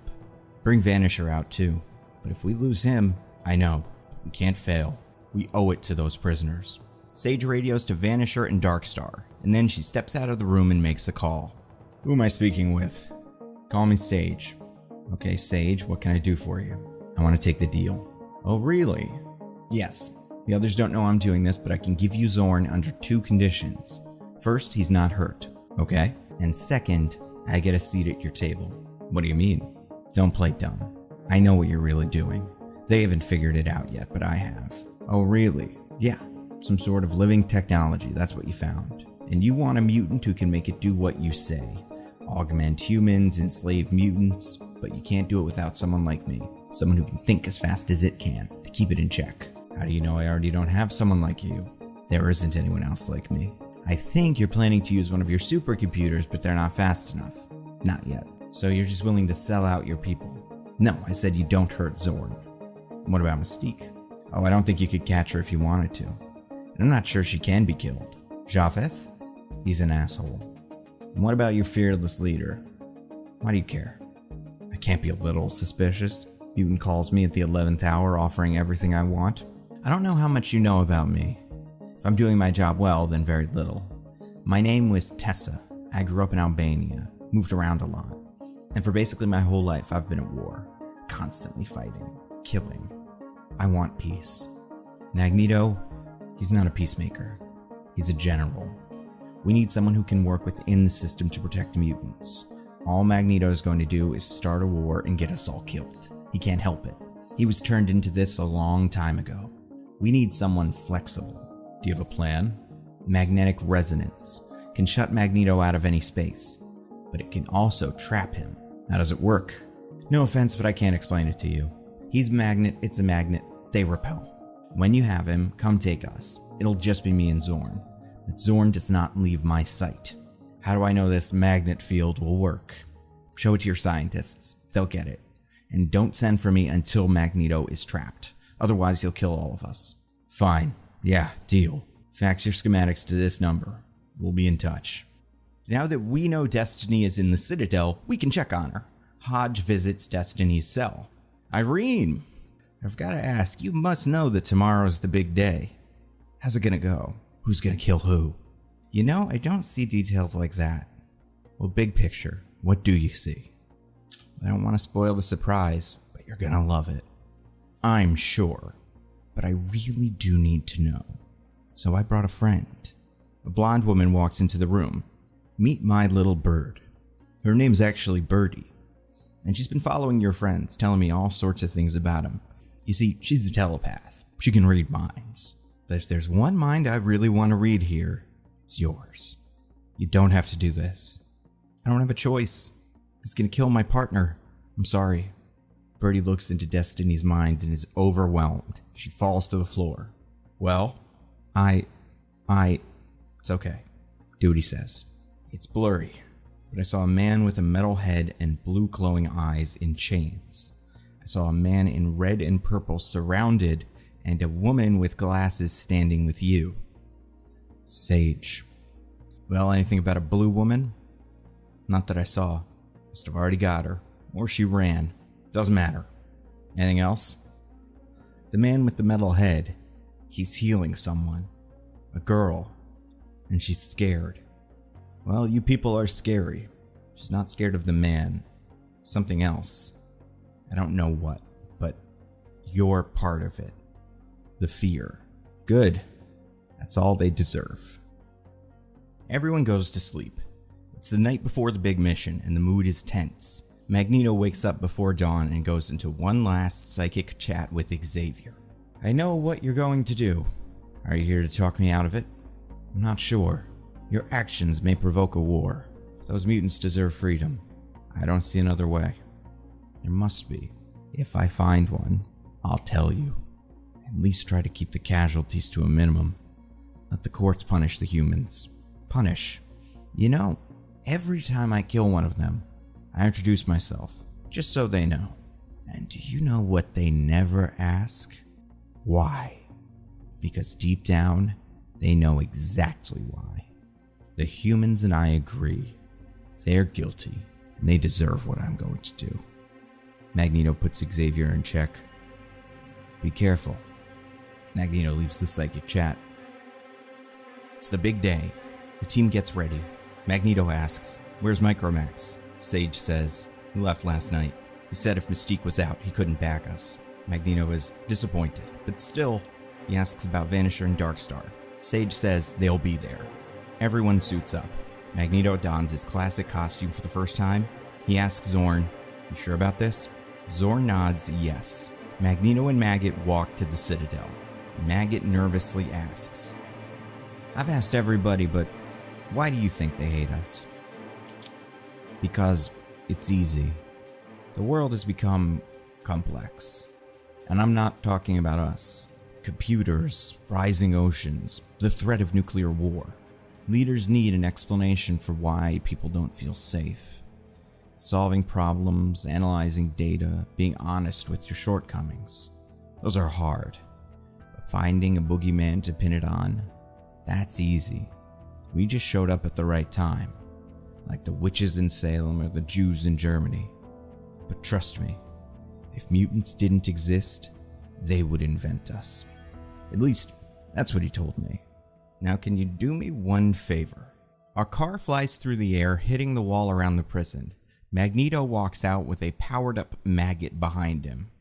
"Hodge, I know you're here. Release the mutants and no harm will come to you." Where's the Russian? Waiting for her moment. Sage and Zorn are in the Genosian safe house monitoring the situation. Sage looks worried. Zorn is calm. The smiley faces fly out to greet Magneto and Maggot. They surround them. Magneto gets ready to fight, but one drops a small metal ball. Then all 6 smiley faces drop similar balls. Maggot yells, "Get down," and one of the smiley faces tosses Maggot out of the way. But the balls don't explode. They begin to spin in a circle. Magneto says, "What's this?" Hodge says, speaking through one of the smiley faces, "This is a magnetic cage. It counteracts your natural magnetism. So not only can you not use your powers inside of it, you can't leave. Take them." Suddenly, a team of agents bursts into the safe house, guns drawn on Zorn and Sage. They arrest Zorn and take him outside. Sage walks out with the agents. She says, "I had to," over mic to Magneto. They get in a helicopter and fly away. "That's right. Looks like your brotherhood isn't as tight as you thought. You don't understand us. You never did." "What don't I understand?" "Would you like to hear the story of when I founded the Brotherhood?" "I don't think I've told it to anyone." "Oh, really?" "Not even Sage knows, although I'm sure she has her theories. When I was a boy, the Nazis invaded Poland. They took everything from us, including my family. I was able to escape because my mutant abilities manifested at the moment I saw my mother shot. And I escaped, determined to move forward, because I knew this wasn't the last time I'd see the worst of humanity. But next time, I wanted to be ready. The helicopter holding Sage and Zorn flies overhead as Magneto's giving a speech. They land inside the base and are shuffled to a control room. After the war, I studied and joined the Polish intelligence service. Wanted to see if there were other people like me without outing myself. Turned out there were, and different governments were snapping them up. So I kept track and planned to rescue them myself. But I knew I'd only get one chance, so I bided my time. Sage is set up in the control room. She has a video camera on Zorn, who is loaded into a prison cell. A mutant dampening field in the cell is activated. Hodge nods to get Sage's approval. She approves. They both turn their attention back to Magneto. But one day, an order came across my desk from the Americans. It was being sent to everyone. A mutant I hadn't heard of, with a kill order. I'd never seen that before. On sight. No capture, just kill. And I thought, I need to find them. Maybe they could be an ally. Or maybe they were so dangerous that they needed to be killed and only I could do it. So I took my information and left for China, where the mutant was last seen.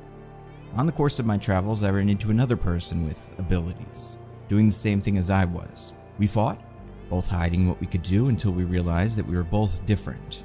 So we agreed to ally for this mission. Eventually, we made it to Linjiang, the city where the mutant was last spotted. And we expected to find, well, we didn't know, someone dangerous. Imagine our surprise when we met Kuan Yin Zorn, a man with a star for a head who was healing the people. He had the ability to heal every disease, ailment, broken leg, bad vision. He could even counter the effects of aging within a certain limit. So we talked to the people of this town who told us that Zorn, that's what they were calling him, was just traveling the country, healing, nothing more. No threats and no prejudice. It was then that the Americans appeared. They attacked the village, first with soldiers, then bombs. My partner and I were able to make quick work of them. We told Zorn who we were and he went into hiding with us. He didn't want to leave his people, but he knew they were not safe as long as he was with them. My partner was able to do a little digging and he found out who sent the original kill order. Turns out it was a senator working with a pharmaceutical company. But they didn't try to work with Zorn or even capture him. They knew his existence threatened their entire industry. Mutants were bad for business. So we were forced to hide Zorn, knowing if he was found he would be killed. And we three, myself, my new partner, and Zorn, formed the Brotherhood. And the funny thing, Mr. Hodge, I was hoping I could tell you this in person, Zorn would have saved your father, without question. But your government and your corporations wouldn't allow it. Enough. It's a lie. Ask him yourself. Zorn walks out from behind a nearby car. Darkstar's flying beside him. Wait, that's Zorn. Then who? At that moment, the Zorn inside the base's helmet breaks and falls onto the floor, making a big clang. Everybody looks at the camera and sees Magneto wearing the Zorn outfit. You think you're so clever. The Magneto outside turns into Mystique and backflips out of danger over Darkstar, Maggot, and Zorn. Hodge calls the smiley faces back into the prison. Darkstar picks up Zorn and follows. Maggot says, I am so confused. Mystique says, what does the man on TV say? Oh yes, acting. Hodge runs into the control room as his guards draw their guns on Sage. Micromax grows off her shoulder. The two of them knock out the guards in the room. Micromax detains Hodge while Sage gets on the computers. The dampeners on Magneto's cell depower and it opens. Sage smiles. Then she finds the rest of the cells holding the mutants. Hodge asks Sage, how did you do it? I had eyes on the entire house. You never left, and you never told anyone. Hallmarks of a good team. Trust and communication. We flash back to Magneto talking to Hodge and see Magneto sending out a subtle series of waves. Cut to Sage and Maggot. Sage is monitoring the meeting with Hodge. Maggot is watching TV. The TV flashes a little static, and then more.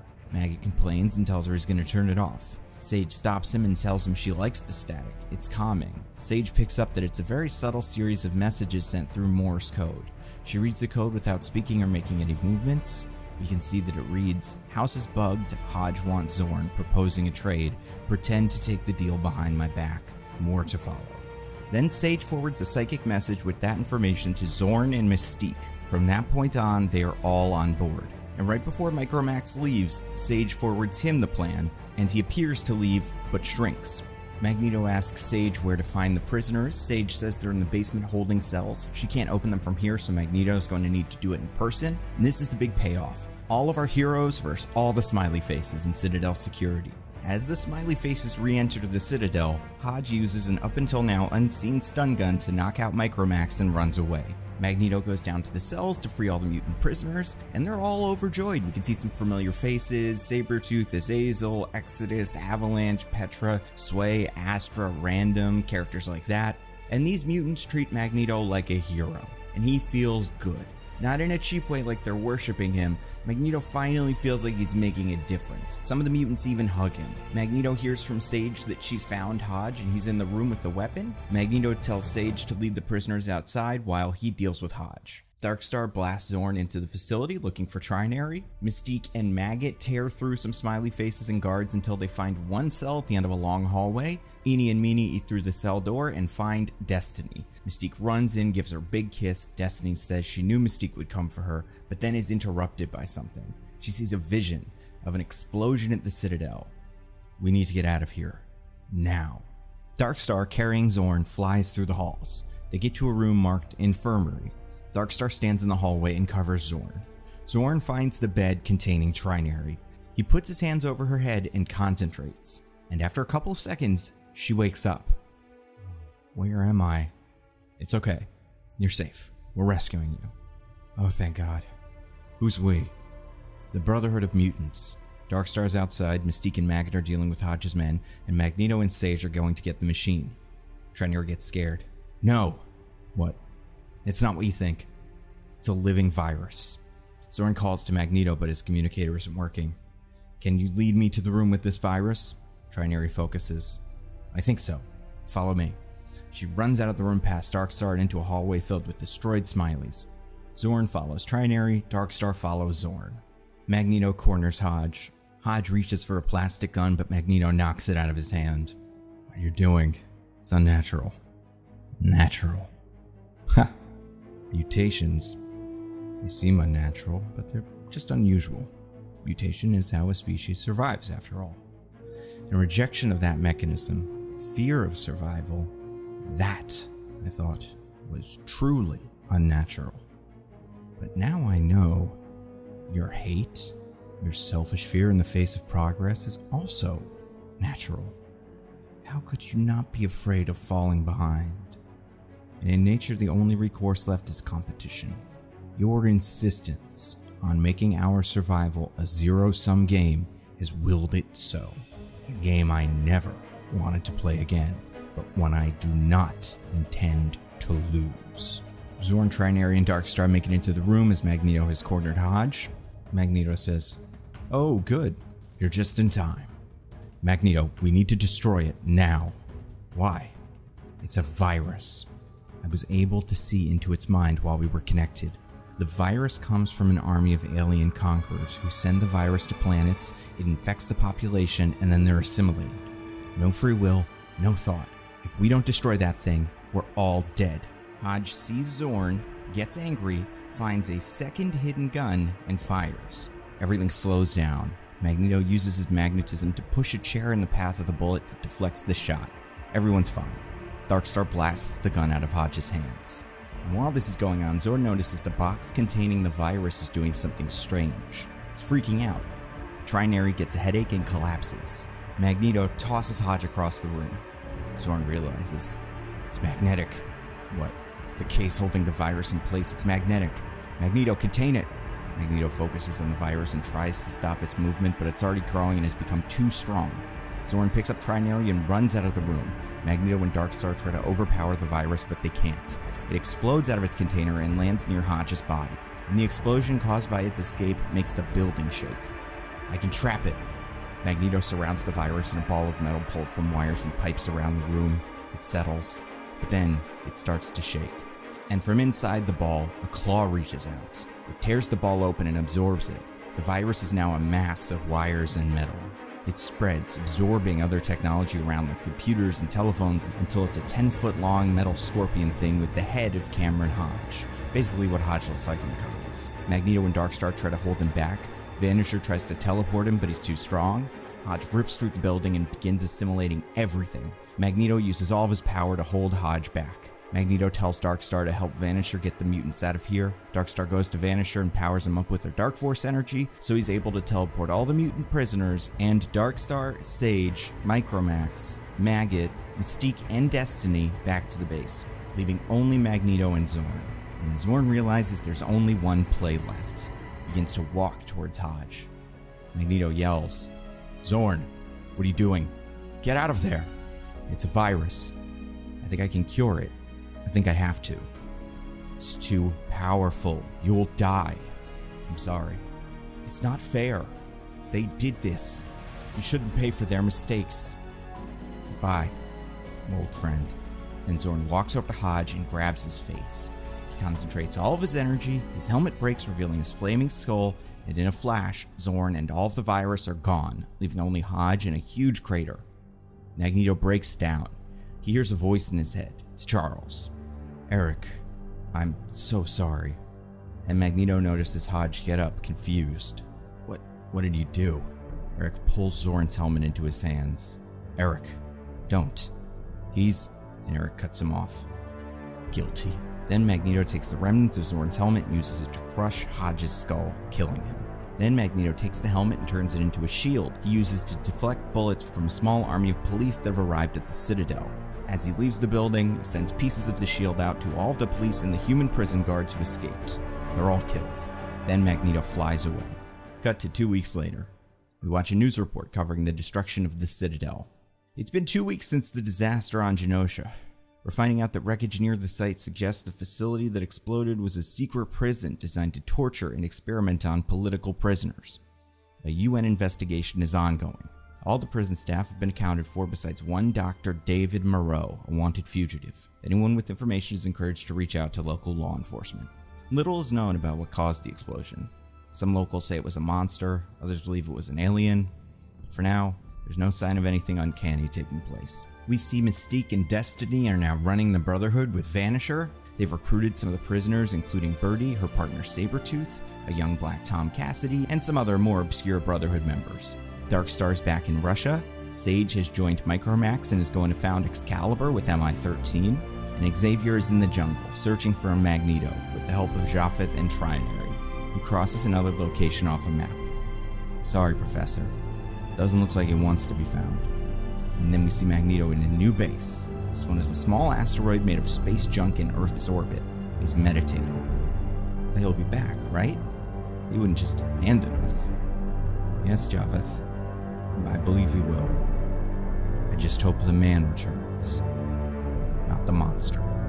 And that's the end. There you go, Kevin. It's the Magneto origin that establishes his relationship with the Big X players, creates a mythology for the Brotherhood of Mutants, and gives us a taste of how the X-Men will affect the larger Marvel universe. And yes, I do have a post-credit scene that would go along with this. Okay, here's how I see this one working. We're in the middle of the assault on the Citadel, and this time we follow Dr. Moreau, who is fleeing the chaos. Remember, we never saw what happened to him. He runs into his office, grabs some files, and then escapes through a hidden door. Micromax runs in and finds nothing, so he moves on. Moreau escapes onto the street level, but before he opens the door, he changes his shape to a white, John Hamm-looking guy and fades into the crowd. And then we see this man get on a series of planes and land in Alberta, Canada. He enters a large office building. Everyone is surprised to see him. "Mister, you're back." "Of course I'm back. I just needed some time to recharge." The man goes into his office and flips through his Rolodex until he finds a name. Cornelius. He picks up a phone and calls. An older man alone in a lab answers. "Hello? Dr. Cornelius. Who is this?" "My name is John. I want to talk to you about getting one of your old projects back on track. That got shelved years ago. What makes you think you can get it started?" "I can. I just need to know you can still do it." Cornelius sits back. "I should be able to. If you have the metal, it's not easy to find. I'll take care of that." "Okay then. I'll get my research ready." "Excellent. What did you say your name was again?" "It's John. John Sublime." We pan over to see the research Cornelius is working on is the Weapon X program, Blackout. I'll say originally, my plan was for Moreau to be Mr. Sinister, but I feel like Sublime opens up a lot of other possibilities for stories we've never seen done in X-Men before. Besides the obvious, like Weapon X, Sublime is responsible for the human, the creation of the world, a lot of the other fun Morrison ideas that never played out on screen. So as much as I love Mr. Sinister, John Sublime, the living bacteria, would be my main villain for this phase of the X-Men in the MCU.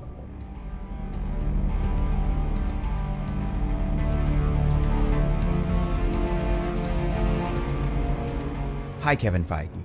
There is no time for introductions about how it's me, Nando, the YouTuber who secretly writes all the Marvel movies and the shows, except for Secret Invasion, one that until I just said its name, you forgot it existed, because I saw the signal flare. We have a situation on our hands. Blade is delayed again. For the, fifth time? It is so delayed that it's currently off the release schedule. But Mahershala is still interested. The challenge now is because Mahershala has seen so many scripts, we need something unlike anything else that has been pitched. And Kevin, I think I have just the thing. The pitch that can save Blade. And I'm just going to jump right into it. I'll cut in a little bit to explain my thoughts, but for now, here's my pitch for Blade.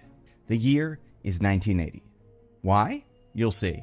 But this isn't anywhere near unprecedented for Blade. Many of the potential pitches I've heard about online are period pieces. Why? Because period pieces are fun and Blade doesn't need to age. So anyway, it's 1980. We open on a meeting between two vampires. One is sitting on a throne, adorned in red armor.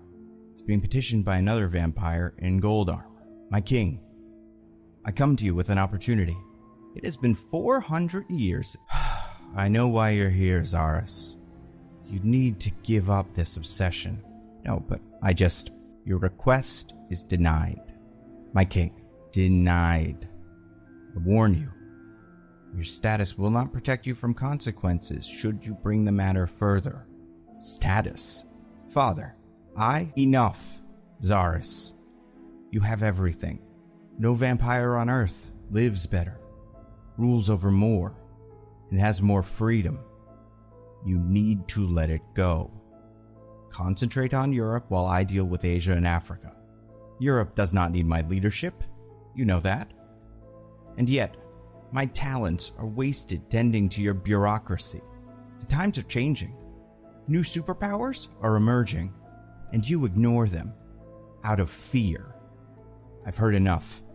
Guards, I'm going. Let this be the last I hear of it. Zaris leaves. Meets up with his confidant, Count Vaccaro. I'm sorry, Zaris. He doesn't understand. He can't. His days of conquering are over, and he leaves entire continents untouched. Other clans are spreading their influence, and every new land they turn weakens our position.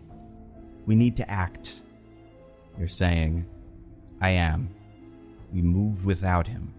And when we win, either he accepts us, or we use our new army to destroy him. Dracula had his chance. It's my turn. So this is our villain, Zaris, the son of Dracula. He's been a player in the comics in a very Game of Thrones-y, gotta usurp dad sort of way. Now, if some of you are saying, why not just use Dracula? I get it. He's the big vampire baddie. Sometimes it's smart not to leave anything on the table. But assuming this is successful, I think Marvel would like a trilogy, and Dracula is the right villain for a 3-movie arc. It can't go wrong. But if we work Dracula into the plot naturally, instead of just throwing him randomly into the last movie, and also if the last movie isn't a disaster, this could work. As for casting, it's tough, but I've always liked Viggo Mortensen for stuff like this. He's my Dracula. And for Zaris, that, but in his 30s. And he's my favorite, and he could conceivably play this role, Dev Patel. He's Zaris in this. So here we can start with a big motorcycle chase already in motion. I understand why Wesley Snipes' Blade loved muscle cars, but I always associated Blade more closely with motorcycles. I think they'd lend themselves to some more dynamic action scenes, like The Matrix Reloaded.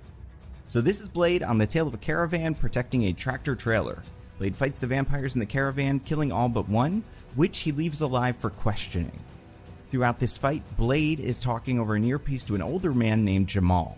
Jamal is helping with navigation. Although this is the 80s, so it's mostly just maps giving Blade shortcuts.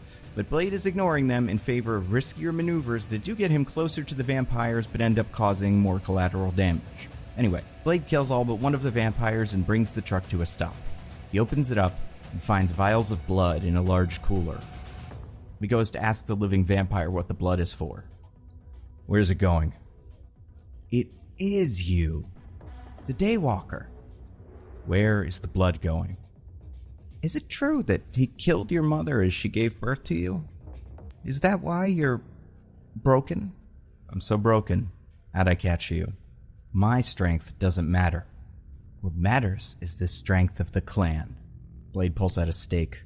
Oh, well, are you willing to die for him? Indeed. The vampire's skin begins to glow as Blade notices a tooth is missing. The vampire had a capsule hidden in his teeth. Blade brings the blood back to the hideout. It's a rundown operation put together by an older man named Jamal Afari. Jamal says, "What happened?"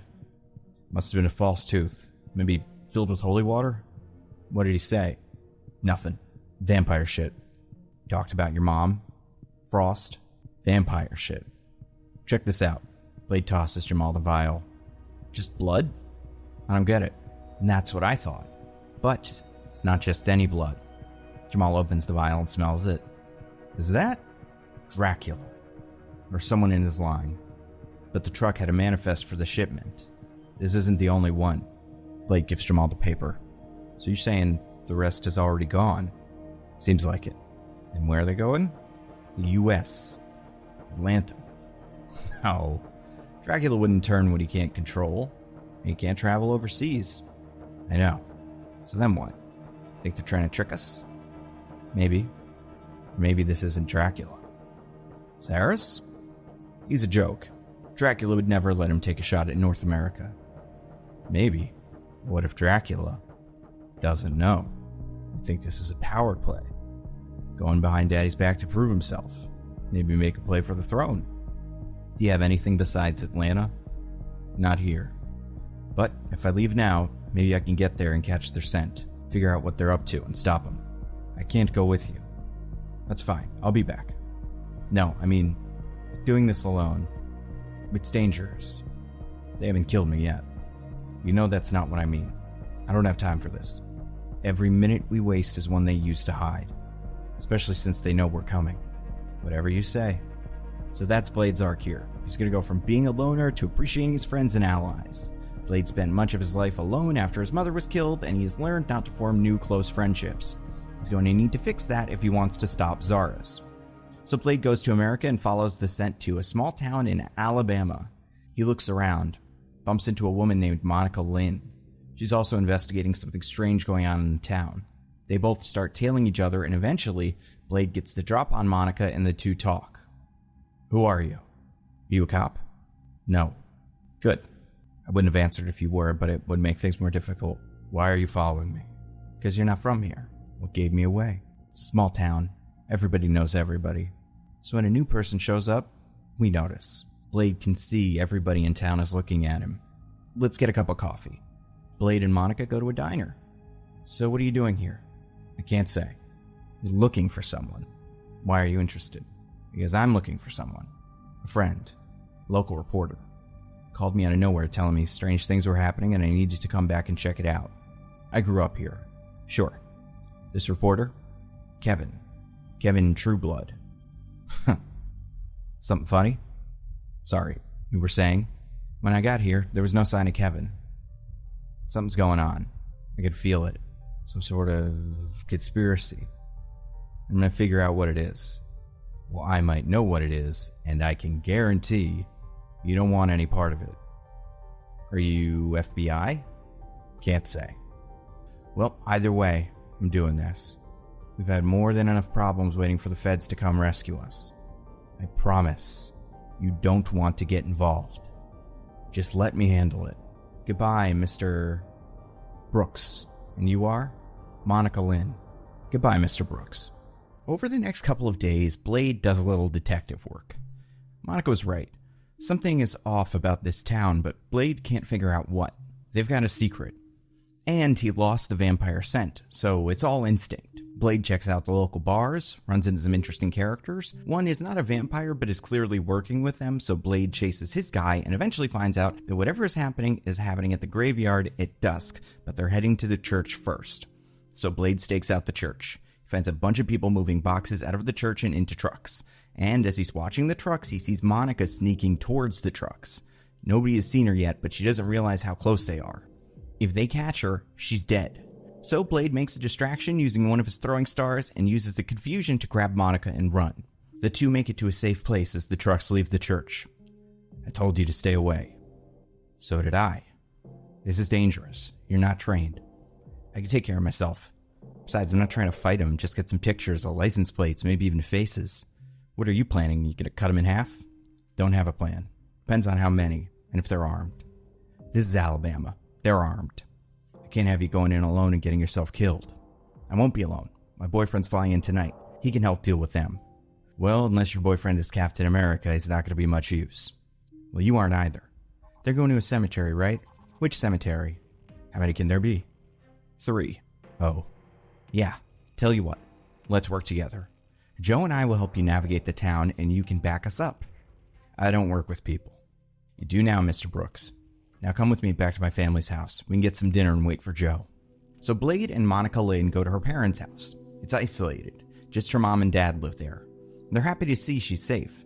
She tells them that Brooks is another friend of Kevin's from out of town, so she invited him over for dinner. Blade gets to spend some time with the family. He's not used to this. Warmth, comfort. And his whole time he's trying to figure out if Monica knows without telling her. She's suspicious of the men who may have taken Kevin, but does she know they might be vampires?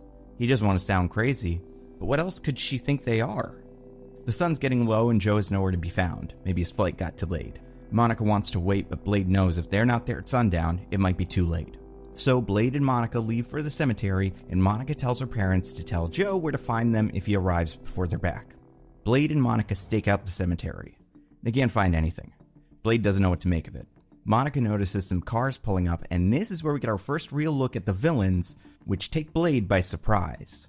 Members of the Ku Klux Klan. What the fuck?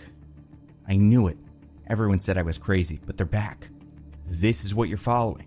What Kevin found? They disappeared in the 70s, but I knew it was only a matter of time until they showed back up. A man walks out of one of the cars dressed in a fancy suit.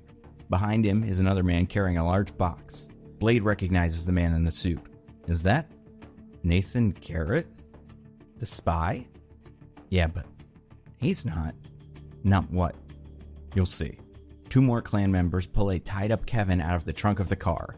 The group of them walk into a mausoleum and disappear. 2 guards stand outside. Kevin! What's down there? I didn't think anything. If you want to save your friend, we've got to go down now. They run up and take out the 2 guards outside the building. Blade and Monica sneak into the crypt through a secret passage the others had already opened. They find a large room where the men have Kevin tied up on a stone table. What are they doing? It's a ritual. Dark magic. Creates a barrier that other magic can't get through. But they shouldn't be able to. They need a relic. Dark magic? Are you kidding? I'm not kidding. But it doesn't matter if they don't have the ebony blade. Oh, shit. Garrett removes the ebony blade from the box. He starts an incantation. You sneak around. Rescue your friend. I'll keep him busy. How? The usual way. Blade jumps down into the middle of the circle. The Klan members are startled. Garrett takes a breath. Who the hell? Oh, you must be Blade. And you're that rich guy who got caught selling secrets to the Chinese. How'd you get out of jail so fast? Broke out. Wow, you'd admit to that. In front of all these cops, I'm guessing? Blade jumps backwards, keeping the attention of the group away from Monica Lynn. He told me you'd be here. Said I was to kill you. Would that it were so simple. Indeed. That's why I brought this. Garrett raises the ebony blade over his head, and his arm transforms into a suit of armor, kind of like Magix does in New Mutants. The Klan members surround Blade while Garrett engages in combat. Third in the confusion, Monica Lynn sneaks over and manages to untie Kevin. He falls off the table, which gets the attention of the Klansmen. Blade and Monica are outnumbered, when suddenly, the lights go out. Somebody else is here. One by one, the Klan members are tossed against the wall. Garrett says, I just need to spill blood on the altar. Come over here. One of the Klansmen comes over to Garrett, who stabs the Klansman with the blade. The man lands on the altar, which glows. In the confusion, Blade manages to get the upper hand, but right before Blade can stop Garrett, Garrett does a spell that teleports himself and all the Klansmen out of the mausoleum, leaving Blade, Monica Lynn, a barely conscious Kevin, and the mystery man. Blade walks up to the man. Who the hell are you? Walks into the light and we can see a makeshift Black Panther, like the homemade Spider-Man suit. The man pulls off his mask and we see Sterling K. Brown. Monica Lynn rejoices. Joe, you made it. This is Joe. Joe Stevens. You can call me the War Dog. Mr. Eric Brooks. You can call me Blade. Joe and Monica Lynn kiss. I didn't know you were going to wear the suit. Desperate times. Just glad you're safe. Let's get Kevin somewhere comfortable. Got to Monica's farmhouse. Kevin is resting on the couch. The other 3 are talking. So you're saying these men were vampires? I thought so, but they weren't. They were just people. How do you know? I can smell it. And that's why you're here? You're a vampire hunter, something like that. Blade notices N'Jobu has a special set of Black Panther-y gloves. Some fancy gloves you got there. I've seen a weapon like that before. Only once. I doubt that. Come on, Monica. Vampires? How dumb does he think we are? You think Wakanda is the only secret left in the world, Mr. Stevens? How do you know about Wakanda? There's vampires everywhere. I assure you, there are no vampires in Wakanda. You're welcome. I know that's a sort of cliche line, but I don't know, I think it's fun. So our heroes do a little bit more investigating. Eventually, we come up with this explanation of what's going on, and I'll present it in the form of some exposition coming from Blade. Dracula always stayed away from North America. Doesn't like crossing the ocean. But his son, Zarus, he has something to prove. So he took a new approach. He needed two things. First, a field general. So Zarus called on another son of a bitch, a man named Nathan Garrett. You've probably heard of him. He was a disgraced British scientist who got caught spying for the Chinese. It was in all the papers. Zarus found Garrett and gave him something. Family heirloom. That's that ninja sword, more of a broadsword. It's called the Ebony Blade. It's indestructible, it can cut through anything. It's powered by hate. Legend has it the blade was made by Merlin and granted to a knight named Sir Percy, who used it to conquer Britain. The spell on the blade means it will always find its way to the next heir of Sir Percy. Looks like Dracula killed everyone alive between Percy and Garrett, because Garrett is desperate, and he was able to become the new Black Knight. But Zarus still needed an army for Garrett to lead, one with weapons, one in places of authority, and most importantly, one susceptible to bullshit. That's where the clan comes in. Garrett was able to convince the clan that Dracula wanted to give them power so they could defend the white race or something. Zarus just really wants bodies, one with small minds and big guns. One Zarus can use to spread his evil all throughout the states till he has his own vampire army strong enough to rival Dad's. So okay, had to jump back in here. These are my two big ideas. First, I was looking for Blade stories I had not seen pitched by other people, and I realized it might be fun to pair Blade up with another character from the MCU who we're at least kind of familiar with. And we know that this is Mahershala Ali's baby. Apparently, he called up Kevin Feige, and said, I want to play Blade. So I wondered, does Mahershala have any friends who it might be fun to see him work alongside? And a quick Google brought up Sterling K. Brown. I listened to a conversation between Sterling K. Brown and Mahershala Ali on IndieWire's Millions of Screens podcast, and it turns out they go way back. They were a year apart in NYU's Tisch acting program and spent a lot of time together. Mahershala even slept on Sterling's couch for like a week. They learned from each other about acting, about faith, about everything. So, I think it's pretty wild that I've never seen them in anything before. And no, I'm not counting Invincible since they weren't in the same scenes together. But I think, well, it doesn't make a difference because Sterling K. Brown hasn't been in the Marvel Cinematic Universe. I don't think so. Right? Wait a second. He plays Killmonger's dad N'Jobu in the first Black Panther movie. If you Google it, Sterling's near the top of many of those great actor you forgot was in the MCU lists. But N'Jobu existed, and he had a very vague backstory that we could fill in here. N'Jobu was a spy or war dog who became radicalized while in the States. But we don't know when he went or what specifically led to that radicalization. So what if this was a team-up set right before Killmonger was born between Blade and N'Jobu? Blade and kind of Black Panther teaming up. Then the second question, what did they team up to do? And I thought, well, Blade fits nicely into any other story as long as the bad guys are also vampires. So really the question is, what's a great Black Panther story that we haven't done yet? And then I remembered one of the classic Black Panther comic storylines that the Marvel Cinematic Universe has not touched. T'Challa vs. the Klan. It started in the Jungle Action books, telling the story of T'Challa fighting the Ku Klux Klan, full of iconic imagery, most notably this cover with T'Challa tied to a burning cross. And the MCU hasn't done it yet. And we don't really have a T'Challa anymore, at least we don't have an adult T'Challa anymore. And since Kang isn't around to shoot him with the time gun, we probably won't for a while. And sure, we have a Black Panther now, but she has incredibly advanced technology. She fought Thanos, she fought Namor. A small sect of an American hate group doesn't really seem like it would be on her radar, even if some of them are vampires. But it could be a challenge for N'Jobu, a character with perhaps some Wakandan resources, but nothing near what T'Challa had even in Civil War. we can present a much more vulnerable Black Panther because he is not technically the Black Panther. He just knows how to be a Black Panther and can use that to his advantage. But then okay, why is Blade involved? Easy, because they're not just clan members, they're vampires, or if you will, clanpires, and I will. But you may be thinking, won't that undercut the grounded nature of the comic story this is loosely based on? You'd think so, but in the original story, the clan was also working for a demon. They were sort of two clans, one was the regular KKK and one was a supernatural KKK, so this is right in line with the original story. And hey, you know who features heavily in that original Jungle action run?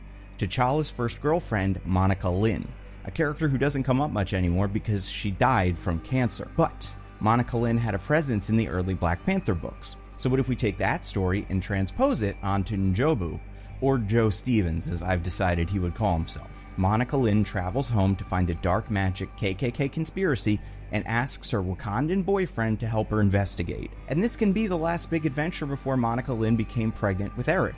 Because in the lore, this character, Killmonger's mom, does not really exist. Like, obviously he had a mom, but we know nothing about her. So we can make some fun stuff up. She's a plucky activist from Alabama who moves to LA, meets a spy named N'Jobu, and they fall in love. And hey, I don't think we necessarily need a backstory for everyone's name in one of these, but now it would be kind of cool if N'Jobu and Monica Lynn's son was named after that cool vampire hunter that helped them save her town from clanpires, Eric Brooks. And in this video, Monica Lynn is played by Susan Kelechi Watson, who is not only Sterling K. Brown's wife on This Is Us, but she was also part of the same Tish class as Brown and Ali, and they're all friends. So the rest of the movie is what you'd expect. Our heroes are trying to work together, but failing, learning from each other. Blade learns to accept help.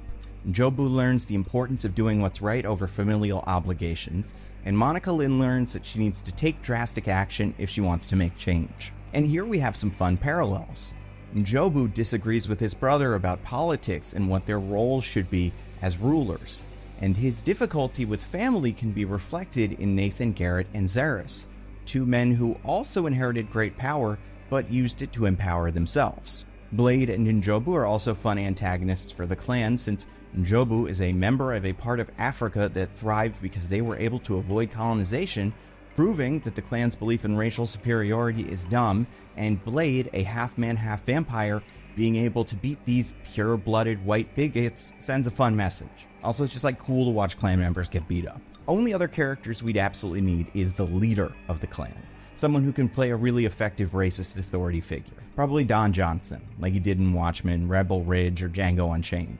He could be the mayor of this town, making it that much more difficult for our heroes to figure out how to deal with the conspiracy. Oh, and if you're wondering, after the first meeting between our heroes and our villains, why aren't the KKK members vampires yet? That does seem to be what Zaris wants after all.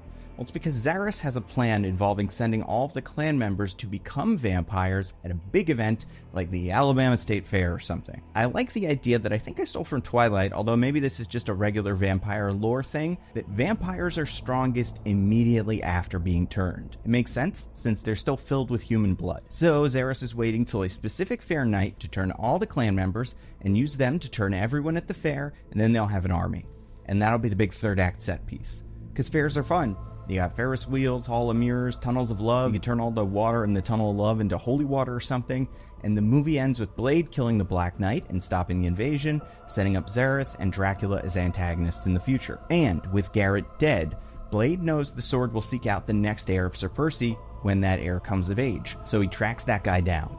He's a newly orphaned baby who Blade keeps an eye on as he grows up, and trains with the hope that when the heir turns 18 and magically inherits the Ebony Blade, he can be an ally, and that's how Blade knows Dane Whitman. So that's the pitch. It is a fun, one-off story of Blade, N'Jobu, and Monica Lynn taking on an army of clanpires led by the previous Black Knight. I really hope you haven't heard a pitch like that so far. Now get it to Mahershala ASAP. As always, thank you to everybody who continues to support the channel on Patreon. Thank you to everybody who listens to my podcast, Mostly Nitpicking, and everybody that follows me on social media. I'm Nando V Movies everywhere. That's all I got. Stay safe. I'll see you next time.